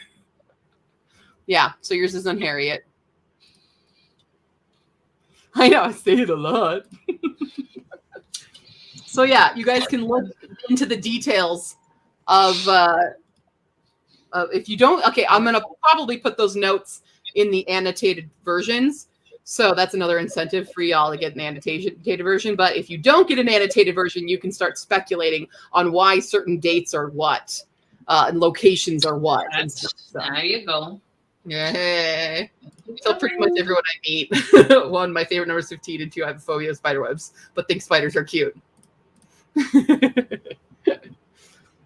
Yeah, Harriet was located in British Columbia, Canada, because that's just a very common Sasquatch location. But yeah, Paula's birthday. Yeah. All the fun stuff. I think I put yours as Harriet because, like, AJ. Because she's just so, a very important role, and you're one of the first person I probably told the story about. So You could have said just because the first two letters were H and A, and I would have been like, sounds good to me. That's it for sure. That's what. Yeah, I figured out the secret number 2. Yeah. Our names start with the same first 2 letters. Mm-hmm. Harriet has 2 double letters. Also, Harriet being designed after a Wookiee, and you're and Terry's whole Star Wars. Yeah, that's also a likely reason. Hold on, let me see. Oh, the Snotling's date of acquisition is my other best friend's birthday, so that's funny because he is a Snotling. It's my friend, my bestie Mac. His birthday is theirs. I'm trying to find everybody now and just like verifying dates. I'm pretty sure someone is Happy Appendix Day as well. October 21st is also another friend's birthday. That's for the humming drakes. Man, he got food. I think I just used a shit ton of my friends' birthdays for them. Yeah, Abaya's my mom's birthday. Cool. Yeah. You need to put a Treyu's birthday. When's Atreyu's birthday? December 10th for the Snotling, or not Snotling, so the book firms is for the meme. If anybody knows the December 10th meme. But it's Christmas. It's December 10th. That's the meme. That's why they're that one. Oh, the game going to overtime. Ooh. Super fun. Who's Spain playing? I don't know. Somebody. Find me somebody to play soccer with. Find me. I love how I write these things, but I can't remember. Okay, we're back to Cactus Cat. Okay. That's what annotating is for. You read it and you're like, oh yeah, that's why I did that. Scribble, dot. Now you gotta. Oh yeah, Ariadne doesn't have Eric because Netherlands and Spain. Go Netherlands! Just picking the team that felt like it today. I'm the person that picks Swansea because I like to say Swansea. Now I've forgotten why are these dates important? September 12th and May 3rd. Why are you? Wait, no, May 3rd is Momiko's birthday. Why is September 12th? Who do I know that's born in September? Do you remember the not 21st night? Oh, it's Tomoko's birthday. That's why. No. Annotate these right now. No, Annotate Tomoko's them right November. now. Hold on. Making notes. Gosh dang it. I can't remember why I did that one. Reaper Monkey. Sports balls. Go sports ball team, score the sports points and win the sports game and do the sports run of victory. My Crystal brothers Dads are Valentine's. games. So I'm just lucky if I remember that the place is a country. Yep. Don't quiz me. I think I'm mentally tapping. Okay. Oh, there's Misha's And I gotta birthday. wake up early, and I'm gonna set this alarm. If you know Misha, Misha's gets Hedgewins are Misha. Hedge Queens. Sorry, Misha got Hedgewin. Can't one of the Hedge Queens' birthday be a Treyo's birthday? It's not their birthday, it's the acquisition day. It should also be for Trey. Wait, what's Atreyu's birthday? 7-Eleven, oh thank heaven. Okay. Okay. Hugin and Moonin don't have an acquisition. See if I make Atreyu's birthday, he has to be one of the Saber Wolves. I feel like that's more accurate. Streak doesn't have one because Streak is unending. I mean, it's a good thing I have to do all these edits and things because, yeah, I can make Atreyu that. Who is May? My angel baby. May 16th. All right, I need to create this I am struggling now. thumbnail for tomorrow, and then I gotta sleep. Yeah. For 3 days, even though I have to wake up in less than 9 hours. Yeah, there's a few in here that I'm like, I don't remember why you're this date. Make a note. Make a note now. Okay, October 11th. Coffee. I can make Topaz Atreyu's birthday, though. Oh, the baby. That's easily fixed. Productive. Because I have no idea who that September date is. Like, really puzzling. I'm going to feel really bad if it's like a like really close like family member or something. Well, it's not like they funded your project anyway. Oh, that's fair. Okay. We are doing Topaz. Topaz has officially got Atreyu's birthday. Boop. You're in. Anybody else need a birthday? Want to be put in here? I don't think I did one for this, did I? Oh, I did.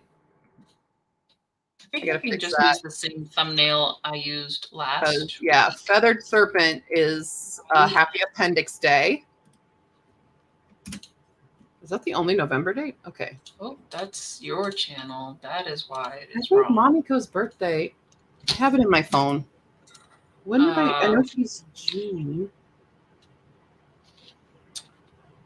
Do you remember? I don't know why that. Okay. Because I sang it. Oh no. She's the 27th. So why would Morning productivity stream. Why am I awake? No, let's not call it yet. Mhm.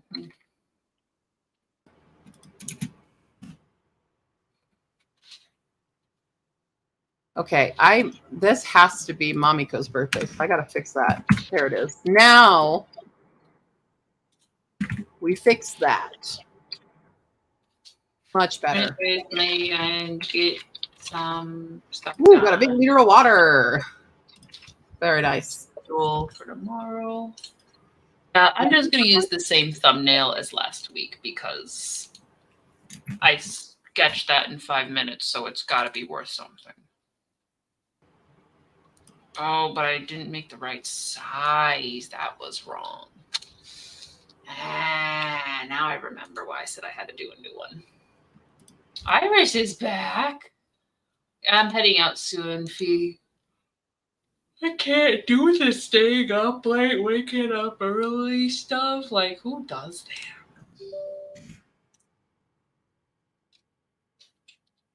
In the same week? All right, so what did I do wrong on the size? Size is wrong. It's wrong.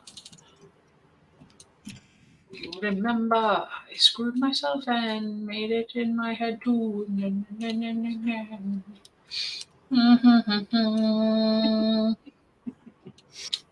Now you are obsessed with figuring out the days which you Yeah. have.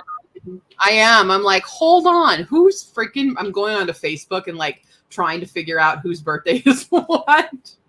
Like, why did I put this? It's fine. Everything's fine. We're good. It'll be good. It'll be fine. La la la la la la la. La la la la la la. Moolah.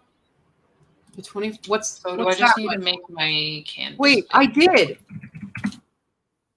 4.2. I just changed a September because I couldn't remember who was September. Wait, why, Fee?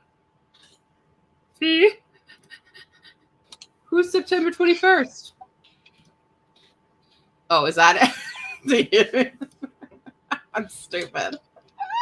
I've been streaming for 4 hours. Shut up. Doing my puzzle again, guys, because I'm totally not addicted. What puzzle? I have puzzles. I'm waiting to do them for Create-a-thon. You guys want to see what puzzles I got for Create-a-thon? Of course you do. Yep. Yep. I have two. The first one I have is a bookish one, which is a Monsters of Verity puzzle, which is This Savage Song in Our Dark Duet by V.E. Schwab. Look at this. Beautiful. Schwab. My boy. And then... The laugh. Pride and Puzzlement. I like that one. Yeah. So it's the puns. Make it every time.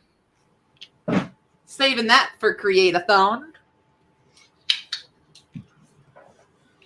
Didn't like those books, but that is gorgeous. I'm okay with the first one. I haven't read the sequel yet. Need to do that. No, not the program error. We can't do the error right now. A Little Mermaid puzzle. That's great. Iris has a bunch of discounts. You have a puzzle table. That's amazing. Okay, then close. All right, we're using the same thumbnail because Photoshop is crashing. I got the notification today from Owl Crate. I don't have a subscription to that anymore, but I still get their newsletter. And they're doing a special edition of the Fragile Threads of Power for VE Shops for new. And I won that in a new release, but I'm really thinking that Fairy Loot's going to do it too. So I'm holding out on pre-ordering it from them because I really think Fairy Loot might have a copy. So, although they didn't do Midnight Kingdom, so that's annoying. I have to get that one too. Your puzzle table turns. Oh, you got a Lazy Susan situation?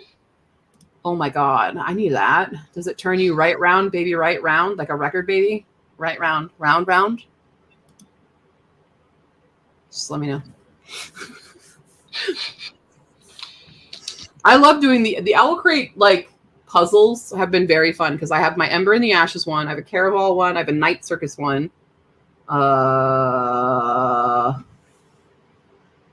They're in the other room. It is time, Atreyu. But I'm kind of determined to have all the puzzles, the bookish ones, because I don't find them a lot.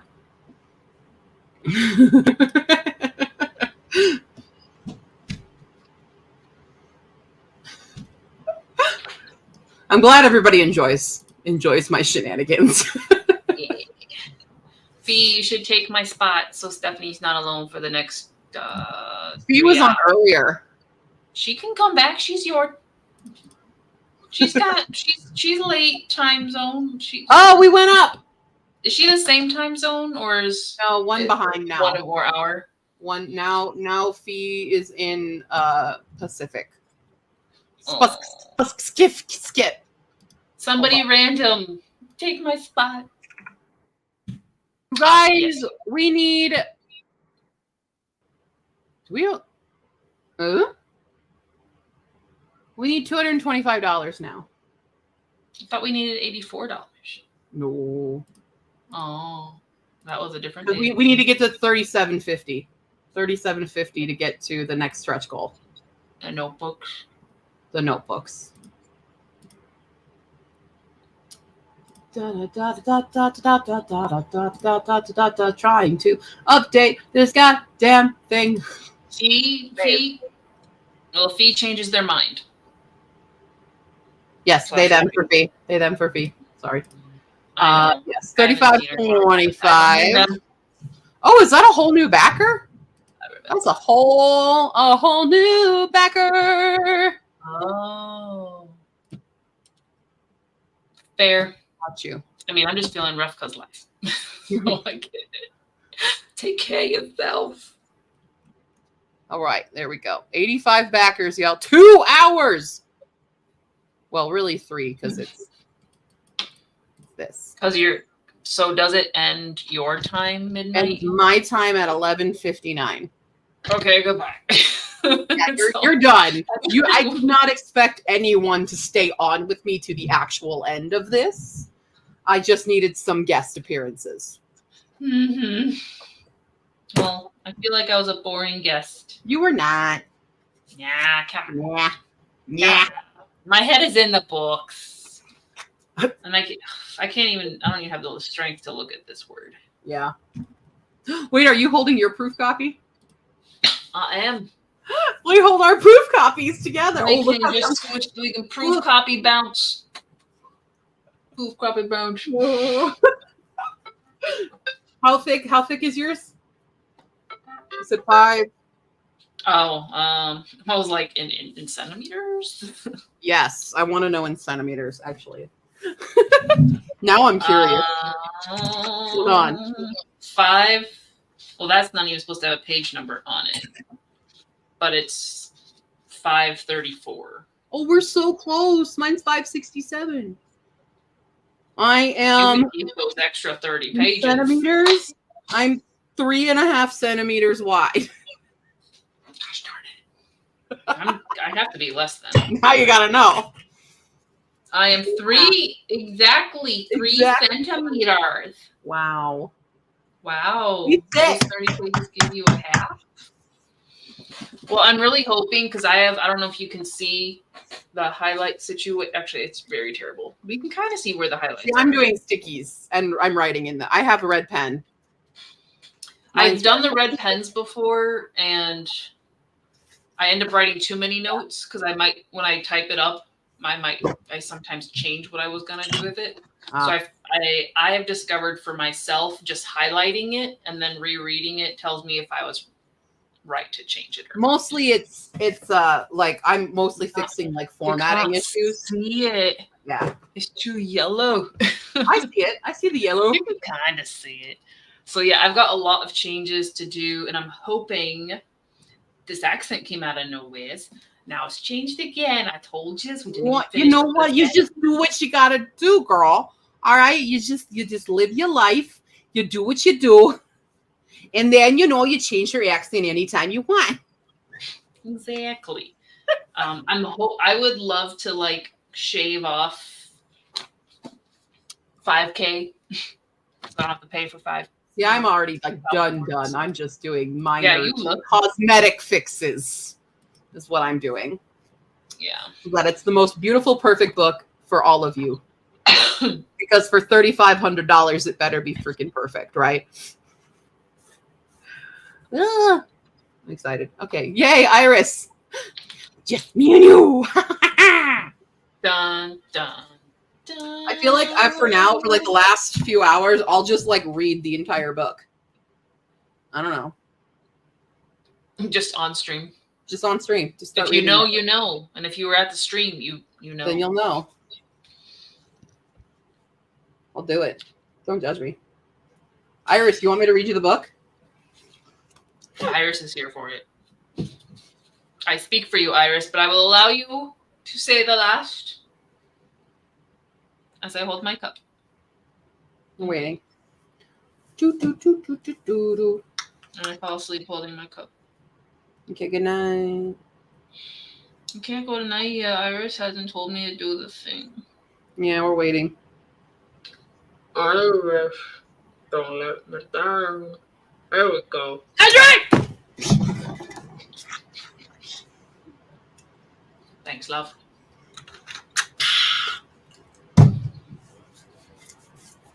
All right, I'm about to join the dog, possibly on the floor, and just pass out. All right. Have a lovely night doing that. Hanging out. Tomorrow's going to be productive. Are you only doing like 2 hours in the morning, yeah? Yes. Oh, okay. Yeah, that'll But totally I'm still, it may extend depending on how long the contractor is here. Right. So, Okay. but it should be 8 to 10. And then I have to go do the things. And Imagine something happened and Iris left because they just sat there with your cup for a long time. I would have waited a few minutes before just Giving up. giving up. I wouldn't have drank it. I would have let it sit there. And I would have been dehydrated going to bed. You know what I hate about Messenger? A lot of It things. gives you the notification that looks like somebody chatted you, but it's just telling you to check stories. That's really annoying. Oh, I don't have that notification. It's annoying. I can't turn it off. Mine likes to remind me that, hey, this person sent you a message yesterday. I'm like, yeah, I saw it. The Humane Society for Creatures and Cryptids. I also I responded to that message. Why are you reminding me? To every animal I've ever had or will have, and all the ones I didn't get to rescue. So basically to all animals, we don't deserve you.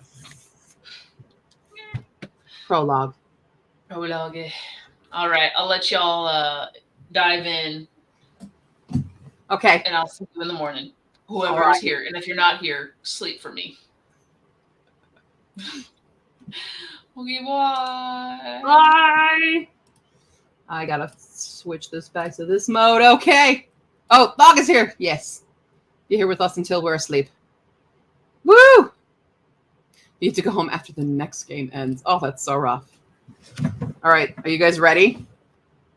This is Secret Stream now. Only you guys get to hear this. This is the first audiobook of his Prologue. Please, I'm begging you. I can't do this. I'm not a Terraglossa. My name is Jeff Wolf. I'm just a wildlife photographer. Wolf isn't even my real name. It's Stravopolis. I have an entire crew of people that helps me capture the animals for the show. Please, no. The man shrieked, wetting himself through his khaki shorts. His plaid shirt hung open in places where buttons were long lost.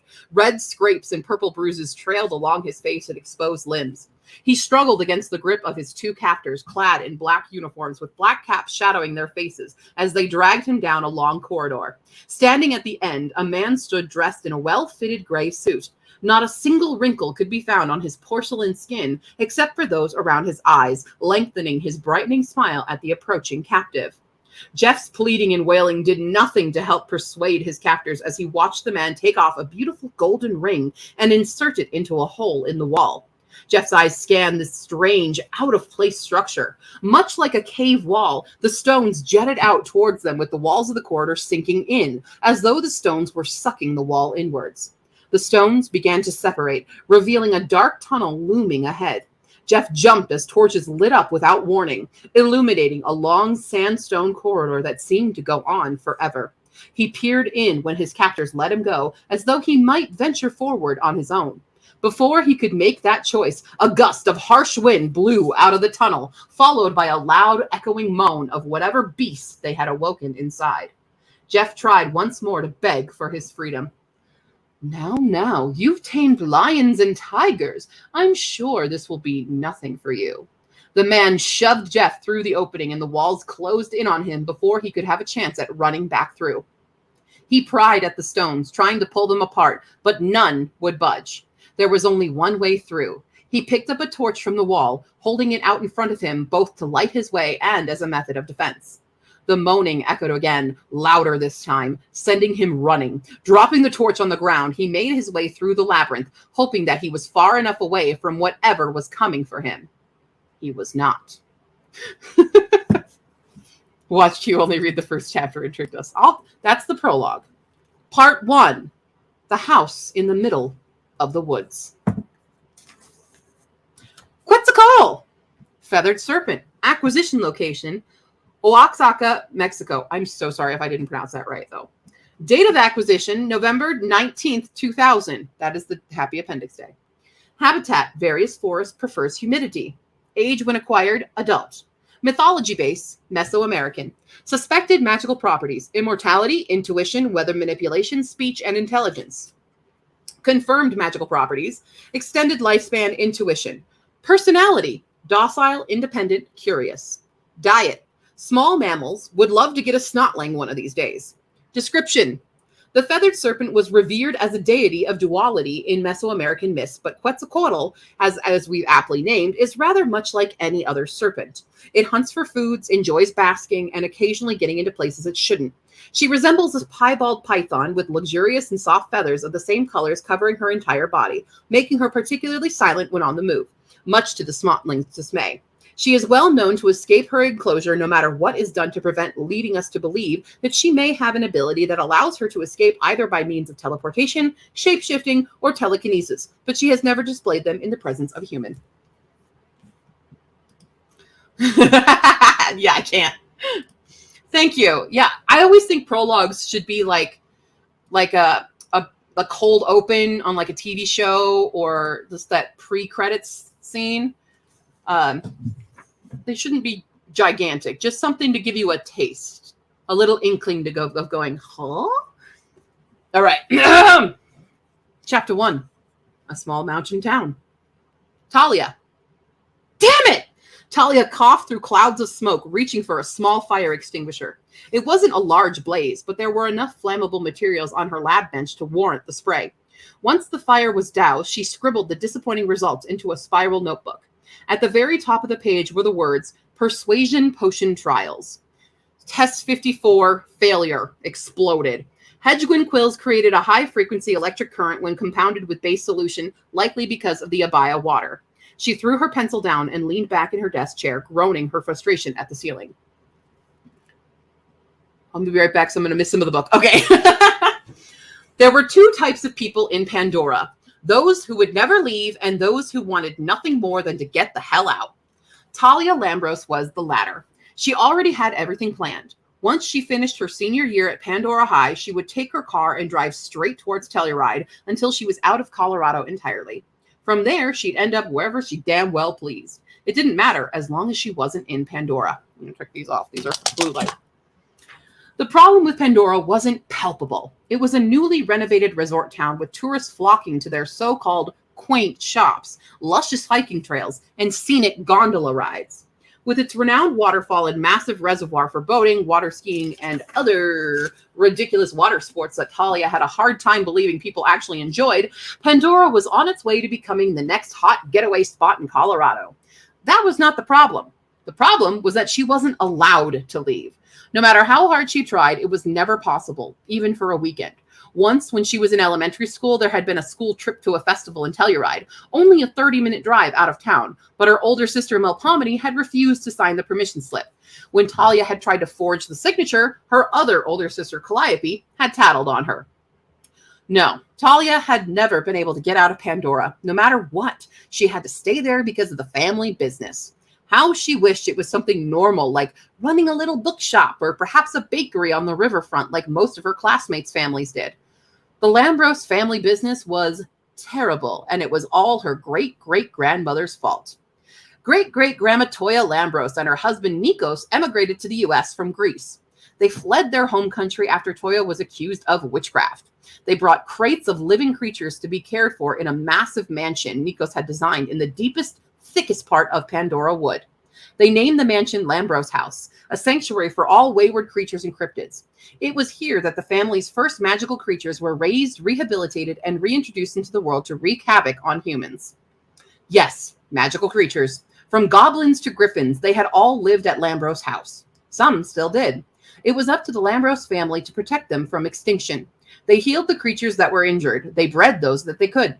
They even kept some on as gardeners. Talia waved out the window at Harriet the Bigfoot trimming one of the shrubs in the backyard. Poor thing. Harriet had been at Lambros House for as long as Talia could remember, and they still hadn't found her a mate. When Harriet wasn't tending to the gardens, she was with Calliope, the middle child in the Lambros family, and the sister that Talia understood the least. Okay, gonna hop off to bed. All right. I understand. Bye, Iris. At this time of the morning, Calliope would most likely be in the aviary, a massive glass-domed room spanning all 3 stories of the mansion.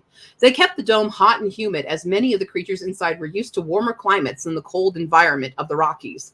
Calliope was easy to spot with a dozen humming drakes, tiny dragon-like creatures with hummingbird wings and a hunger for every known species of pepper, hovering around her arms and eating out of her hands. After she finished feeding the little ones, she would probably converse with Streak. Talia would rather cut off her own ears rather than listen to the owl demon that spoke only in confusing rhymes. Wow. But for some reason, Calliope always paid rapt attention to whatever the owl said. That was the thing about Calliope. If any of the Lambros girls were to be accused of witchcraft, she was the best bet.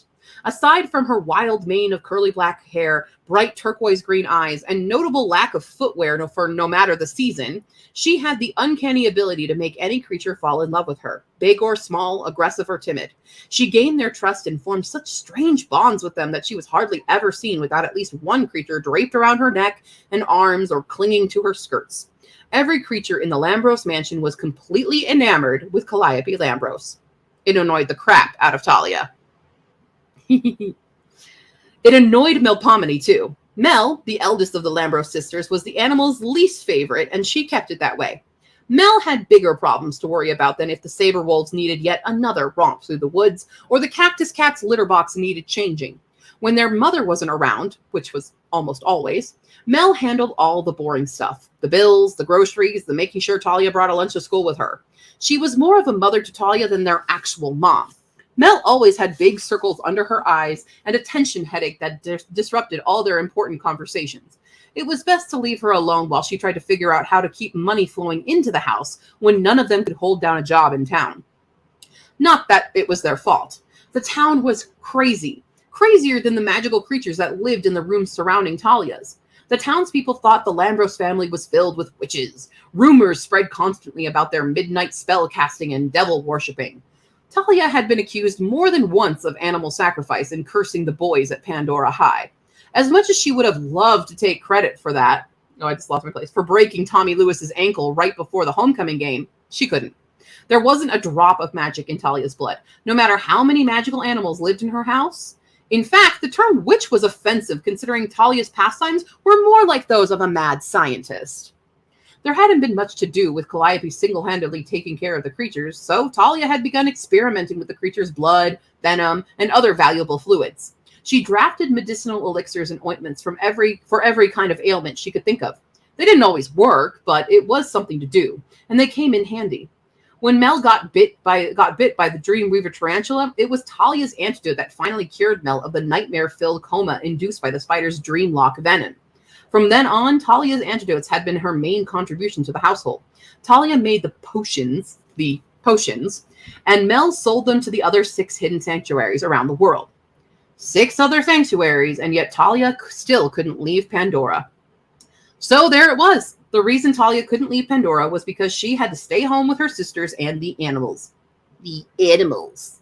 Talia knew that word did not suit any of the inhabitants of Lambros House. They were creatures, monsters. They were not supposed to be real.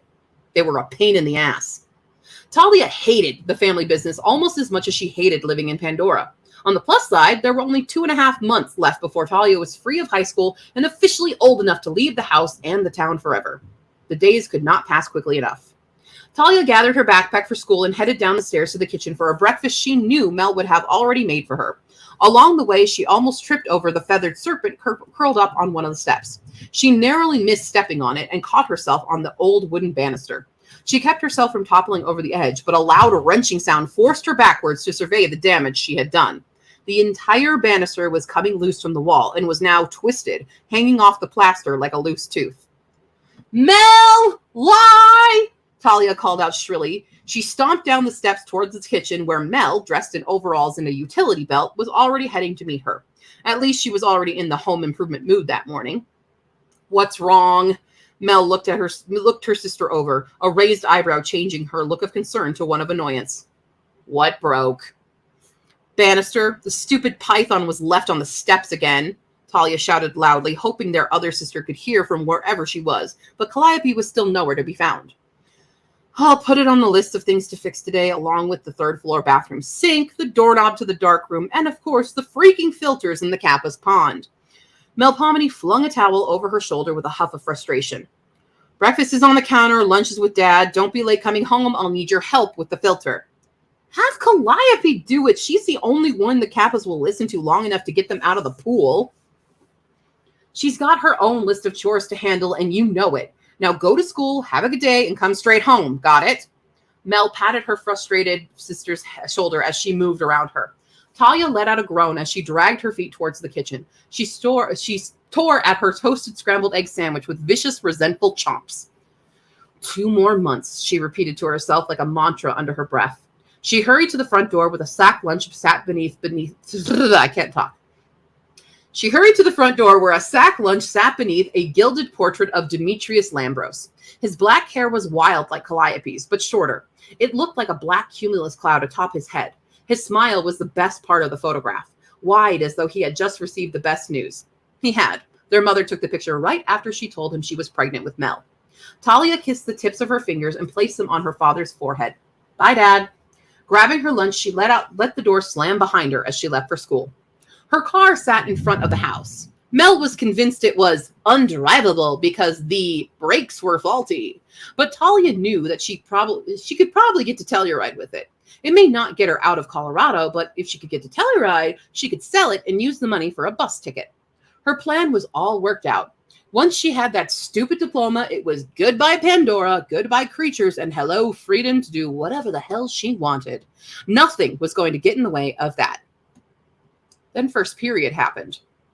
It was impossible not to notice her. She walked through the classroom door with a grace Talia had only ever observed on the fluttering of the golden eagle's wings, or the gait of the Enfield prancing through the courtyard. Her long legs and swaying hips hypnotized Talia as she approached their teacher, Mr. Reinhardt. A long braid of perfectly obsidian black hair tied with a red elastic band hung all the way to the small of her back. Talia's eyes moved to her face, her lips, her eyes. She could hardly concentrate as Mr. Reinhardt introduced her as Asha Singh, a transfer who had just moved to Pandora. Talia didn't know which god to thank for moving this gemstone girl into her crappy town, but she would thank them all if it meant she was real. Talia was too busy staring at her topaz jewel eyes and perfect Cupid's bow lips to realize Asha was moving in her direction. Why was she coming towards her? Talia began to panic. Had she said something out loud? Was the attraction so palpable that Asha felt it too? Was this the moment where they would instantly intertwine forever? Asha sat down next to her. Oh, that was the only empty seat in the room. Right. Yes, sapphic romance in this one. Asha glanced briefly over at Talia, who gave a kind smile before turning her attention back to Mr. Reinhardt's English class. Talia shook her head in an attempt to gather her jumbled thoughts, but her racing heart had trouble focusing on the lecture. Something about Greek heroes? Talia didn't know. She didn't really care, because as long as she got by the class with a solid C, she didn't have to remember anything about Achilles or Theseus or whoever it was her teacher was droning on about. Foreshadowing! She had to focus on sitting silently at her desk and not staring constantly at Asha. Could I share with you? Talia's head snapped up as the sweetest, most pleasant voice she had ever heard whispered so close to her ear that her skin turned to goose flesh. What? Talia regretted the squeak in her voice, trying hard not to look flustered, but failing miserably as her textbook toppled to the floor. All eyes turned to them briefly, but noted that the commotion was unimportant. Both girls reached to pick up the book, resulting in their foreheads colliding. All eyes turned to them, followed by a few snickers and guffaws from their fellow classmates and a concerned look from Mr. Reinhardt. Talia hastily snatched the book off the floor and replaced it on her desk. Sorry, Asha whispered. Talia quietly cleared her throat and tried to speak when Asha beat her to the punch again. Is it all right if I read along with you? I don't have a textbook yet. Of course, Talia stuttered, reopening the books to today's lessons. They were talking about Theseus and the Minotaur. Boring, in Talia's opinion. Not boring, though, was Asha's hand gently holding the other half of the textbook for them both to read. Also not boring was the diamond-cutting jaw structure Talia could now see perfectly clear in her profile. No, she had to stop looking. This wasn't going to go well. She was leaving. She wasn't about to get mixed up with some girl who probably wasn't even gay anyway. Being a lesbian in a small high school where everyone else also thought she was a witch didn't exactly get her dates every Saturday night. Glancing around the room, Talia realized she wasn't the only one who had noticed the new beauty. Kenny Padfield was staring at Asha too. He was one of the so-called princes of Pandora because he was a member of one of the town's 3 founding families. At least that's what they thought, since none of them knew that her house in the middle of the woods was actually the first house there. The Padfields, Lewises, and Harrises all moved in a decade or so later for gold, trade, or whatever else it was people did back then. Talia didn't care. They were ignorant to a lot of truths. It wasn't important to her that they knew who got here first. It was important how Kenny kept glancing over at Asha. No, it wasn't. Talia mentally slapped herself. She was leaving. As in, never coming back to Pandora if she could help it. Getting attached to someone new was a bad idea.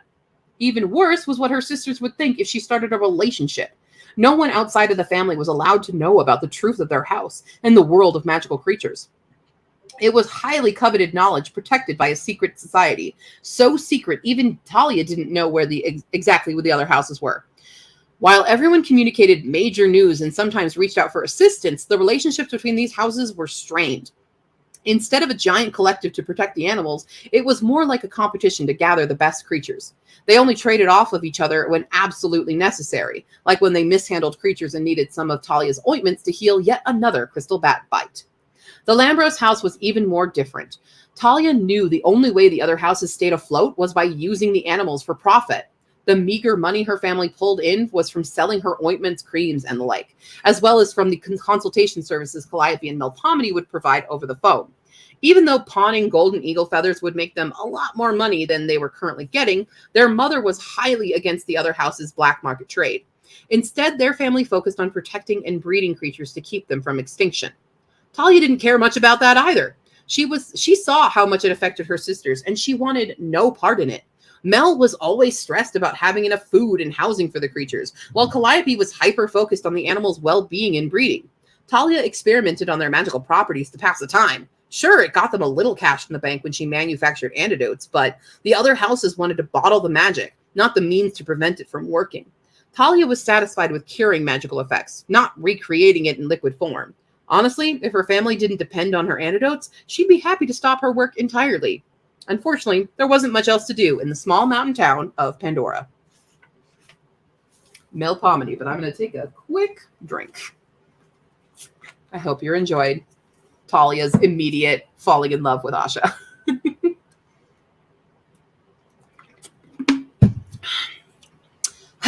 Okay. Was this a stupid idea to do? Oh, we got more. Oh, God. We got another backer. Pause for updating. Oh, my God. That's pretty dope.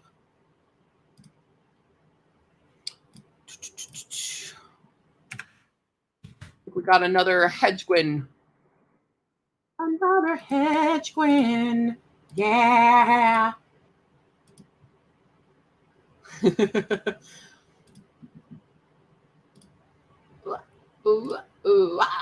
There we go.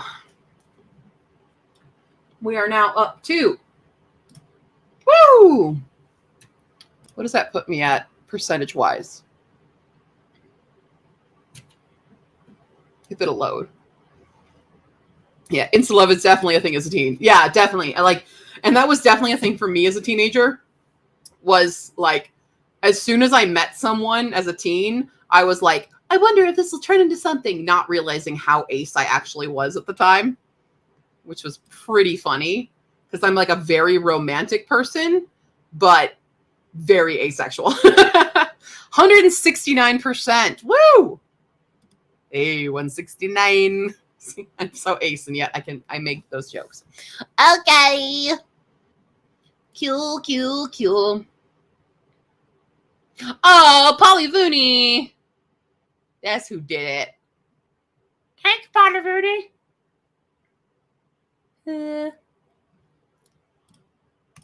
I see your name. I know Polly Vooney's real name. Oh, you did Bookworm. And you just pledged a ton else. I'm allergic to romance. That is A-okay. That's why I always get frustrated being Ace, but not being Arrow. Like, my life would be 10 times easier if I was Arrow, but I'm not, which really sucks because I'm just a very, very romantic person. Just not anything else. Okay. Here we go. You're allergic to romance. Get ready for a meet cute. Mel Pomini. There was too much to do. She had been trying to fix the leak in the bathroom sink for over an hour, and all she had to show for it was wet clothes and a slowly growing pile of even wetter towels. Mel was not a plumber. She wanted to call a plumber to fix the leak, but no one was allowed to help the Lambrose family. No stranger could take just a few minutes to fix something and save Mel hours of watching YouTube tutorials on a very spotty Wi-Fi signal. You know, it is what it is. You're just you. It could be a mix of both. Sitting against the bathroom door, she dropped her head back, smacking the wood lightly as she let out a long groan. Throwing the wrench down on the pile of wet towels, she closed her eyes and took a long, deep breath. I'm not tired, I'm fine. It wasn't something to panic over. It was a small problem that could be fixed. A problem that would be fixed. I can do this. I will do this. I have to do this. She chanted over and over, attempting to garner confidence. Instead, each utterance became further proof of her pitiful desperation and loneliness, which were growing bigger than the adolescent lake monster in the pool downstairs. Giving up, Mel pushed herself to her feet and decided to take a look at the many other problems going on in the house. Upon exiting the bathroom, she almost tripped over 3 little snotling goblins that were running into one of the vacant creature rooms. Each of them clutched 2 or 3 buttons they had pulled from her clothing. She wished she could lock them up, but so far they had managed to escape all her attempts to contain them, save for keeping them in the house itself. Though that might have been because they didn't want to leave. There were far more enticing treasures inside the house than out in the woods. Mel chose to use the stairs on the side of the house instead. The crisp spring air helped her perk up from the stress of the morning. Mel stopped and peered over the stone balcony to the steps that led her to her bedroom. Even though her life was in perpetual disarray as she tried to hold the house together and keep her sisters fed and cared for, she knew that if she didn't handle things, they would only get worse. She refused to let them get worse. She stepped out of the chill morning and into her mess of a room, deciding to focus on something she could fix. Cleaning would do just the trick. Pile of clothes on the floor, fold and put away. Done. Unmade bed, make it. Done. Cluttered desk, organized papers, see pile of bills and important letters, throw them in a drawer and pretend she never saw them. Done. Simple. If she had peace and quiet, Mel would have been content to clean out every nook and cranny of her bedroom. However, her treasonous, rumbling stomach reminded her that she'd made breakfast for Talia and Calliope, but had yet to make it for herself. She at least needed some tea. She made her way down to the first floor and into the library. While it was usually the quietest place in the house, the bookworm's natural odor kept the other animals at bay. A rogue hedgewind suddenly popped in front of her feet. She shrieked in surprise and barely caught herself on the bookcases, narrowly missing one of the bookworms. Finding her balance, she spun around to confront the little quilled penguin creature. She had every intention to be mad at it, but it cooed gently and softened her rage. Hedgewinds didn't do much harm. They just teleported to safe places without warning when they got scared. If Mel had that ability, the library would be her first pick too. Sighing, she kneeled and reached forward at the tiny creature, cooing and clicking to encourage it to come closer. She wished she could call it by name as Calliope did, but she wasn't sure which one she was looking at. Sonic, Luigi, Zelda, and Samus were pretty much identical. Their mother, Alora, had adopted them after traipsing through the French Alps. The babies were orphaned young, so she brought them home, where Talia named them, and Calliope immediately took them under her wing. Their mother had barely been home a week before she went out the door again on another adventure. Instead of waddling into Mel's hands like it would have for her sister, the hedgehog curled into a spiky ball. Mel picked up the creature and held it at arm's length, careful not to snag her already tattered shirt on its quills. She couldn't blame the creature. Most of the animals weren't her biggest fans. She was always forcing them out of their rooms and holding areas so she could make loud noises fixing whatever was broken. If someone forced her out of her nice cozy bed to patch a hideaway hole she'd labored over, she wouldn't like them much either. She carried the little thing to the kitchen and was met by another disappointing sight. Calliope's breakfast still sat on the counter, cold and untouched. Mel set the creature down on the counter and put the kettle on the stove for her tea. Just as she was about to shout for her sister, her phone chimed, scaring the little hedgehog into disappearing with a pop. Mel clutched her phone tightly and sighed at the name on her screen. She tried and failed to keep her tone non-accusatory as she answered, "Mom, where are you?" "And hello to you, too." Her mother's voice came through, half obscured by static. "You haven't called in over a week. I'm worried. Are you coming home soon?" Mel pinched the phone between her shoulder and ear while she reheated Calliope's breakfast. "Hopefully. I've been tracking something big in the boreal forest, but I had to call for reinforcements." "Reinforcements? You want us to come with you?" Mel raised her voice hopefully, but her wish came crashing down when her mother spoke again. "No, I called around the other sanctuaries." Her mother was unaware of the sadness creeping into Mel's expression. "Most of them said no, but the gentleman from Germany gave me a number for some freelancers. Apparently they've been very helpful to the other houses, and they're looking to build their own sanctuary. I think somewhere in Europe. Romania, Croatia, I can't remember." Mel sighed at her mother's weaving story. "Anyway, they were happy to come meet with me." "So you hired 2 random strangers to come help you with a creature, and you didn't even ask your own daughters first? We're running this place for you." Mel nearly bit the phone. The microwave beeped in time with her pounding heart. She pulled out Calliope's breakfast and set it on the counter. "They've been traveling with me for the last few days," she continued without acknowledging her daughter. "We're so close to the capture that I'm sending one of them to meet with you to prep for the new arrival. Get him settled and have Calliope help him with the habitat, all right? He'll be there in a day or 2. I've got to run, but I'll check in once we've caught the creature. Give your sisters my love." "Wait, Mom!" Mel yelled, but the line went dead, and with it went her efforts to stay composed. "Damn it!" She slammed her hand down on the counter and hit the plate of food she'd made for Calliope. Eggs flew into her messy bun of black hair as the plates shattered on the floor.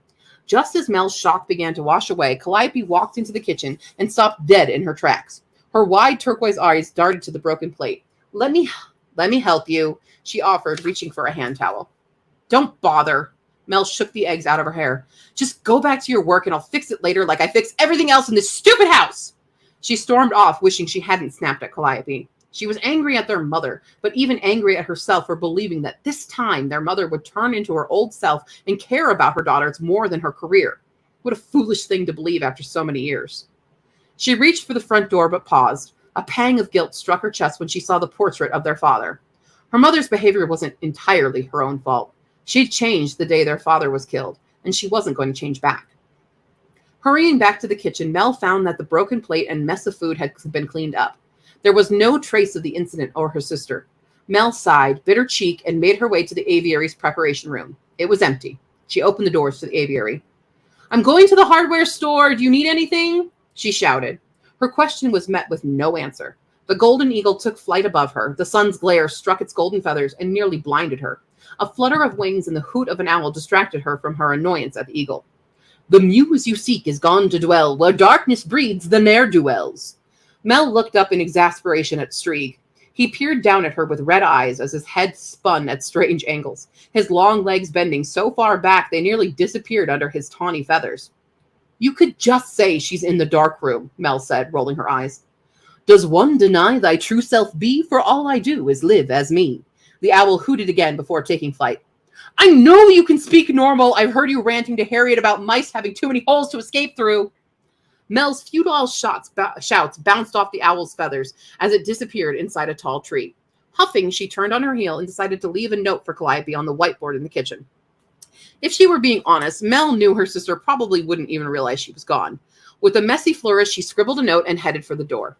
There were 2 cars parked outside, a beat-up Mazda with shop brakes, and the family van that Mel used for grocery runs. The latter wasn't a great car, but it worked well enough to get her down the mountain to the shops below. Pandora didn't usually have trouble with traffic, but as summer approached and a new resort opened, tourists began to pour in. Many of them came in sleeker, faster cars than the Lambroses' van, but the way they rode Mel's bumper wasn't going to make the van go any faster as it sputtered down Main Street.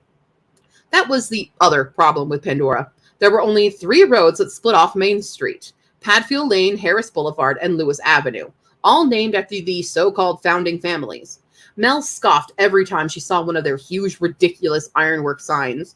None of those families had actually been here first. Her family just didn't decide to overturn the landscape for an entire settlement. By Pandora's standards, the Lambroses weren't a founding family. They were a pebble in their shoe. Driving away from the tourist shops on Main, Mel turned onto Lewis Avenue, where the grocery shops, department stores, and post office were located. She ignored the local townspeople's looks as she strode up to the hardware store. They used to bother her when she was in school, but now their glares were just annoying. All she wanted were things to fix the stupid sink, tools to patch the banister, and a wide range of other products YouTube said she would need.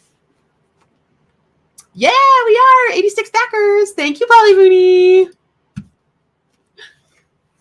As she perused the plumbing section, she searched the web on her phone for someone with the same issues she was experiencing. Preoccupied, she didn't notice the figure hovering behind her. Drain or supply? Melpomene jumped so high at the intrusion that she slammed into a shelf of PVC pipes, knocking several to the ground. A hand grasped her shoulder to help steady her. Her eyes followed the arm up to a familiar face, but she couldn't put her finger on how she knew it. Sorry, I didn't mean to scare you, Mel. He quickly reached down and picked up the piping. Mel stood there, perplexed. Clearly he knew who she was, but she could not think of his name or where she had seen him before. He was just a little taller than she was, dark-skinned with a bright smile. It really shouldn't have been hard to know him. Pandora was a small town without many African-American families. He stood up and looked at her with an expectant grin. It's all right. I've been a little on edge today, she said. She tried to pretend she knew who he was, but had a hard time even convincing herself. She didn't see a name tag on him, and he wasn't part of the anti-Lambrose Club, so who was he? Darius.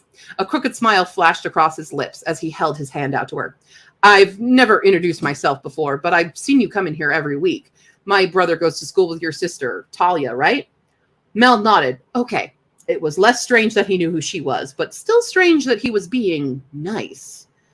Doing a lot of home repairs? He asked. You could say that. Mel eased out of breath. So, what's the problem with your plumbing? Drain or supply? Mel blinked. She still had no idea what he was talking about, and her senses were impaired by the scent of fresh-cut lumber and lavender radiating from him. Sorry, my nose is really itching. Big leak, Mel breathed, mentally cursing herself. Words weren't working for her right now. She cleared her throat and said, I don't really know what's wrong. I'm trying to fix it on my own. Well, plumbing can be tricky to do on your own, especially if you're a novice. If you'd like, I could come and take a look for you. No! Mel shouted a little too loudly. His eyes widened and he stepped back a little. Mel cleared her throat again. I mean, no thank you. I wouldn't want to trouble you. It's not a bad leak anyway. I thought I'd just get some sealant or something to cover it up. It's no trouble, but if you'd rather try your hand at it, why don't you take a picture or a video of what's going on and show it to me? I can give you a better idea of how to fix it. Oh, that would be really helpful. Thank you, Darius, he smirked. Darius, she replied, turning her eyes away as heat started to spread through her cheeks. She looked toward the front counter where Jerry Padfield was giving her the evil eye. Turning back to Darius, she wondered how anyone could be so nice to her. So if you see me come in here a lot, you must frequent the place. What brings you here? We just moved here from Fairplay a few months ago. I'm the new handyman for the resort, so I've been getting a lot of supplies. Ah, that's why, Mel muttered without thinking. That's why what? He laughed. It was infectious. She almost felt sorry that he didn't know what kind of social suicide he was performing. That's why you're talking to me. You're not tainted yet. She gave a laugh and moved to another section of the aisle to pick up more Gorilla Glue in hopes that it would fix the banister. Fix the banister Talia broke. Tainted? He relaxed a little in his stance, folding his arms playfully across his chest. Why, do people not talk to you for a reason? You could say that. She grabbed a roll of duct tape. Okay, I have to stop you. What are you trying to fix now? What am I not trying to fix is more like it, she grumbled, but it only made Darius laugh again. Mel found herself wishing that he would keep laughing. I honestly wouldn't mind coming to help you out if you have a lot of repairs on your plate. No, really, you don't want to do that. She felt a pang of guilt as the smile slid from his face. It's just that you'd come in and tell us the whole house had to be torn down. She tried to laugh it off, and his smile slowly returned. But if you insist on helping, I could take some photos and maybe you could give me advice. I'd like to do it all myself, though. That's more of an accomplishment, don't you think? I suppose that's why I've made a career out of it, he smirked. Here, give me your phone. I'll put my number in it for you. Mel was hesitant, but handed it over. He studied the lock screen for a moment. Are these your kids? He asked, noting the two little girls on the screen. Mel barked out a laugh that earned her several glares from other patrons. No, those are my sisters when we were kids. Sometimes it does feel like I'm their mom, though.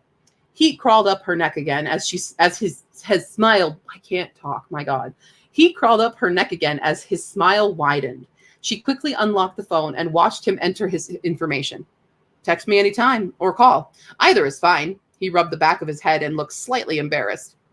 Thank you, Darius. She met his gaze and found her feet were a little stuck. I appreciate it, really. Darius beamed, filling her with a warmth she hadn't felt since last summer. Mel felt the loss of his smile as his attention shifted to his own phone vibrating in his pocket. Ah, that's the resort. Time to get back to business, I suppose. See you around, Mel. He headed for the checkout. She hung back and watched him leave. She felt like she had just met the human version of a sunny day.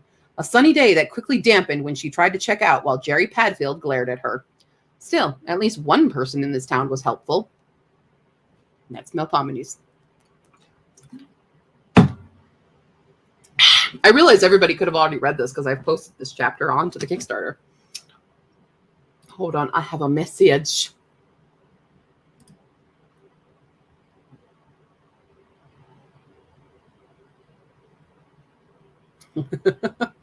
Sorry. Messages.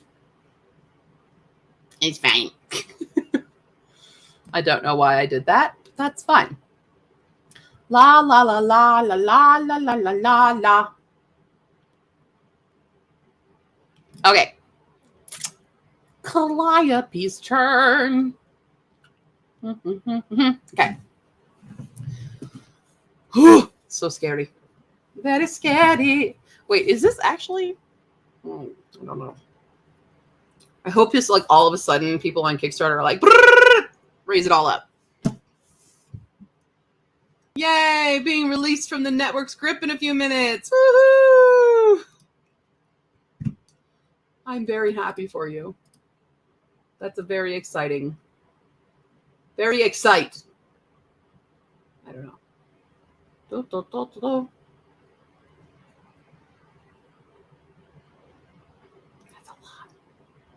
That's a lot. Okay. All right. Calliope. You're really not being helpful, Harriet. Calliope folded her arms and laughed at the Sasquatch, who pushed a rake against a pile of mucky leaves and loose hay, most of which was stuck to the rusty brown hair covering her body. She shook it off, creating yet another mess that she would have to rake up. Harriet grunted and groaned as her frustration grew before dropping to the ground in a moaning tantrum. Come on, hand me that rake and I'll finish it. Start picking those leaves off yourself and then we'll go get the wolves, Calliope said. Harriet grunted and pushed the rake towards Calliope, who began to scrape away at the area behind the house, clearing out a small entrance hidden behind stone steps. Calliope was happy to see it wasn't as clogged as she had originally supposed. She was confident it would provide an easy entrance to the wine cellar turned den where Sapphire and her new arrivals would stay. It wouldn't be long before the sisters would find out how many saber-toothed wolves they'd be raising. It was the optimal space for a den. Sapphire could perform all her motherly saber wolf duties there, and Calliope could keep them safe while they grew. It would be easy to observe them from the entrance to the crawl space above the den. Calliope planned to set up cameras and move some of her nursery equipment downstairs for quick access in case of an emergency. Granted, Sapphire would take on the main task of raising the puppies. Calliope wanted to interfere as little as possible. She had no idea what kind of saber wolf mother Sapphire would become. She also didn't know how fast the pups would grow, or really anything about whelping saber wolves. Yay! Okay, wander about. It was the first time in the history of the Lambros family rescue that saber wolf puppies would be born under their care. She had no idea what to expect. Sure, she had researched other large canines, but magical creatures didn't always follow the norm. Based on Sapphire's belly size and position, the pups were coming soon. If they could get their hands on an ultrasound, they could find out how many to expect. But it wasn't as though Calliope could take a saber wolf to the local veterinarian. Nor would she have one come to them. No one could know of these creatures, and Calliope was certainly the last person who would ever break that rule. She set the rake aside to help Harriet with her leaf problem. Harriet squatted, her big feet flat on the ground, and allowed Calliope to pick leaves and bits of hay out of her long, tangled auburn hair. Harriet sighed and dragged one large gorilla-like finger across the ground, drawing spirals in the dirt. Oh, Harriet, don't fret. I'm going to need your help with the pups. I'm sure they'll be too big a handful for Sapphire and Topaz alone, Calliope said reassuringly. Harriet grunted. We'll have to gather lots of food for Sapphire and make sure Topaz isn't too stressed out, she continued. And they'll need a bodyguard in the woods while they teach the pups to hunt. You're going to be a very busy auntie. Calliope patted her Bigfoot friend's shoulders and moved around her. We're all going to be busy. She sighed as a gust of wind blew through the trees. Calliope closed her eyes and let the wind make its way through her wild and wavy locks, which tickled the skin on the back of her neck. It was chilly. Although winter had already ended, Calliope wasn't about to hold her breath as she waited for spring, but the snow had melted faster with each passing day. She was sure that in addition to the effects of climate change, the house had hardly been affected by bad winter nights because Enfield wanted its prey to come out of hibernation. The little winged fox had a ferocious appetite, and it enjoyed hunting so much that one flap of its wings cleared snow away to reveal a hibernating breakfast. This wind felt different, though. Its electricity kissed the hairs on her arms and neck. It felt like anticipation. Something was coming. Something was changing. Calliope didn't like that. Shaking the sensation off, she kneeled down at the newly cleared entrance to the quarantine room. A large dog door sat inside the small stone arch. Crouching down, she knocked the door inwards and crawled through, much to Harriet's dismay. Disgruntled, the Bigfoot moaned at Calliope's sudden disappearance. Harriet, I'm right here. Calliope crawled back out. I need to test the doggy door. Calm down. She held up a hand and the Sasquatch shuffled, grumbling to herself before she sat down to keep watch. Calliope kneeled back down and pushed the dog door open with a light swat of her hand. It was heavy enough that the new puppies wouldn't be able to push it open, but not so heavy that Sapphire and Topaz wouldn't be able to come and go.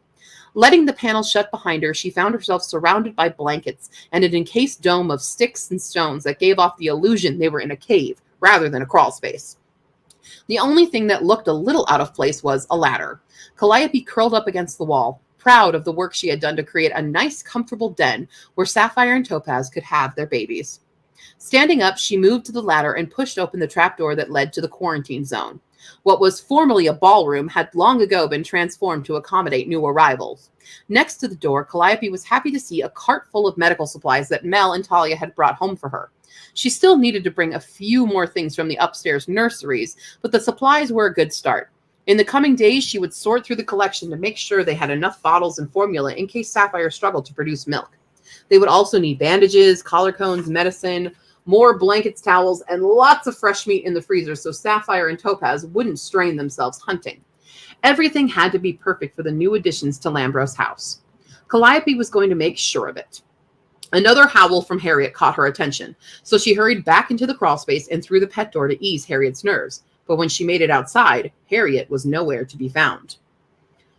Harriet, she called out, but couldn't see where the Sasquatch had gone. She ran around the perimeter of the house as she looked at the forest for Harriet's auburn hair. She thought the Bigfoot might have taken off after something to chase, but she was nowhere to be seen. Then a howl from the wolves erupted, followed by Harriet's call. It was deep in the woods, but Calliope took off running anyway in search of her animals, her pack. A flash of light caught her eye, and she ran off towards it. Putting 2 fingers in her mouth, she whistled as loudly as she could to call the wolves back to her and to get Harriet away from whatever she had run after. It wasn't unheard of for hikers to venture into the wood, despite the warnings in place. Tourists had their own side of the mountain to traipse around on, but sometimes tall iron fences with no trespassing signs weren't enough to keep people out of the preserve, especially the people who came here to chase legends. Calliope wished she could seal the mouths of every single person who dared to spread rumors about Bigfoot living in these woods. They may have been right, but the land was protected for a reason. She wasn't about to let anyone confirm those rumors. Another visceral roar caught her attention as she went sliding down the steeper side of the woods without a care for her own safety. Getting to her feet, she spotted Harriet's fur moving quickly towards her. The wolves barked and snarled nearby, followed by a high-pitched shriek that definitely came from a human. Calliope took off in pursuit of the sound, but Harriet scooped her up and carried her to the commotion. High up in Harriet's grasp, Calliope saw someone running down the mountain as fast as they could, with the wolves flanking them, pushing them off the land. Calliope was glad Harriet carried her. The terrain was much rougher. Ooh, I just saw. I have a kerning issue. Excuse me. Where's my red pen? I have to mark a kerning. Red. Red. Right here. What did I just read?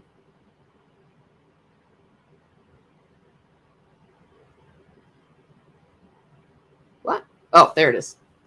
Kerning. Fix that. I love fixing kerning. Cool.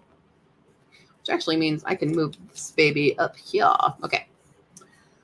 Calliope was glad that Harriet carried her. The terrain was much rougher than she could handle on her own. The wolves dodged in and out of view as they herded the intruder down the mountain. She was almost certain it was a boy. She watched him jump onto some wooden crates and leap over the iron fence. He rolled through the trees, shouting and cursing as he tumbled into rocks and bushes that littered the forest floor. "Stop!" Calliope called for Harriet, who skidded to a halt just before they leapt over the fence line. Calliope shivered, her hands gripping Harriet's hair until her knuckles turned white and her breathing escalated to full-on hyperventilation. As soon as Harriet set her down, Calliope scrambled away from the fence until she backed herself into a tree. Tucking herself into a ball, she rested her head on her knees and tried to calm the panic rising in her throat. Sapphire and Topaz bounded over to her. Topaz licked her cheek until she lifted her head up to greet him. With shaking hands, she reached out and wrapped her arms around Topaz's neck, letting his pulse calm hers until she returned to the situation at hand. Sapphire nudged her other side and set something big and black into her lap. A camera. It was beaten up from being dropped and scratched from the Taborwolf's teeth, but it was still operable. Voices rang out lower on the mountains, which sent a shock up Calliope's spine. She had to get out of there. They were too close to town. Scrambling to her feet, she stumbled and let out a howl of pain. She realized as the adrenaline wore off that she had rolled her ankle. Sensing her pain, Harriet picked her up again, this time cradling her like a baby as she carried her back to Lamborough's house. By the time they reached the house, Calliope had scrolled through all the photos on the camera. Several shots were far too blurry for her to make out what the photographer saw. Due to a wonderful piece of magic, Bigfoot could not be clearly photographed, filmed, or recorded in any way. Even if Calliope held the camera up to Harriet's face in good light, the resulting photograph would be a blurry mess. The danger was that the Saberwolves didn't possess such magic. The first shot on the camera was of Sapphire and Topaz, their long canine teeth prominently displayed. It was a beautiful photo and clear as day. She considered printing it off for herself before deleting it. Scrolling through more of the pictures, she found that what she was looking for. A selfie of a young Asian boy, probably around Talia's age. It had been a mistake for him to take the photo. Calliope would have to interrogate her sister about whether she knew him, and then ensure that he never breathed the truth of the mountain to anyone. And that's Calliope's. I gotta turn off my air conditioning because it's colder out. Ah.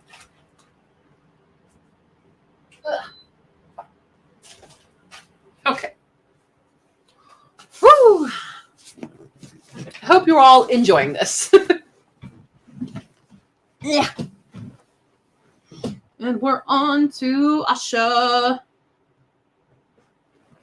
As my Pokemon Sleep app is like, it's time for bed. And it's like, bitch, you got 111 minutes to go, everybody. By the way. That's so funny. Everybody. Yeah.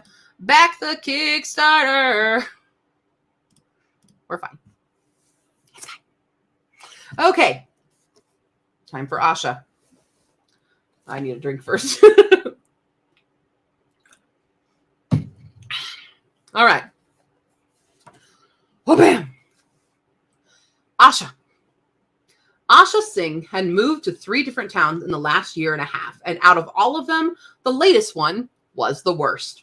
All she wanted for her senior year of high school was to stay in one place long enough to finish unpacking her books and maybe make some friends. but a tiny former mining town in the middle of the Rocky Mountains did not seem like a likely place for companionship. She didn't understand why her parents had decided to invest in Pandora. It sat just a half hour away from Telluride, the famous destination for winter sports. What did Pandora have besides podunk gift shops around a murky lake and waterfall? Her father often dismissed Asha's questions, explaining that the crowds of Telluride would pull the more luxury-inclined customers to Pandora. That and the Pandora Reservoir was optimal for summertime boating, whitewater rafting, hiking, and other crazy pastimes bored people could engage in. Still, she could see why Pandora was popular. It was a tucked-away natural beauty with a massive waterfall and a scenic blue lake below. The shops along the river and reservoir were quaint.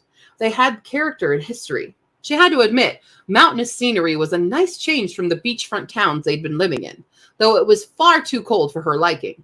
She had already seen several townies in shorts and t-shirts on her way to school, despite the 40-degree weather outside. The snow was still covering some of the streets. For crying out loud. And sandals. She had seen sandals when she'd arrived at the school. Pandora's people were insane.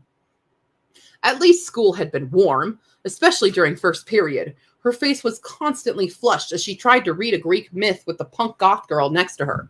She seemed nice, a little awkward, but cute. She had stared at Asha. The new girl knew people would stare at her in this place. She stuck out like a sore thumb in a very white mountain town, but the way this girl had been staring felt different. It made Asha's chest tighten, and her hands sweat so much that she was worried about damaging the textbook. Since she was here for the foreseeable future, and hopefully the end of her high school career, maybe Asha could make her first attempt at being friends with this girl.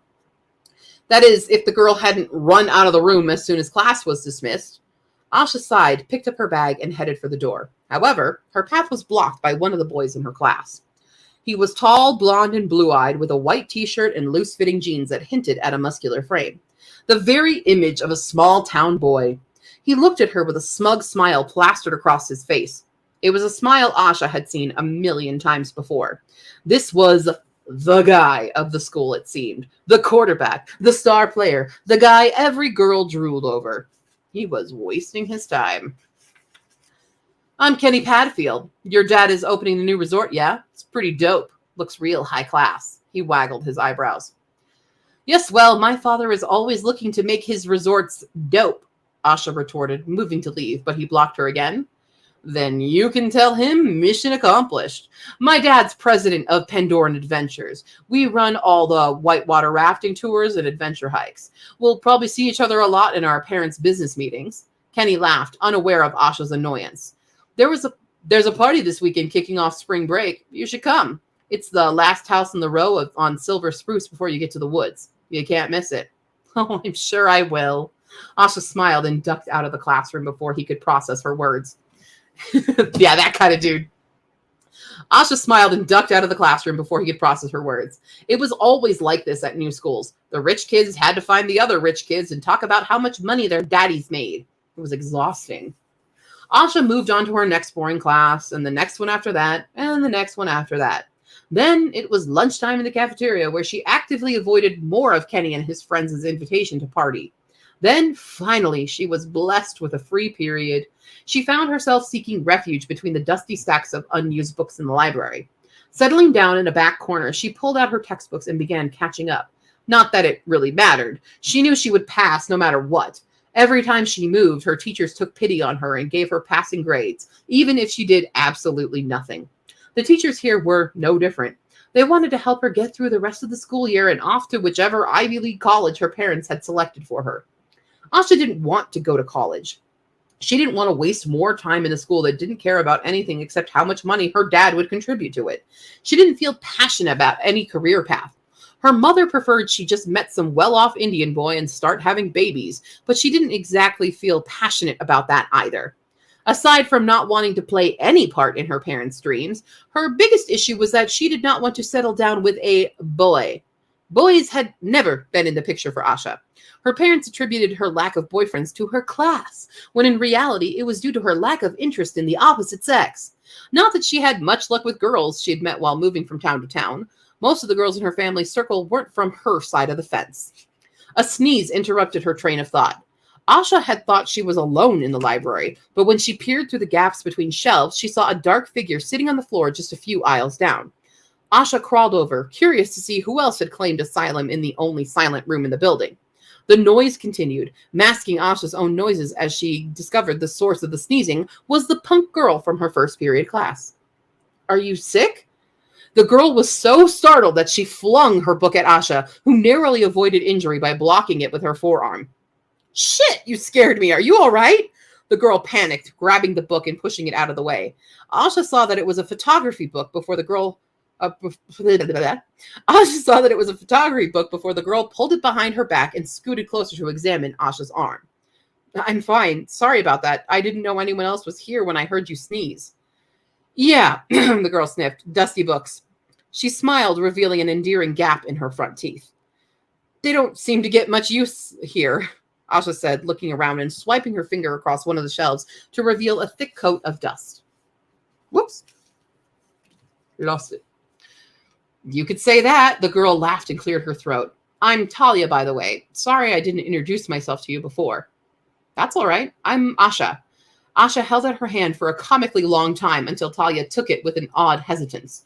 Asha tried to ignore a little tingle in her palm as the warmth from Talia's hand spread to her skin. "It's nice to meet you." Talia took her hand back, flexing it a little.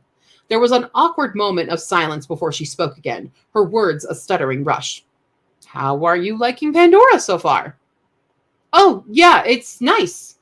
Asha's voice got higher as she lied. Talia seemed to relax a little, a smirk on her face. "Nice and small and boring?" "Yeah." Hold on, I gotta make a quick annotation note so I don't forget.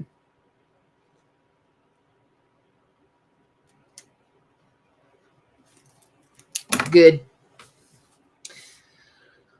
Yeah, Asha exhaled. "It's not really my favorite place I've moved to." "You've moved a lot?" Talia moved her body forward to sit directly across from her. She pulled a small bag of gummy bears from her backpack and held it open to Asha. Asha reached in, relieved to find she had selected an orange and not a green one. "I've lived in 14 different cities in the past 5 years." "What?" Talia choked on a gummy bear. "How? What? Why?" She could barely stammer her questions as Asha laughed. "My dad has to move a lot for resort openings, reopenings, mergers, and whatever else. My mom refuses to make us stay behind. She thinks it's good for me to experience all these new cultures." Asha rolled her eyes while framing her last word in air quotes. "Isn't it?" Talia asked. "I mean, I think it'd be exciting to see new places." Talia grabbed a water bottle and took a sip to stop coughing and choking on the gummy juice in her lungs. "The places are usually beautiful, but it's pretty much always identical rich people talking yachts and boathouses." "Sounds luxurious. Can't imagine what you must think of this dump." Talia looked away, which made Asha's heart sink. "It's not so bad here," Asha quickly added, blushing a little, "especially in this library." Talia turned back, a smile tugging at the corners of her mouth. Asha sighed and said, "None of those people felt real." She curled up into herself. "None of them wanted to know me for me. They wanted me just for my dad's name." She glanced at Talia, whose expression was unreadable. "Sorry, I probably sound like some whiny rich girl." "No, I get it. It's hard to step out of the family shadow." "Exactly!" Asha scooted closer and found herself pouring out her feelings to this girl, who she didn't really know and yet felt so comfortable around. One second.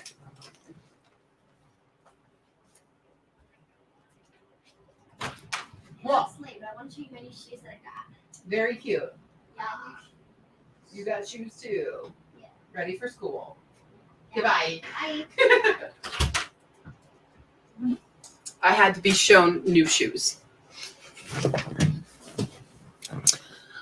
101 minutes, people. Okay, where was I? La la la la la. Oh, it's fine. I'm not sleepy. I'm not sleepy. It's fine.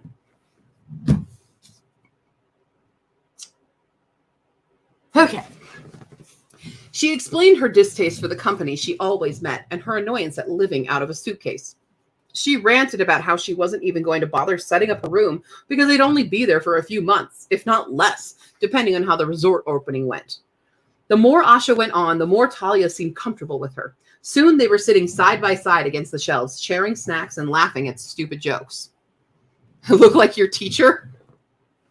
Well, I was a teacher, so that's fun. The bell rang for the next period, and both girls groaned, gathering their belongings. You know we don't actually have to go to class, right? Talia pointed out with raised eyebrows and a mischievous grin.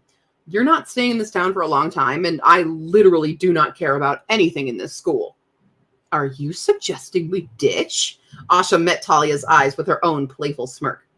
I see no point in studying trigonometry, but I do see a point in ice cream. Talia jumped up and held out a hand to Asha. But it's so cold, Asha said incredulously. Despite her words, Asha grabbed Talia's hands and got to her feet. That's the best time to eat ice cream. You'll see. Talia pulled Asha toward the library's exit, but just as they thought they could get out of school, Mr. Harris, the principal, blocked their path. Miss Lambros, you wouldn't be trying to corrupt Miss Singh with your hedonistic ways, would you? He folded his arms and stared down at Talia with a tight glare. Asha glanced at Talia, whose expression remained unfazed. Of course not, sir. We were just about to get to class. No hedonism here. See to it that you do. You're already running late. Mr. Harris stepped to the side as the girls moved to leave. Not you, Miss Singh. I'd like to see you in my office if it's not too much trouble. Talia gave her a soft smile before heading towards her classroom, although Asha didn't know if she would actually end up there. Asha was following the principal towards his office when they found themselves in the middle of a heated argument between an Asian student and the secretary.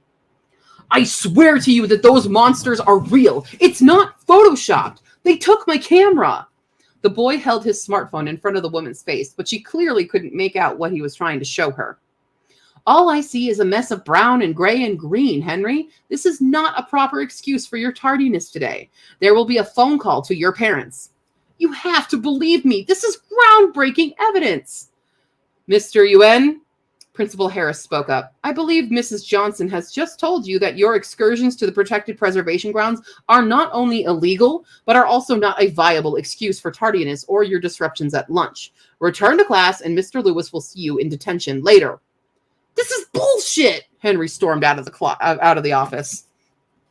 And for the rest of the week, Principal Harris called out before gesturing for Asha to follow him into the office.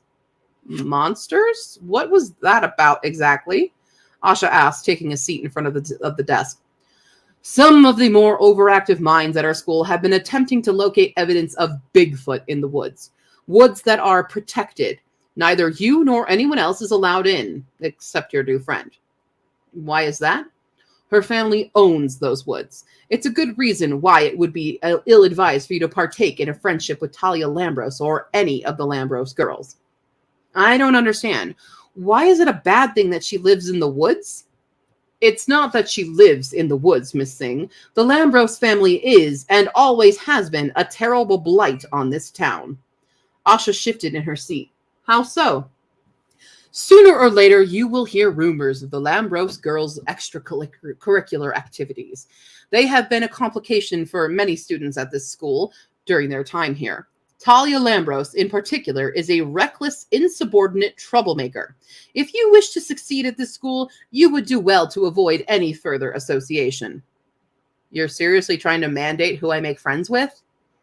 I'm certain your mother and father would be upset to hear what kind of friends you're making. Ah, so my mother put you up to this. Asha folded her arms, leaning back in the chair. Did she give you a rubric for the types of friends I'm allowed to have?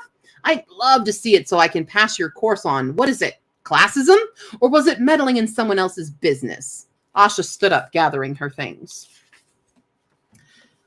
I have only your best interests in mind, Miss Singh. Your parents' work with the resort will be a good investment in our town, and I would hate to see them upset during such a strenuous time. So don't make them upset. Asha stormed towards the door, ignoring her principal's exasperation. Stomping out of the office, she decided to follow Talia's advice about ditching. What was the point in staying anyway? There was certainly nothing at the school worth her time if this was the way the principal spoke about his students. No, she would do much better off leaving.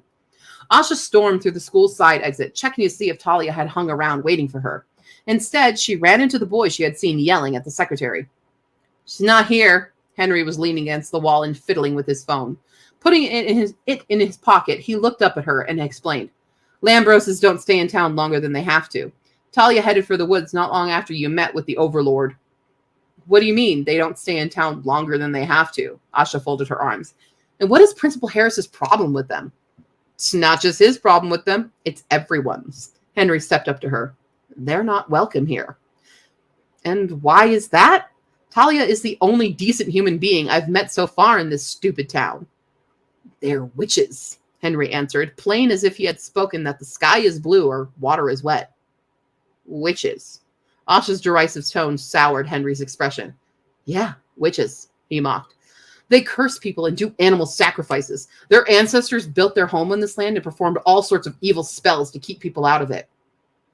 Yes, that's worked so well for them. Asha gestured to the houses surrounding the school.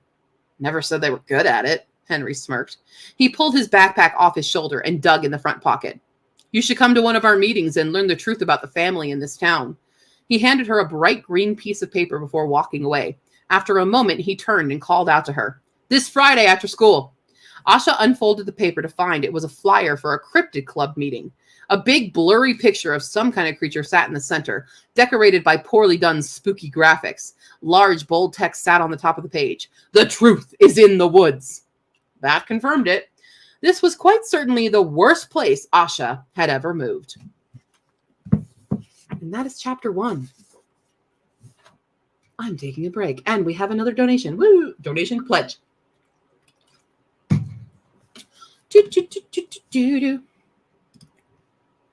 Let's remove that.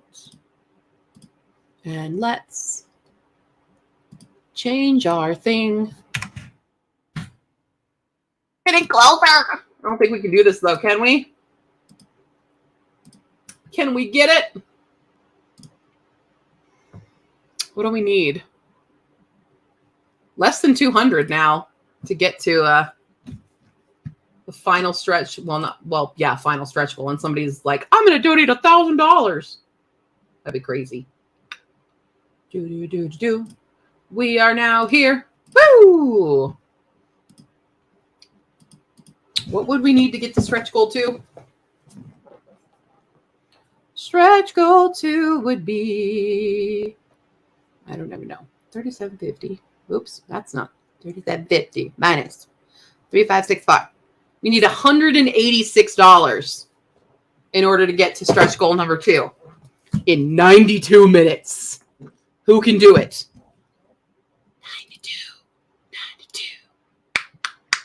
92. So close and yet so far. But we have 87 backers, which is pretty freaking dope. Thank you to Sarah. Thank you very much. If you're watching, don't know if you are.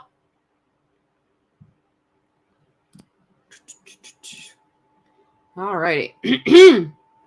Well, I hope you guys are enjoying this live reading of the book the Kickstarter is for. That is chapter 1. I need a good crack in my neck, though. But I can't seem to do it. Oh, there it is. Got a little one. I need an actual chiropractor. That's for sure.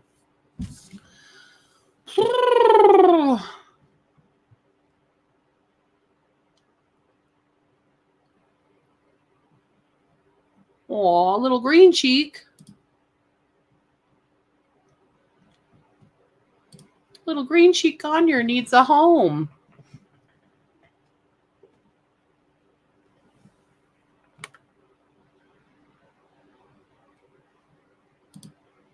That's so fun. Okay. Sorry. Anyways.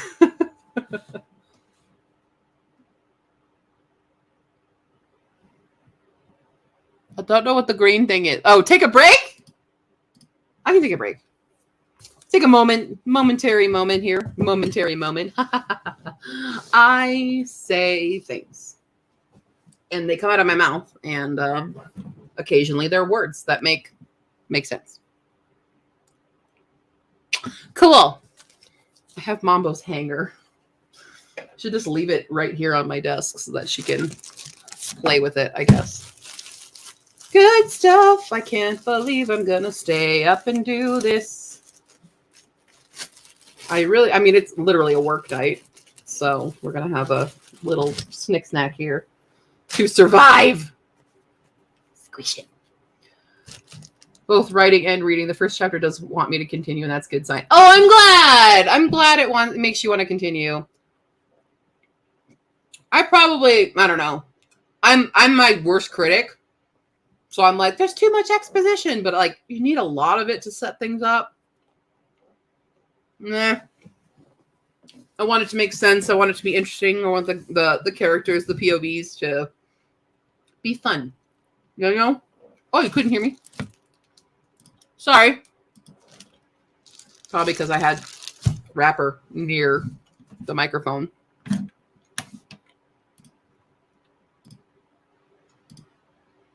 Hopefully that's a bit better. I'm just snacking on bread. You know, why not? Oh, taking off headphones. Gotcha. All right. Cool. Well, thank you for hanging out so long. I know there's other people lurking, but I appreciate the dialogue. Oh, and then had to put the powder on moat. Oh. Snacking's okay. Depends on what you're snacking on, and snacking on bread is not technically a snack, but it is today. I'm glad. I'm sorry you're stuck at work, though. That was me on Tuesday because I had to start late because I had to rush Mambo to the vet. And then I was like, I'll make up the time. So I ended up staying or working because I was working from home until like 7:30 at night instead of usually when I get off at 4:30 just because of how late I had to push back. And that was a bit torturous, but I've had so much to catch up on at work that I'm still trying to catch up on everything that I have missed because I took a week off to sort out, like, I don't know if you knew about my car situation. My car got sliced in half basically on the highway because there's this rogue flying piece, like 6-foot piece of curved rebar that the car in front of me on the highway hit and sent it flinging right into my car and sliced through the front end, tore through my windshield wiper fluid thing. I was lucky it didn't puncture a tire. Oh my God, we have 87 backers and 87 minutes to go. Sorry. Yeah, it was absolutely insane. So yeah, I had to that's why I suddenly had to get a new car. That's why I got this 2000 Camry. To survive and got it from a used lot, but it was working really well. Love it. I really like my car. I'm like determined to keep this in pristine shape. Oh yeah. Okay. I mentioned it. Yeah. It was insane. And then I'd been fighting off the horrible ear infection. I had the 2 dental emergency situations. It was just like everything all at once. And I had to call my boss that week that this happened. I was like, I'm going to have a mental breakdown. So I'm going to take emergency vacation. Would you just cover me? And I will come back and I will be better. And then I tried to come back on Tuesday and then Mambo had to go to the vet. So it was like another thing. Yeah. Oh, I know. It was intense, but now I've come back this week and I have so much to catch up on. There's just a nightmare amount. Because just as I had left and done that vacation, I got assigned a whole new position on top of what I do. And I'm learning that. So then coming back to this and finding like a million emails regarding this brand new project I'm doing was a nightmare. I really hope it's over with. I really do. I mean, the Kickstarter being this funded has definitely been a shining moment. I mean, having the proof copy come, getting my other books into tattered cover has been a really good thing. So I'm hoping the good things are now going to remain good. Like, I don't have to have amazing things happen to me every day, but I would just like to survive. It would be nice. May life be comparatively boring for a bit. I would like that. A lot. Okay, I'm going to stop eating bread. I'm literally eating Hawaiian rolls.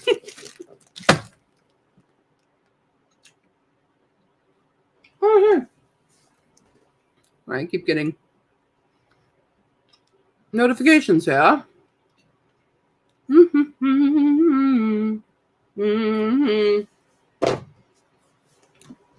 What if I just continue to read other books and not even my own book and just confuse people into thinking I wrote things?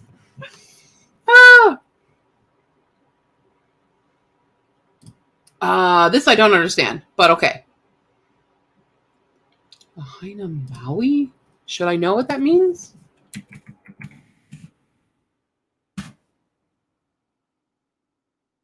Oh God, fire? Wait, what?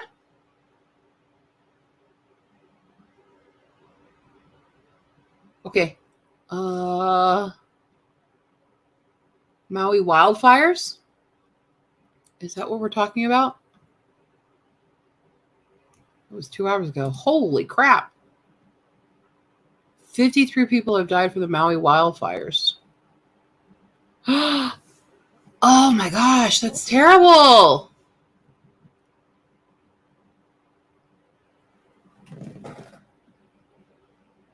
What? Landmarks charred beyond rest. Oh my gosh.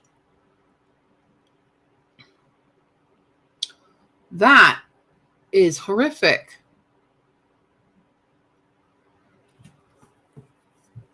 Whoa. I'm looking at the photos of it.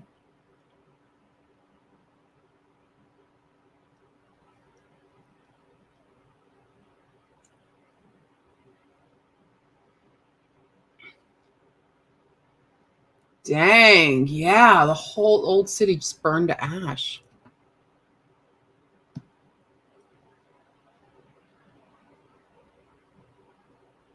That's devastating.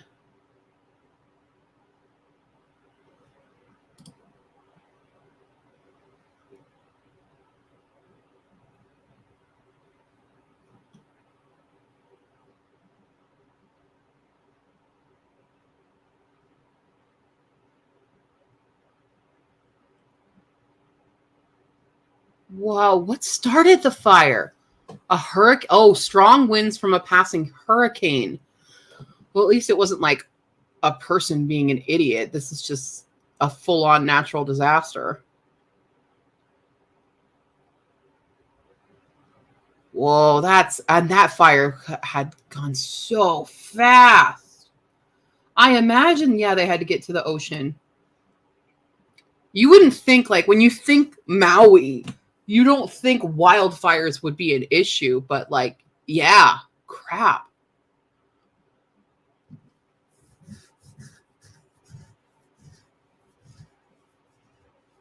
Three ongoing fires. God, that is so sad. I opened the door and the fire was almost on top of us.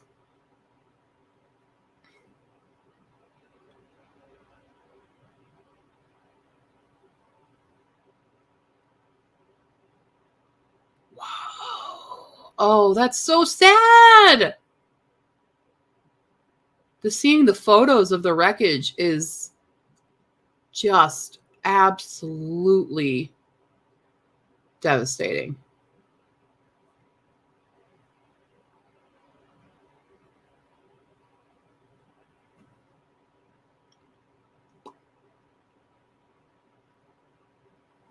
Oh, this one with birds on her. Oh my God.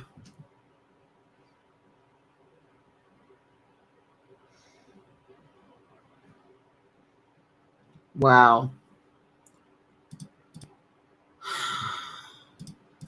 I mean, the world has literally been on fire. That's quite insane. All right, I'll be right back really quickly, guys. I'm going to put this up.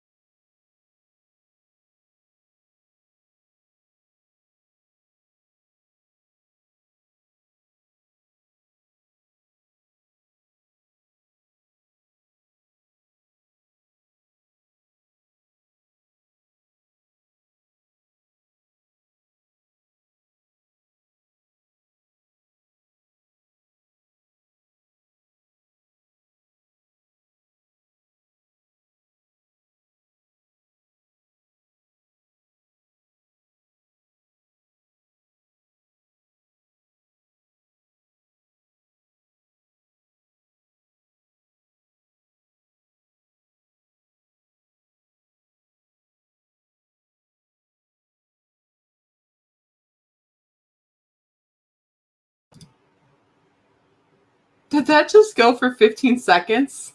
Oh, I didn't. I didn't hit the loop button. That's so funny. Okay, I'm back. Okay. Let's see. The way the houses are built out there is part of how the disaster happened. Yeah. Really thin walls. Yeah. Sitting down is one of the work hazards. Ah, it's fair as well. I realized I had actual snacking foods. I have Slim Jims. I just bought them. Oh, wow. That did not work at all. Wow. Okay.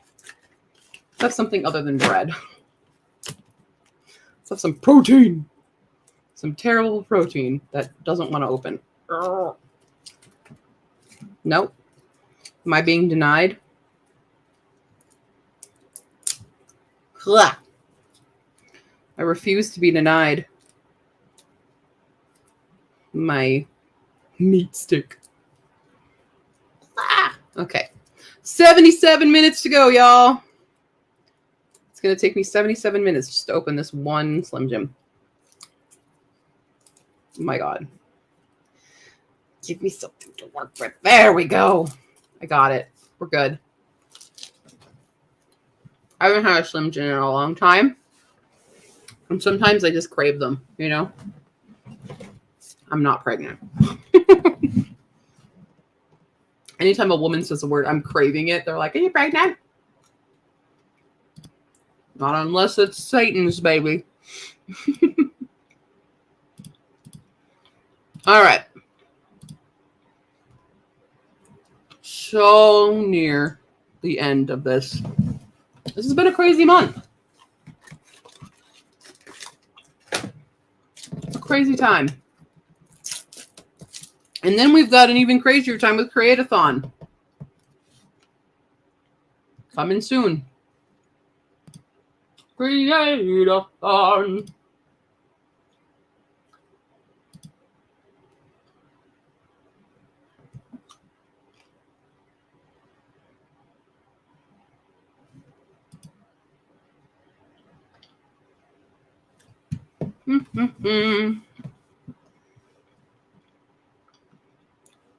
I wonder what we would be at if people hadn't like canceled pledges and stuff.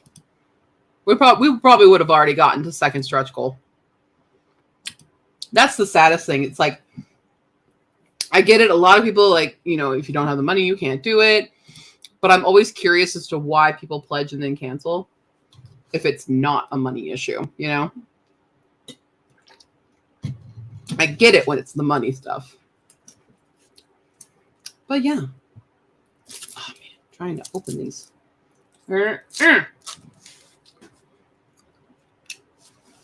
I'm fine. We're good. La-di-da-di-da. We read a whole chapter. Do we dare? Go on. Should I just read a random one? No context. Or play some games. No.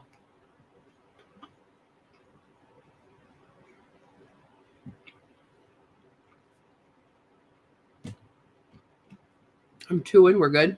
We're good.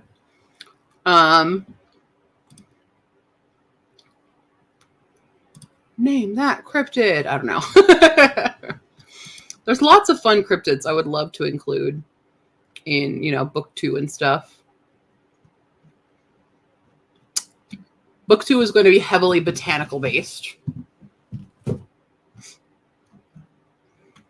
Its current working title is the Horticultural Solarium of Botanical Oddities. So, still have long-winded titles because I like that. I literally this title took very little effort. Like I kind of like always knew that's what this was going to be called. Weird situation. Okay, that one is denying me. We're gonna open a different one. There we go. But yeah, it just always was called. It was always HISFACAC. It was always Humane Society for Creatures and Cryptids. The acronym just worked. It never had a different working title. Whereas a lot of my other stuff would have a different working title. Not this one. I'm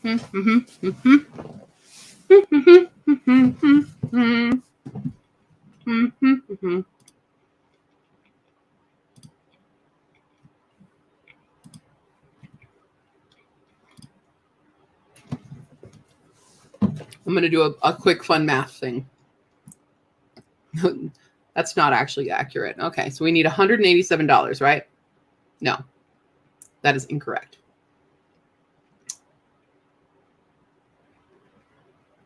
That was not math. $186. We need 62 people to get a hollow sticker, or one person to get 62 stickers.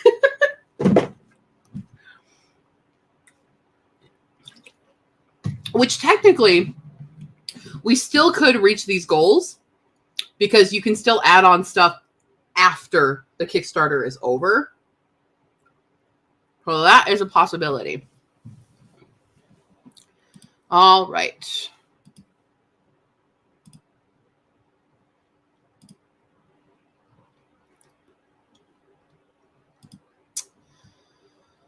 Do do do do do do do do do do.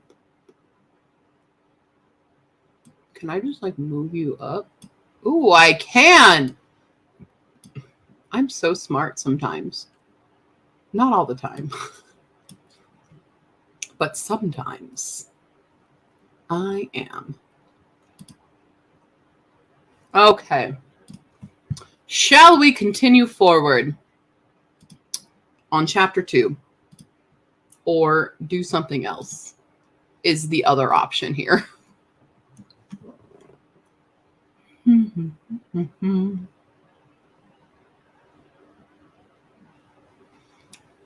kind of curious as to what else is going on Kickstarter.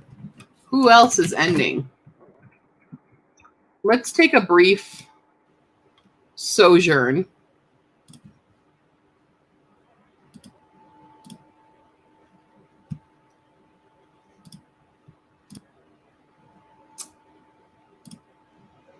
Brief sojourn over to the publishing side of Kickstarter.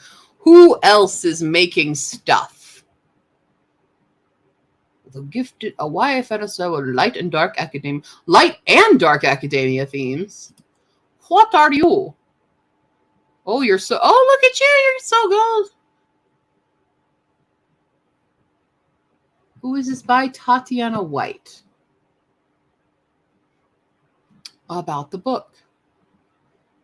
Towards the extent of boundaries of friendship and family when fate intervenes. First novel of a trilogy series, bursting with beauty, tension, okay. Old, pretentious, mystical academies, fine art, secret studies, cozy settings, X-Men comics, feuding schools, first loves, found family, diverse cast, bohemian portal fantasy. What does that mean? That's fun. Okay. Ensemble. Solar punk. Oh, I love seeing some solar punk. Carnivorous roses and breathing mountains. Oh. Okay. If you tell me you're like this, oh yeah. I just read Legendborn. 5 stars. Okay. She's a Vedian, burdened with the gift of shooting stars from her skin, and after watching her best friend Sarai get falsely accused of murder,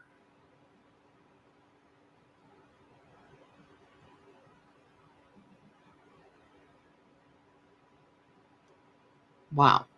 What? Okay. Yo, this is interesting.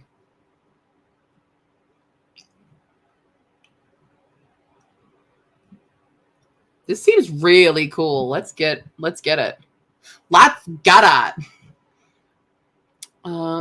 Okay. Okay. What are our perks here? A hardcover. Arts package. All things visual, including limited edition sepia colored character portraits. Melville Academy. Etch their name as part of the series. I don't understand. Bookmark, acknowledgements, ebooks, stickers, cover print signed. Okay. The mother. Well, that's cool. Let's get one.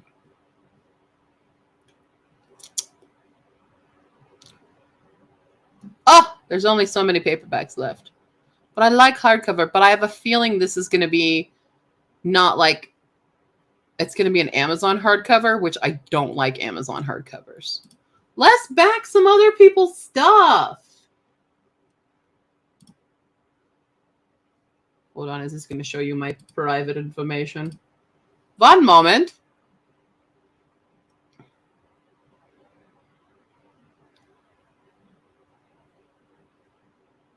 Oh, there are stickers though. Okay, I'm going to add stickers to it. That sounds really fun.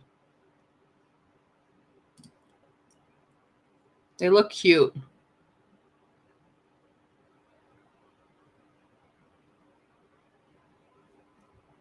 Yep, that one. Understand. Pledge. Let's pledge it. Okay, going back to publishing. Okay. Okay. That's cool. All right, what's this one? Death Dealer. Damn! They had a $372 goal, and they have $10,000. What? I mean, yeah, funded in 5 minutes. All of a goal.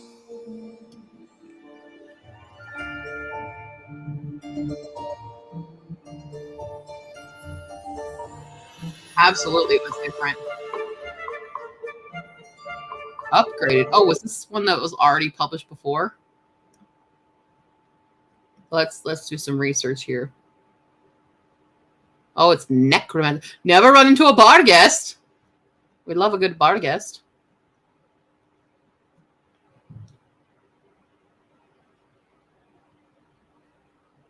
Inside people. I need the story. Like, it's an omnibus. Omnibus.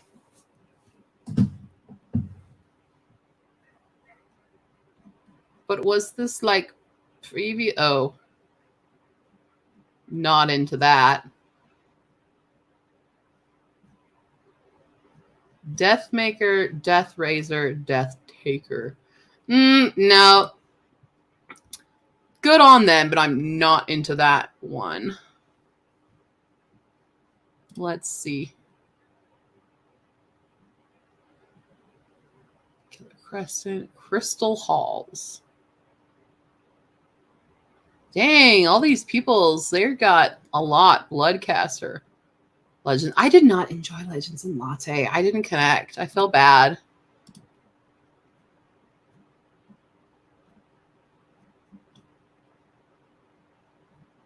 Let's see. Brando Sando.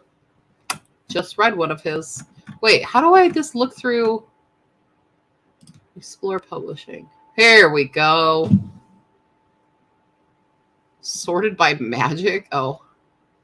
Let's see. End date. 14 minutes. Oh, here's mine. Look, I'm right there. Wah. The Spinners of Time. Oh, that's book 3. Okay. Tommy's Forgotten and the Fed. Epic fantasy novel. Jesus Christ. Look at how much people. JoJo's Fall Adventures? What? Oh, for Cantonese. Okay, that's cool. So much going. I know there I am. Let's see.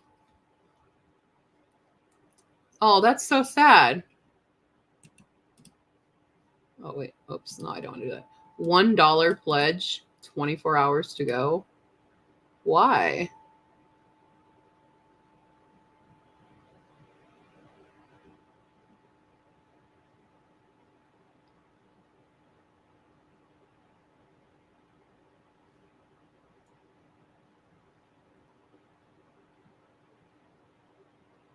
Wait, was this like an accidental one? Because, like, look at their reward is a $1 pledge.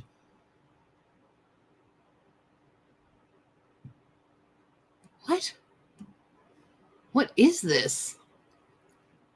250 for a book at 99 cents a piece.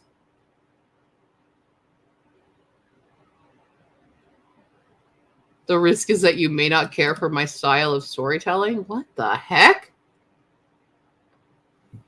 Would you say your book's genre is like a cozy fantasy? I would say it's in the realm. I call it a contemporary fantasy, but I would say it fits within cozy fantasies. Maybe a little less so because there's a lot of things that do happen, but I think it'd be fine in there. I'm so confused by this.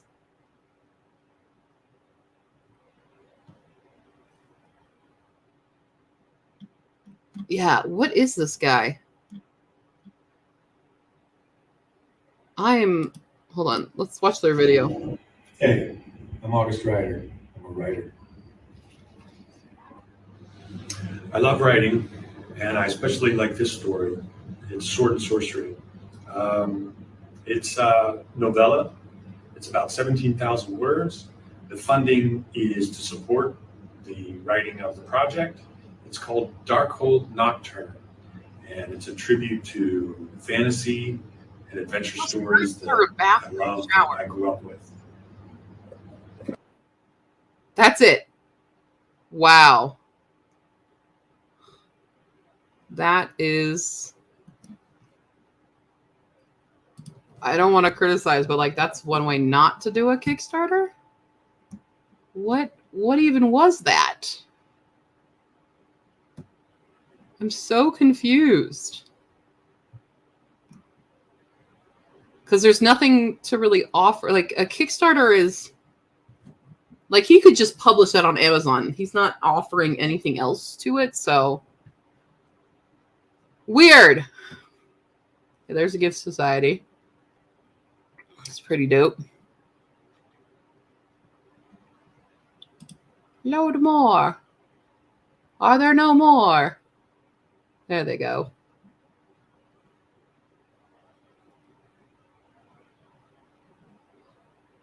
Kickstarter is a weird place, y'all. Yeah, I have no idea what that story is about. It didn't tell you anything.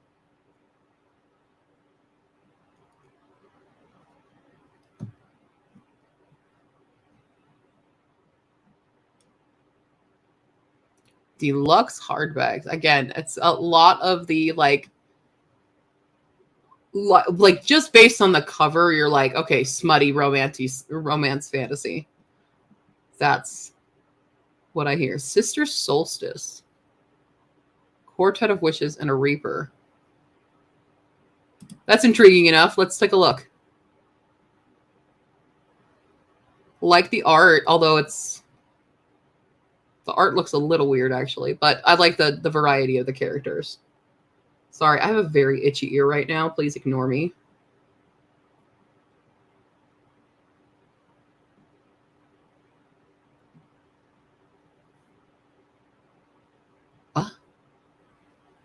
What?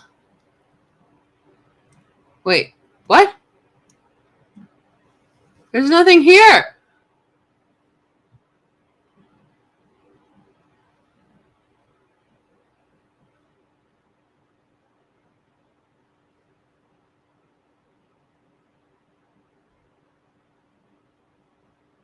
What? I'm so confused.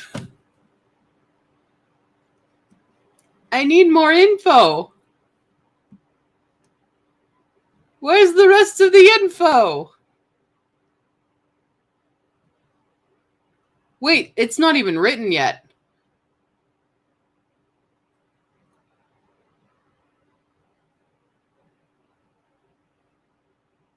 Because it's delivery 2025. No. It doesn't scream GOG Reavers.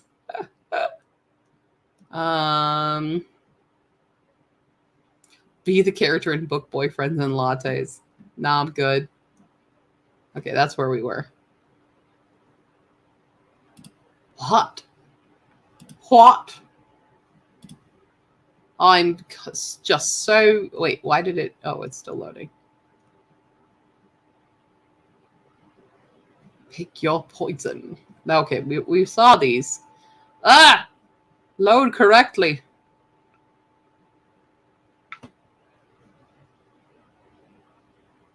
Nerd meets curvy? What?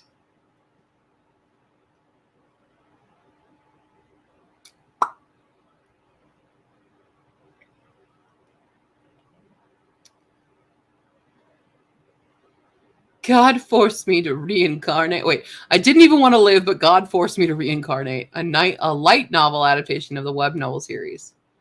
That looks kind of cute, though. This is weird. Rather buff nerd there. I live to serve a dark romance. Okay.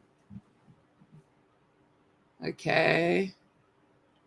Grandma got kidnapped by aliens. That's fun. Oh, it's a Phoenix book. Hold on.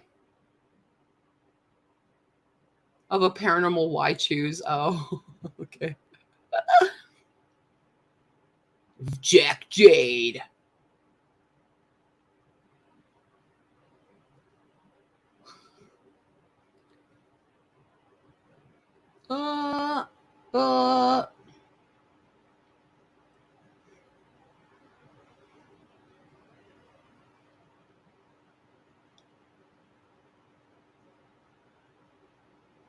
Oh, there's that death dealer there again.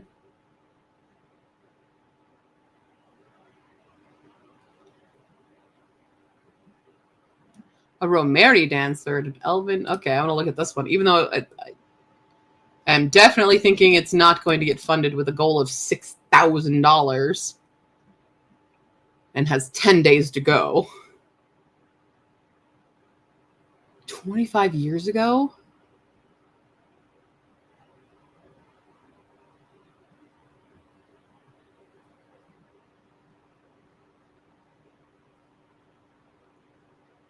Hello, young Geralt. Yeah.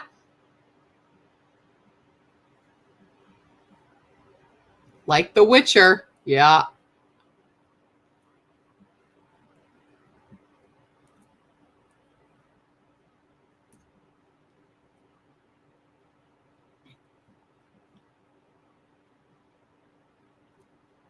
It's kind of charming.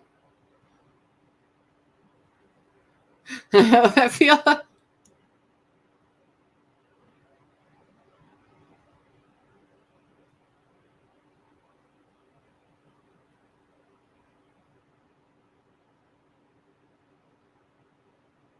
It's not finished though. That's probably one of the bigger issues, especially that goal.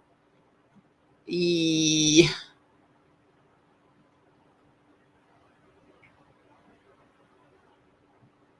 everyone's trying to copy it. I mean, this person said it began 25 years ago. What a time. But yeah, it's one of those that I'm like, I don't anticipate this because it's not finished. It kind of, for me, is always like a red flag because things happen. And like, because they're saying that they need money for editing, polishing covers, and marketing, right?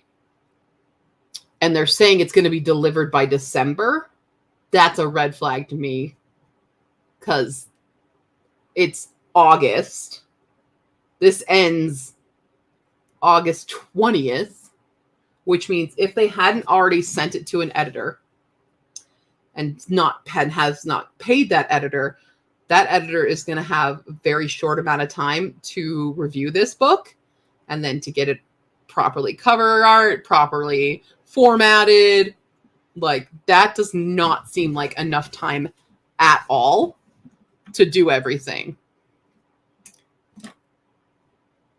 Yikes. Yikes. Okay. We're down to it last hour here. Let me close out of here.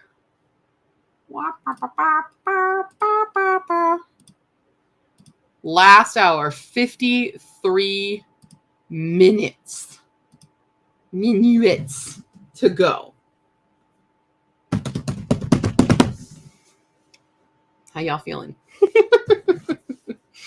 Although, oh God, things are happening there. Oh, this is not closed. I thought I closed you and you didn't close. Bag. You've got to stay closed so you don't dry out. Thank you. Thank you. We've got an hour. If I drank coffee, I totally would, but I do not.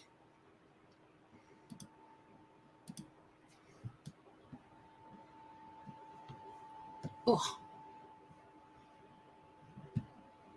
Want my burb. Oh, why is Microsoft Teams open on here too? No. Stop opening Microsoft Teams. Ah.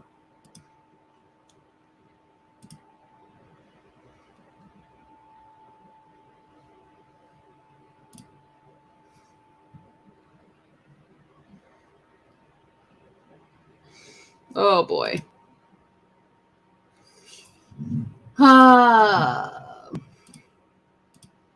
I've lost steam, but I'm like, oh, I said I was gonna do this.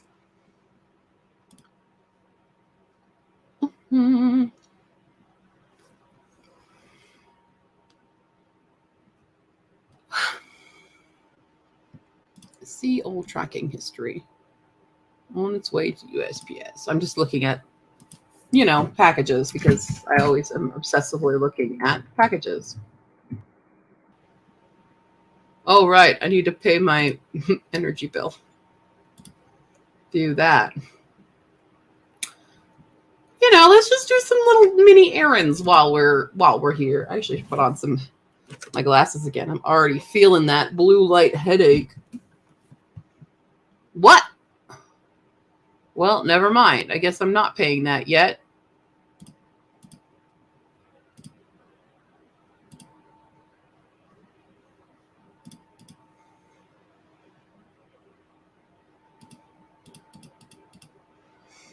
Welcome back. I'm glad you got your coffee.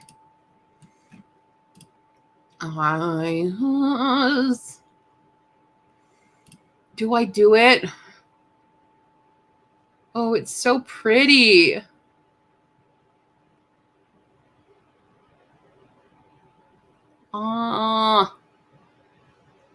Okay, wait. I need to look at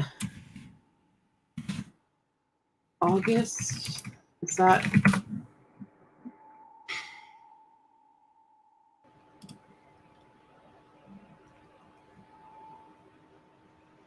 Spoiler theory. Okay, we already have that. We need book box spoilers.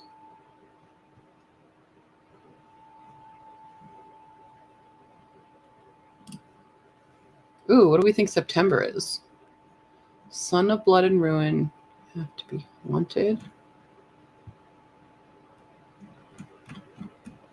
What about August? Oh, it doesn't have it. Trying to figure out if the Fragile Threads of Power is going to be on a Fairy Loot or not. Because I won the pre-order. But Owl Crate, I mean, it might already be sold out. That's also a possibility. I mean, I can always cancel if I discover.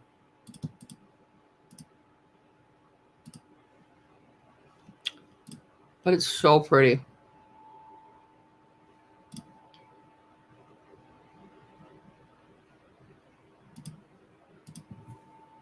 Shh. Except nothing will type. There it is. Yes, that.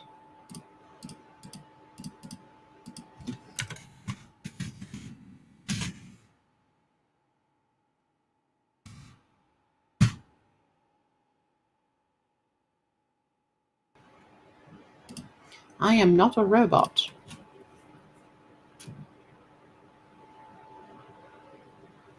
You. That's a lot. That's a lot.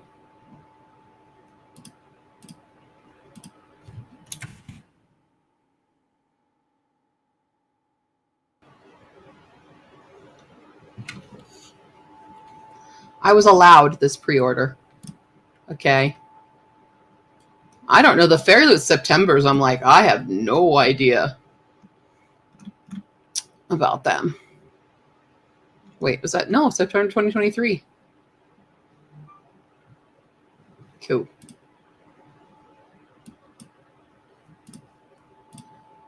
But like, it's V.E. Schwab, and I will read everything by V.E. Schwab. Everything! Because I love V.E. Schwab. Make me happy. I know a lot of people like didn't like Addie LaRue, but I freaking loved Addie LaRue. That was a good book for me, at least. I thought it was very interesting. And I've loved the Darker Shade of Magic trilogy. I finally finished the trilogy, so I'm very excited about this new spin-off-y series coming. Tis quite exciting, I would say. Check on some other thingies. That was delivered. Okay. I bought another a toy for Mambo.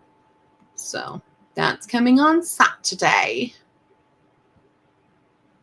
Those were delivered. Yes. I don't know. I'm just like randomly scrolling through things now. Because I don't think we can get through an entire chapter. I can't get through entire chapter 2. But yeah. Oh no!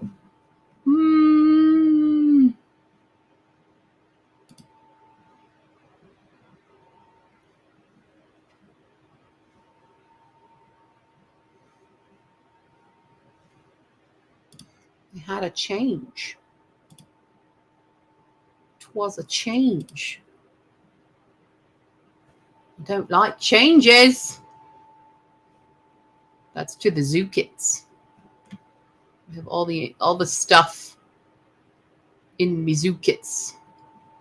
I need to figure out how many zoo kits I'll actually have to make, though.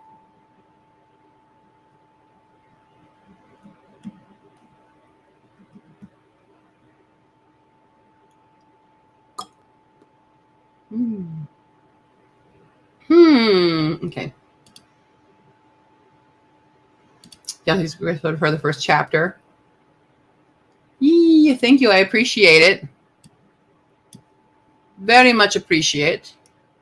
Once the Kickstarter's over, like I'll put it up for a regular pre-order and stuff, so people can still obviously get the book if you aren't able to during the stuff. But yeah, you can do it like that.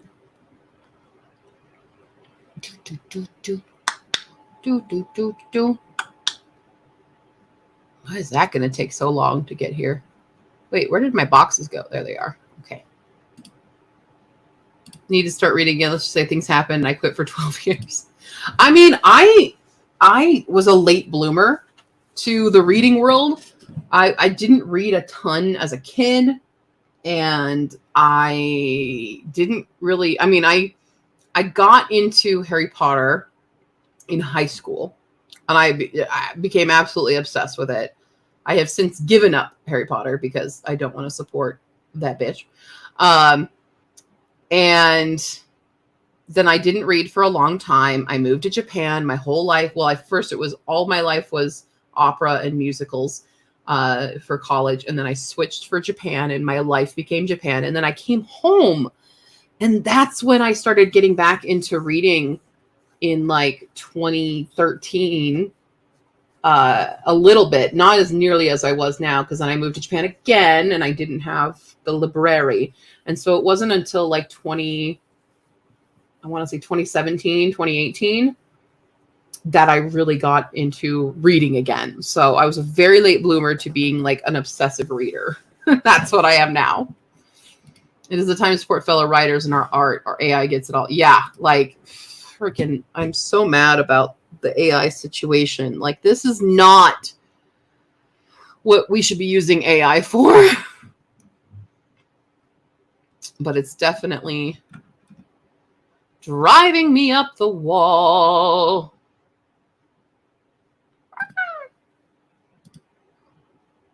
It's a great time. What a time. All right, let's take a look-see at how many zoo kits we're currently going to need to make. So anybody in Ursa, 1, 2, 3, 4, 5, 6, 7, 8, 9, 10, 11, 12, plus anybody added on. Wait, I thought somebody did add it on already. Maybe not. So currently around 12 zoo kits, plus 13 something. Unless that person like canceled their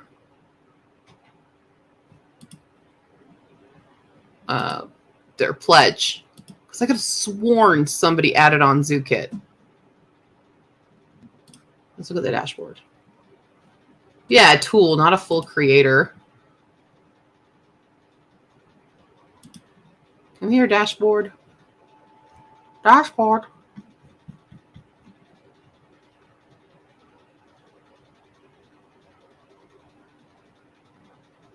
I could have sworn somebody did.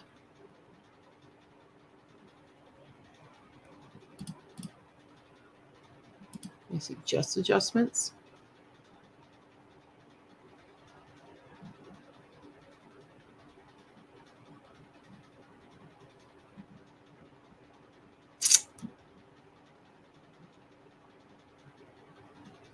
It's kind of sad because when you look at adjustments, you see all the cancels and you're like, we could have been so much further along.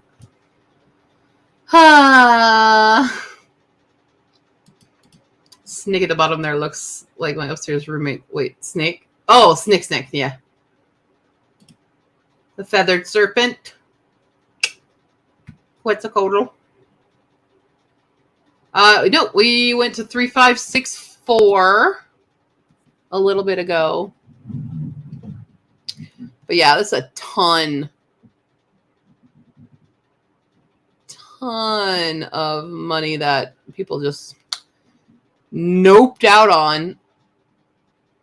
I love the one person that canceled their $1 pledge, though. That makes me, actually 2 people did that. They pledged $1 and then they yeeted out of it. That's so funny. Ah! Yeah.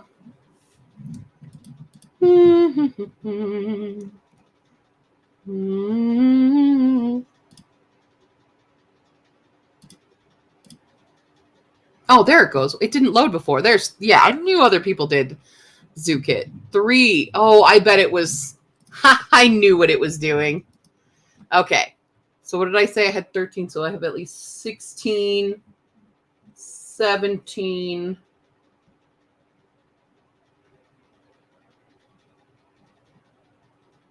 At least 17 ZooKits I gotta make, which is fine. Where did my... There it is. Because you'll have 20 of those. I hate that I can't, like, pick on these bulk items. Oh, I might need you. We might need to do 2 of those.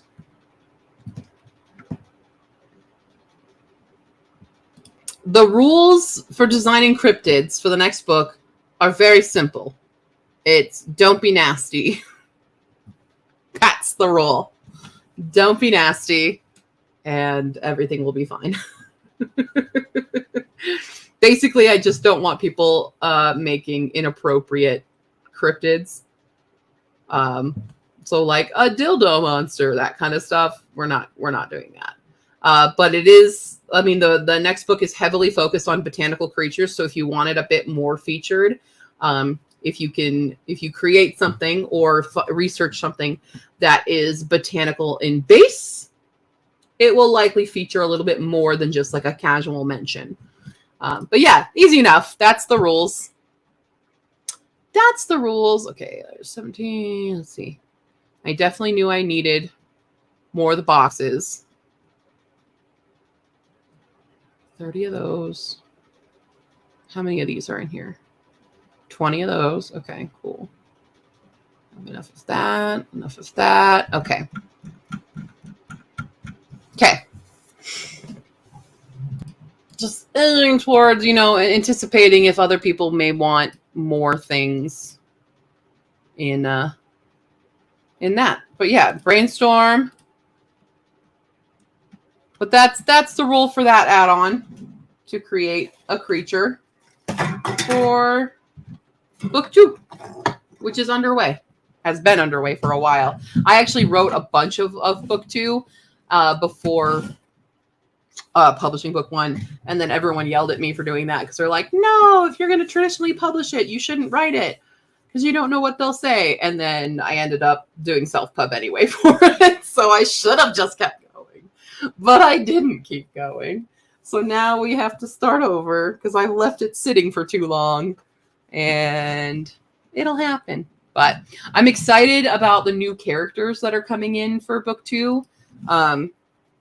I really like, one of the biggest themes in Hisvikac is about, diversity, even though I am a white woman. I am a cis white woman.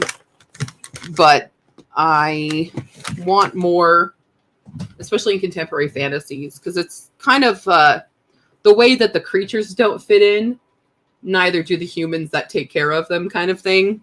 So they have that bond. There's a lot of small messages. And like for myself, I don't feel like I fit in a lot of the time with the general populace, aside from just being ace, but also like I don't drink, I don't do weed. And that's a really weird thing to not do here in Colorado. Sorry, I'm suddenly like very itchy. Oh God, 36 minutes.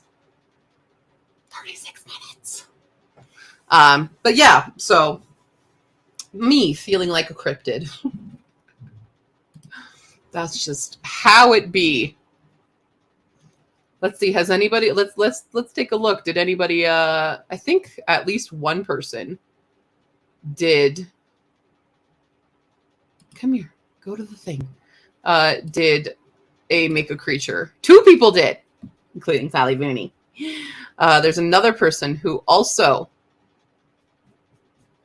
backed to make a creature for book 2. So that's super fun. Let's see. We've got a lot of hollow stickers. 1, 2, 3, 4, 5, 6. 2 on that one. 1 extra there. 4 extra there. Nice. In the zoo kit, yeah. 2 extra there. Love it. And we've got 4 people wanting Kozaway. 3 people wanting Diamond. Tinker Witch is available. We have 4 custom embroidered bookmarks. And we have 2 people who ordered the entire box set of Ashport. So that's pretty cool. Let's see, how many Ariadnes? We have 3 Ariadnes. 1, 2, 3, 4, 5, 6, 7, 8, 9, 10, 11, 12, 13, 14, 15, 16, 17 people are bookworms. 1, 2, 3, 4, 5, 6, 7, 8, 9, 10, 11, 12, 13, 14, 15, 16, 17, 18, 19, 20, 21, 22, 23, 24 people are humming drakes. 1, 2, 3, 4, 5, 6, 7, 8, 9, 10, 11, 12, 13 people are hedgewins. 1, 2, 3, 4, 5, 6, 7, 8, 9 people are saber wolves. 4 people are Bigfoot. What I say, 13 people are Ursa Majors. 1, 2, 3, 4, 5, 6, 7, 8, 9, 10, 12 people are Ursa Majors. Pretty cool.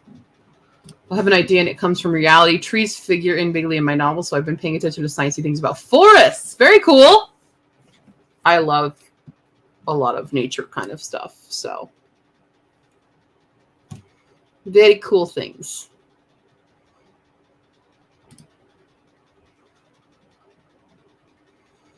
$33 minutes. Yes, find articles.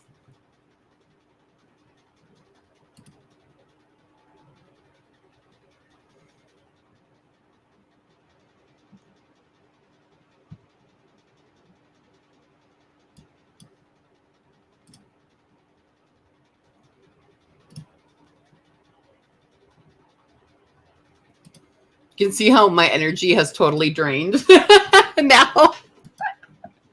Woo! We did so much hype, and now I'm just like, okay, can I go to bed yet? That's how I'm feeling right now. Oh, and I'm itchy, and I don't want to be itchy. Why am I itchy? I look really red right now, too. That's weird. Having an allergic reaction to not going to bed on time. I grew up in the BFE part of Washington. Was surrounded by thick forests. I'm jealous about that. Yeah, Body's going, can we stop now? But I want to see, just in case we get a last minute pledge. You never know. Someone's going to be like, $200 here.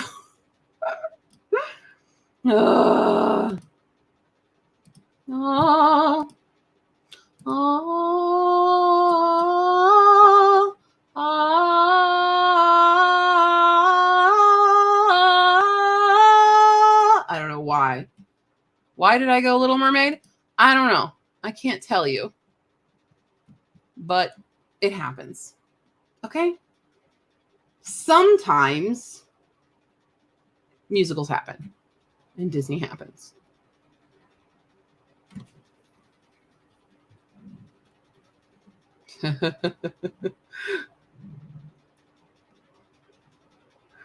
I like this meme. My friend just posted, me when I don't talk. Wait, am I boring?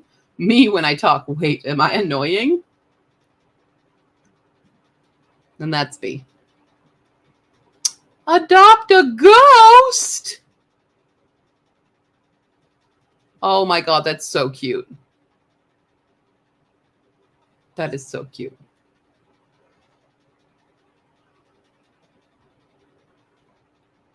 I like that one scene in...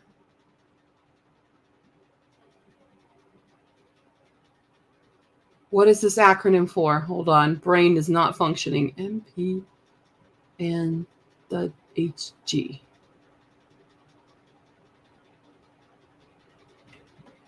I'm like Mary Poppins and the Hunger Games.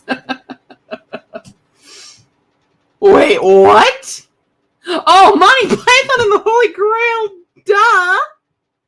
I just want to sing. Oh. Yes. Yes. Yes. Yes. Mary Poppins and the Hunger Games. What a crossover. Just a spoonful of nightberries makes the poison go down. Well, now I have to do a Mary Poppins Hunger Games mashup. But yes, that was me my whole life, is the little prince who wants to sing. I just want to sing. He's going to tell, he's going to tell, he's going to... yeah. Oh boy. Memories. I mean, I can take, you guys want me to sing, I'll sing. I'm a professional. Well, I used to be. I take requests. For Kickstarter money, I take requests. Everybody quickly go back it and I'll sing you a song. Because I'm the piano man. I'll sing you a song tonight. We're all in the mood for a hero now. And I guess I'll do all right. I need to go to bed. Tired. Oh man. Can you imagine when I did when I was writing his Hispanic, I streamed every day for a week, all day long, while writing it and getting to the 50K in that first week of NaNoWriMo. Can you imagine me doing that now? Ugh. That's a baby, Alan Rickman. What?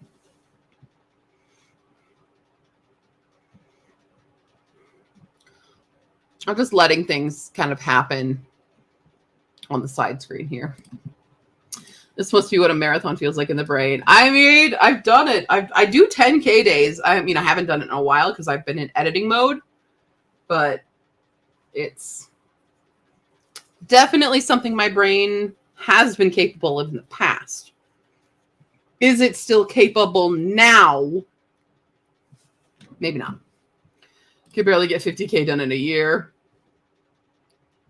With your roommate, what's your roommate situation if you would like to chat about it?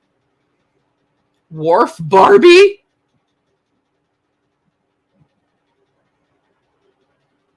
I need a Wharf Barbie. Wharf is my favorite. I used to have a lunchbox of his head that I took to kindergarten and no one wanted to sit with me. Weird times.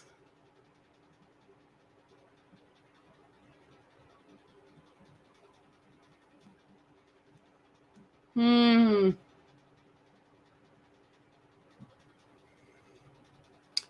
do do do do do do do do do do. Is that gonna? Am I gonna get flagged on YouTube for that?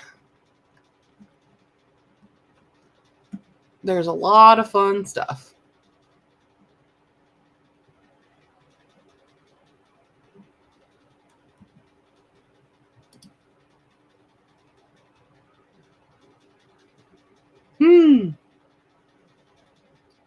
All right. Oh, he's had cataracts. Oof. Gotcha. Oh, the first eye is fixed. That's good. That's good.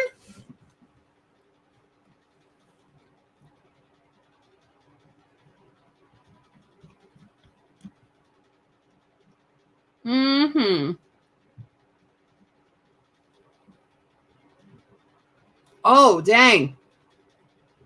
I mean, that's fair. That's quite a situation.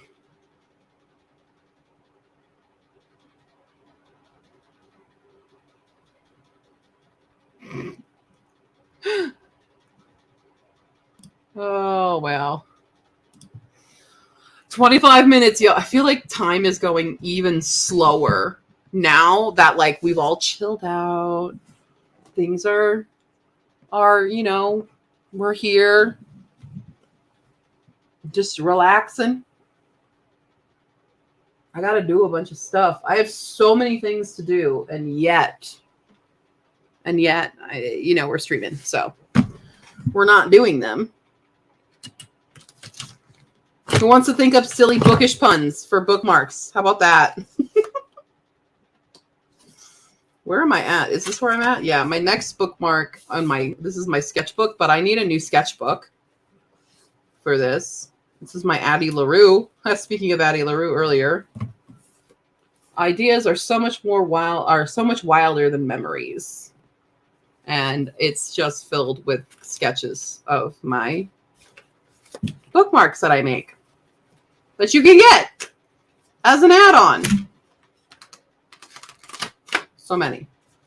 But I thought of more the other day. Let's just think.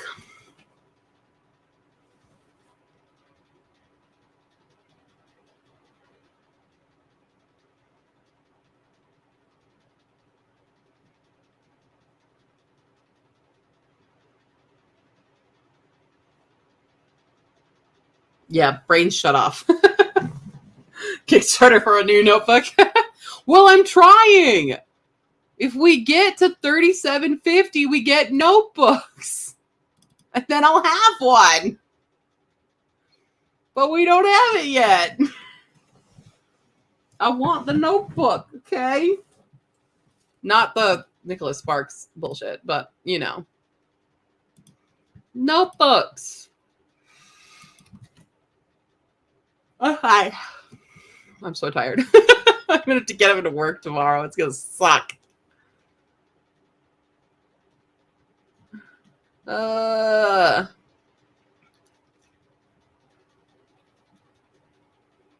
I usually have my big project to happen on Fridays.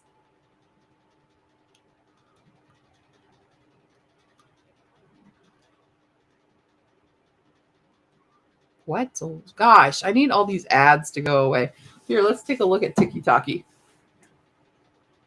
Let's take a look and see if there's anything silly to share with you guys on TikTok. Oh, I've got notifications.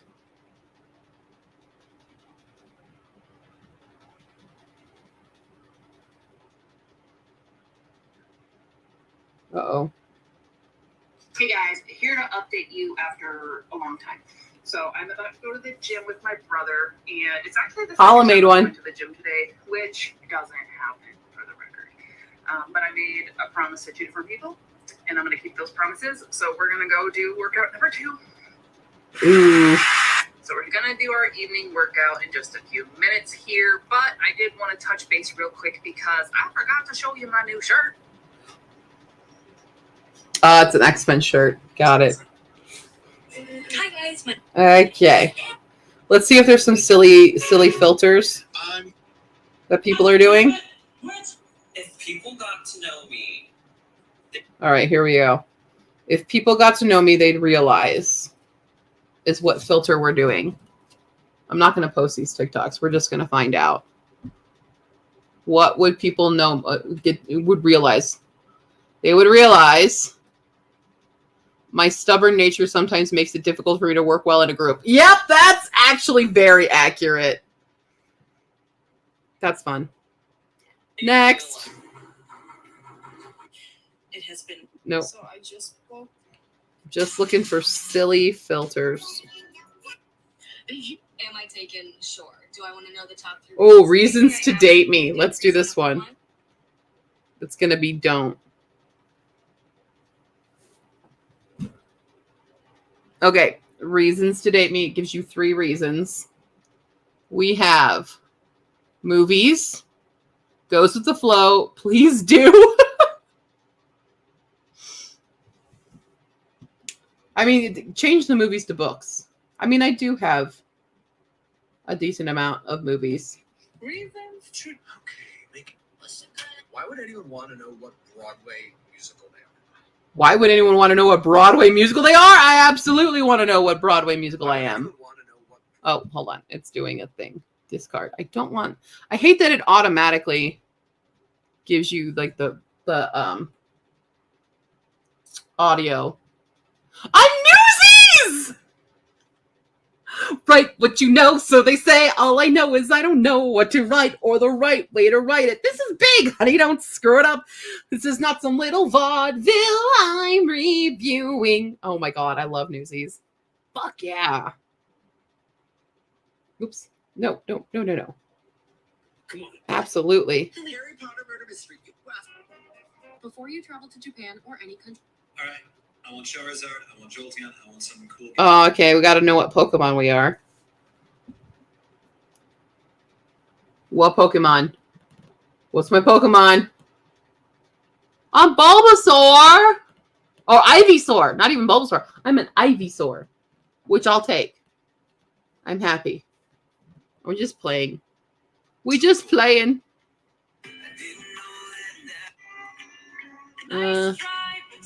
Already did that. Hi, welcome. And what we're doing out here in the middle of... welcome back to my series where I spill the tea on your favorite... No. Finally, we're gonna find out why the fuck I'm like this! Oh, let's do it. Why are you like this? Okay, but for real though, Jigglypuff is my favorite. Okay.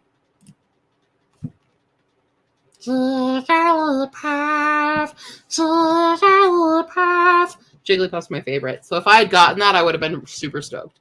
Okay, let's figure out why. Why am I like this? Why am I like this? Why am I like this? Why am I?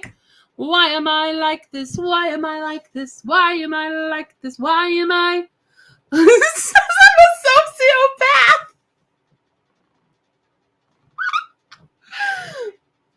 Fair. Okay, so who's my to-be twin? Like, is it Princess Peacock? Snow White? I gotta know what this girl gets.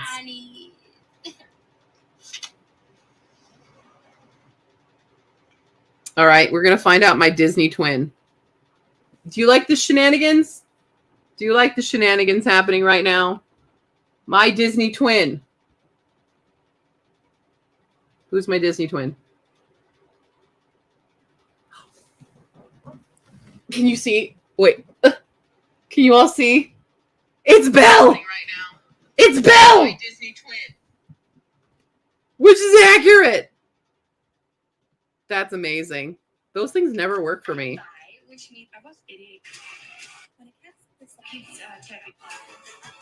big star drops dead on stage.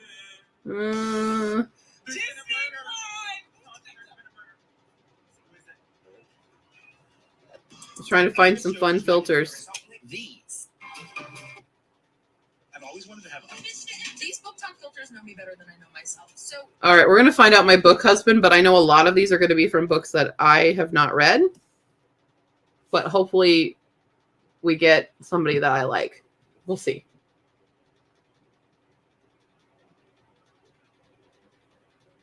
I have no idea who this is. Billy Dunn? Who is Billy Dunn? Billy Dunn. Oh, it's Daisy Jones and the Six. No. No. We're doing that again. We're doing it again.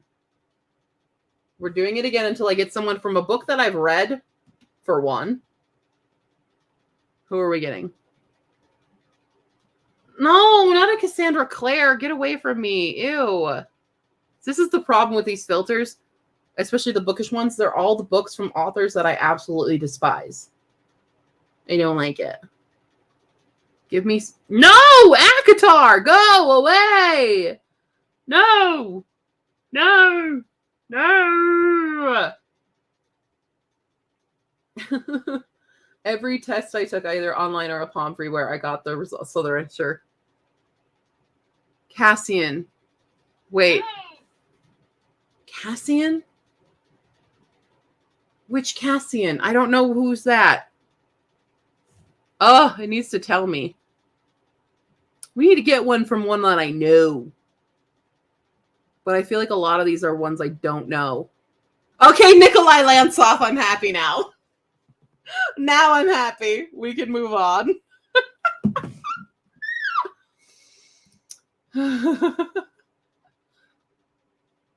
Heard the rumors. Oh yeah, about Santa Claire. Yeah. Yeah. The one from that Ugly Orange book? Ugly Orange book. More specificities. But yeah, I don't like Cassandra Clare at all. I don't like Sarah J. Maas books. And Book Talk is all about ACOTAR and Throne of Glass. And I don't like Taylor Jenkins Reid. And these are just super popular. And I feel very like pushed out of it. of like the community, because I'm not a part of it and I don't like those books. And I really hate those authors. Like Colleen Hoover. There's too much drama there, but I despise them. We still have 14 minutes, y'all. 14 minutes. La la la la la. Mm-hmm. Of Croissant City. Yeah, another mass wave because for the third book, yeah. No, I'm good. So my problem with Sarah J. Maas is because in Throne of Glass, she makes a rapist a love interest. And as a survivor of sexual assault, I'm not here for that.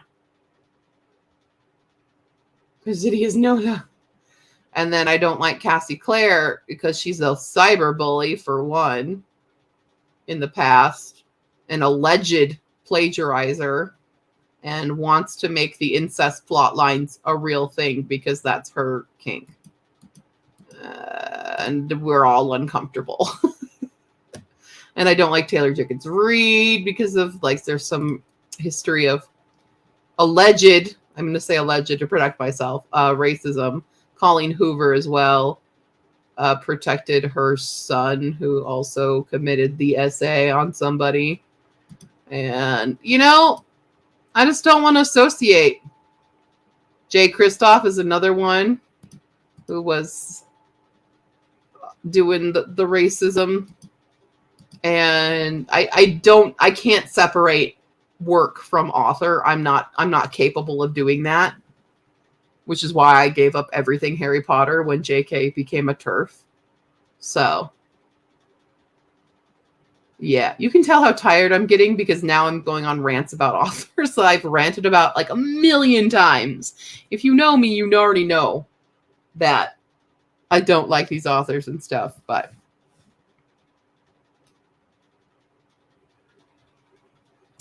you got 12 minutes. Make me talk about something else, guys. Help. Someone send help. Oh, boy.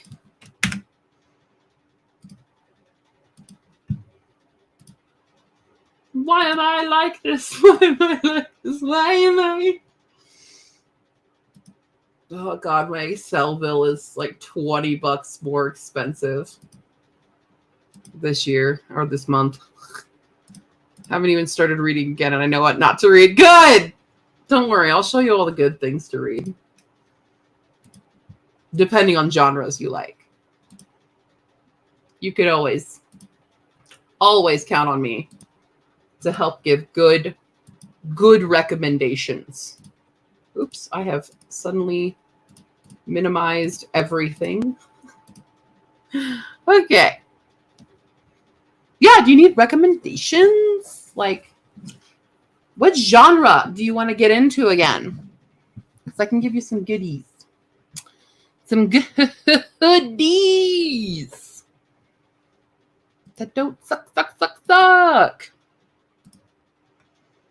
I'm so scared to do my reading project of the Tiki Taki books. I don't want to do it.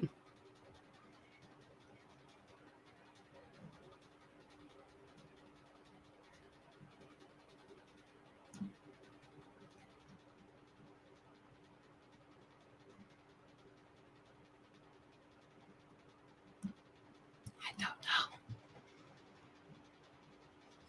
The Hawaii Fudge? Peace, love, fudge. I don't know. Oh, someone's giving it away for free? What the heck? I have usually been into good fantasy, sci-fi, and thrillers, oddly serial killer, true crime. That's totally fine.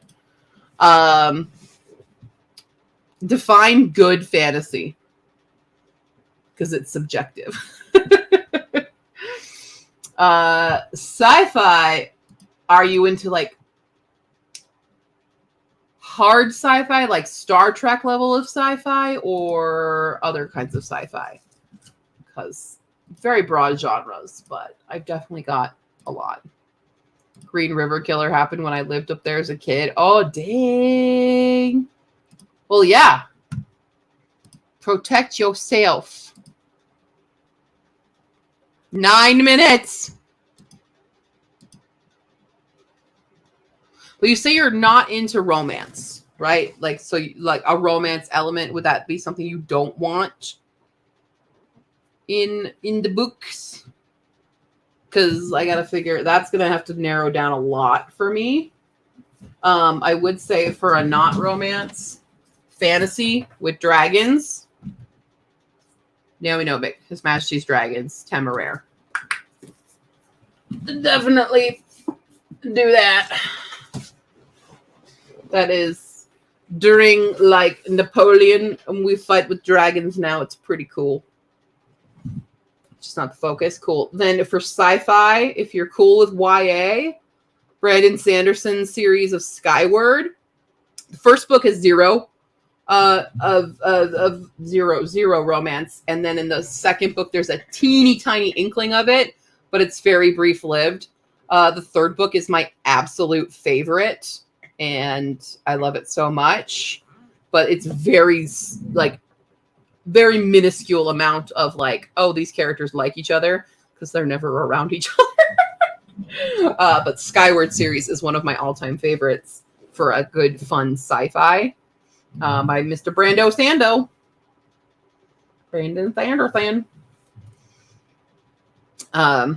And then good thrillers. Okay, one of my favorite, like, if you like Silence of the Lambs, there's a book called None Shall Sleep. Highly recommend that, the audiobook in particular. Hearing about him that he did walk back some hurtful stuff. So he's redeemed himself a lot. The downside of Brando Sando is that he is Mormon, which unfortunately means, like, as from my understanding of Mormonism, that a lot of his money ends up going to the church, which is where the hurtful stuff happens. He himself has done better now with, like, he didn't used to support LGBTQ community. He does now, and has seemed to learn and actually supports, not just for like saying he supports, but we're seeing it more in his books where he's like including those characters and they're not like villains and stuff. So I think with Brandon Sanderson, it's like everybody makes mistakes, but he's actually learned from them and has done something to like correct that behavior, is actually worked on himself to do that. So that's why Brandon Sanderson is still in my good graces. Now, granted, if he backtracked, then we would have an issue. But he's so far, I believe, has done a lot in an effort to be more inclusive and more understanding of people. One of best friends is ex-Mormon, learned a lot. Yeah, like I don't know what the percentage is, but I know that like when you're a Mormon, a certain amount of your income goes directly to the church. And for someone like Brandon Sanderson, who makes a ton of money, I mean, he has the most successful Kickstarter campaign in the whole world. A lot of that money going to that church that does do harmful things, especially to the queer community and stuff. Not my favorite thing, but I feel like he can still learn and still grow. He's still learning and growing, Whereas other people who double down on the harmful things, J.K. Rowling, that's where you're like, all right, you're cut off. I'm done with you. So, yeah. All right, we've got 5 minutes, y'all. 5 minutes. 5 minutes. Yeah. But I always love, I love Marissa Meyer books. So if you like superheroes, Renegades is a great series. If you like a little bit more historical paranormal, The Diviners, fantastic. Oh yeah, he has a ton of humility. He's super chill. I've seen other booktubers that get to meet him and interact with him, and he's just a normal dude. He's just super chill and very very humble. So that I super appreciate. Whereas I don't get that vibe from George R.R. Martin. Not humble and kind of does some creepy, shady things. Yeah. But Brandon, and the one thing that I really do like about Brandon Sanderson is that he actually can write women well.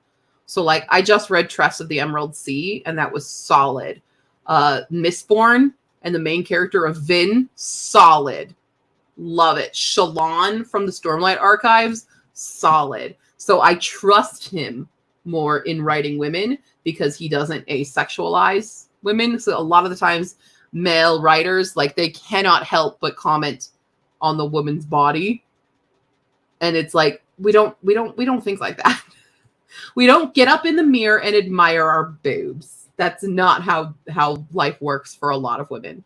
Maybe some women out there do, but I definitely know the majority of us don't do that. And that's what I like about Brandon Sanderson is he doesn't focus on that. He really focuses on the character, the inner character, their likes, their dislikes, their personality and stuff. So yeah. Oh no, the twins in your novels are the same initials as Jamie and Cersei. I'm glad they're not like that though. That's okay.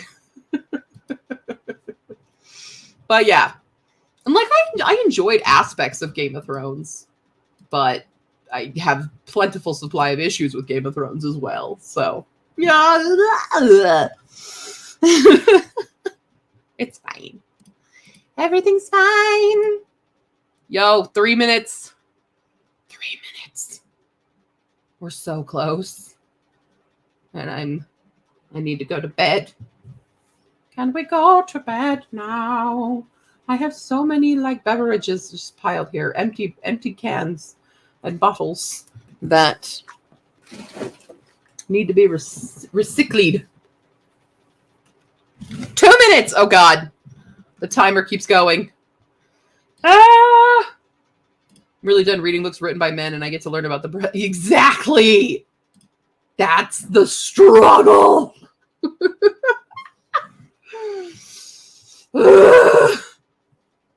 And it's the same thing. Women can do it to men too all the time. Especially in these romanticises with the dark brooding man and his muscles and things. And it's can we not make everything very lustful and just focused on the physical attributes? That's why I have a contemporary romance that I am writing. And the male love interest is fat. He just is. I wanted him to be a very Jack Black from The Holiday type character because, oh God, it's doing seconds now. You guys, hold on. Oh God, we're going to share. Let me, oh God. It's literally counting down the seconds. What the heck? Scrawny and strung out. Perfect. Oh my God. This is it. It's literally counting down the seconds, and that's scary to look at. It would be really sad at the last second, everyone cancel pledge. That would be so sad. I would cry. He's an elf. Yeah, exactly. Oh God, it turned red. It's the last minute, so it turned red. I've never watched a Kickstarter go down like this, I don't think. The other ones I've had, I just kind of like went to bed and checked it in the morning. I didn't stay up. Yeah, I'm not into that at all. The Sarah J. Maas Hunky Faye. Nope. Nope. I want Faye to be tiny little goblins again. Final countdown. Are we going to do this like New Year's? Are we going to count down at the 10? I'm going to count down at the 10. Here we go. Ready? Oh, God. In 10, 9, 8, 7, 6, 5, 4, 3, 2, 1. It's over. Oh, we did little. Look at that. Oh my God, that's so cute. Yay! We did it. And Kickstarter said my project's been successfully funded.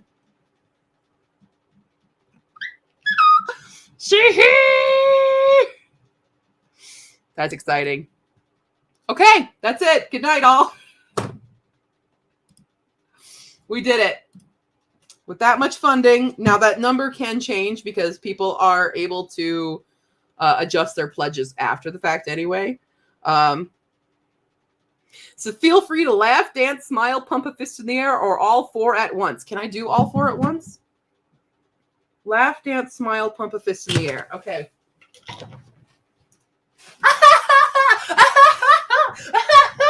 There, I did all four at once. Okay, cool. Awesome. Well, thank you guys so much, especially Thog. Thank you for sticking around and hanging out with me for the rest of the stream. But we did it. We successfully did it. This is my most successful campaign. I am ecstatic to get this book out to you guys and all the goodies and stuff. So I'm going to go to bed because I got to work in the morning. Good night. I'll see you tomorrow. If you want to come by tomorrow. Regular Friday stream happening. But tonight was this. So good luck to you, everyone. Have a lovely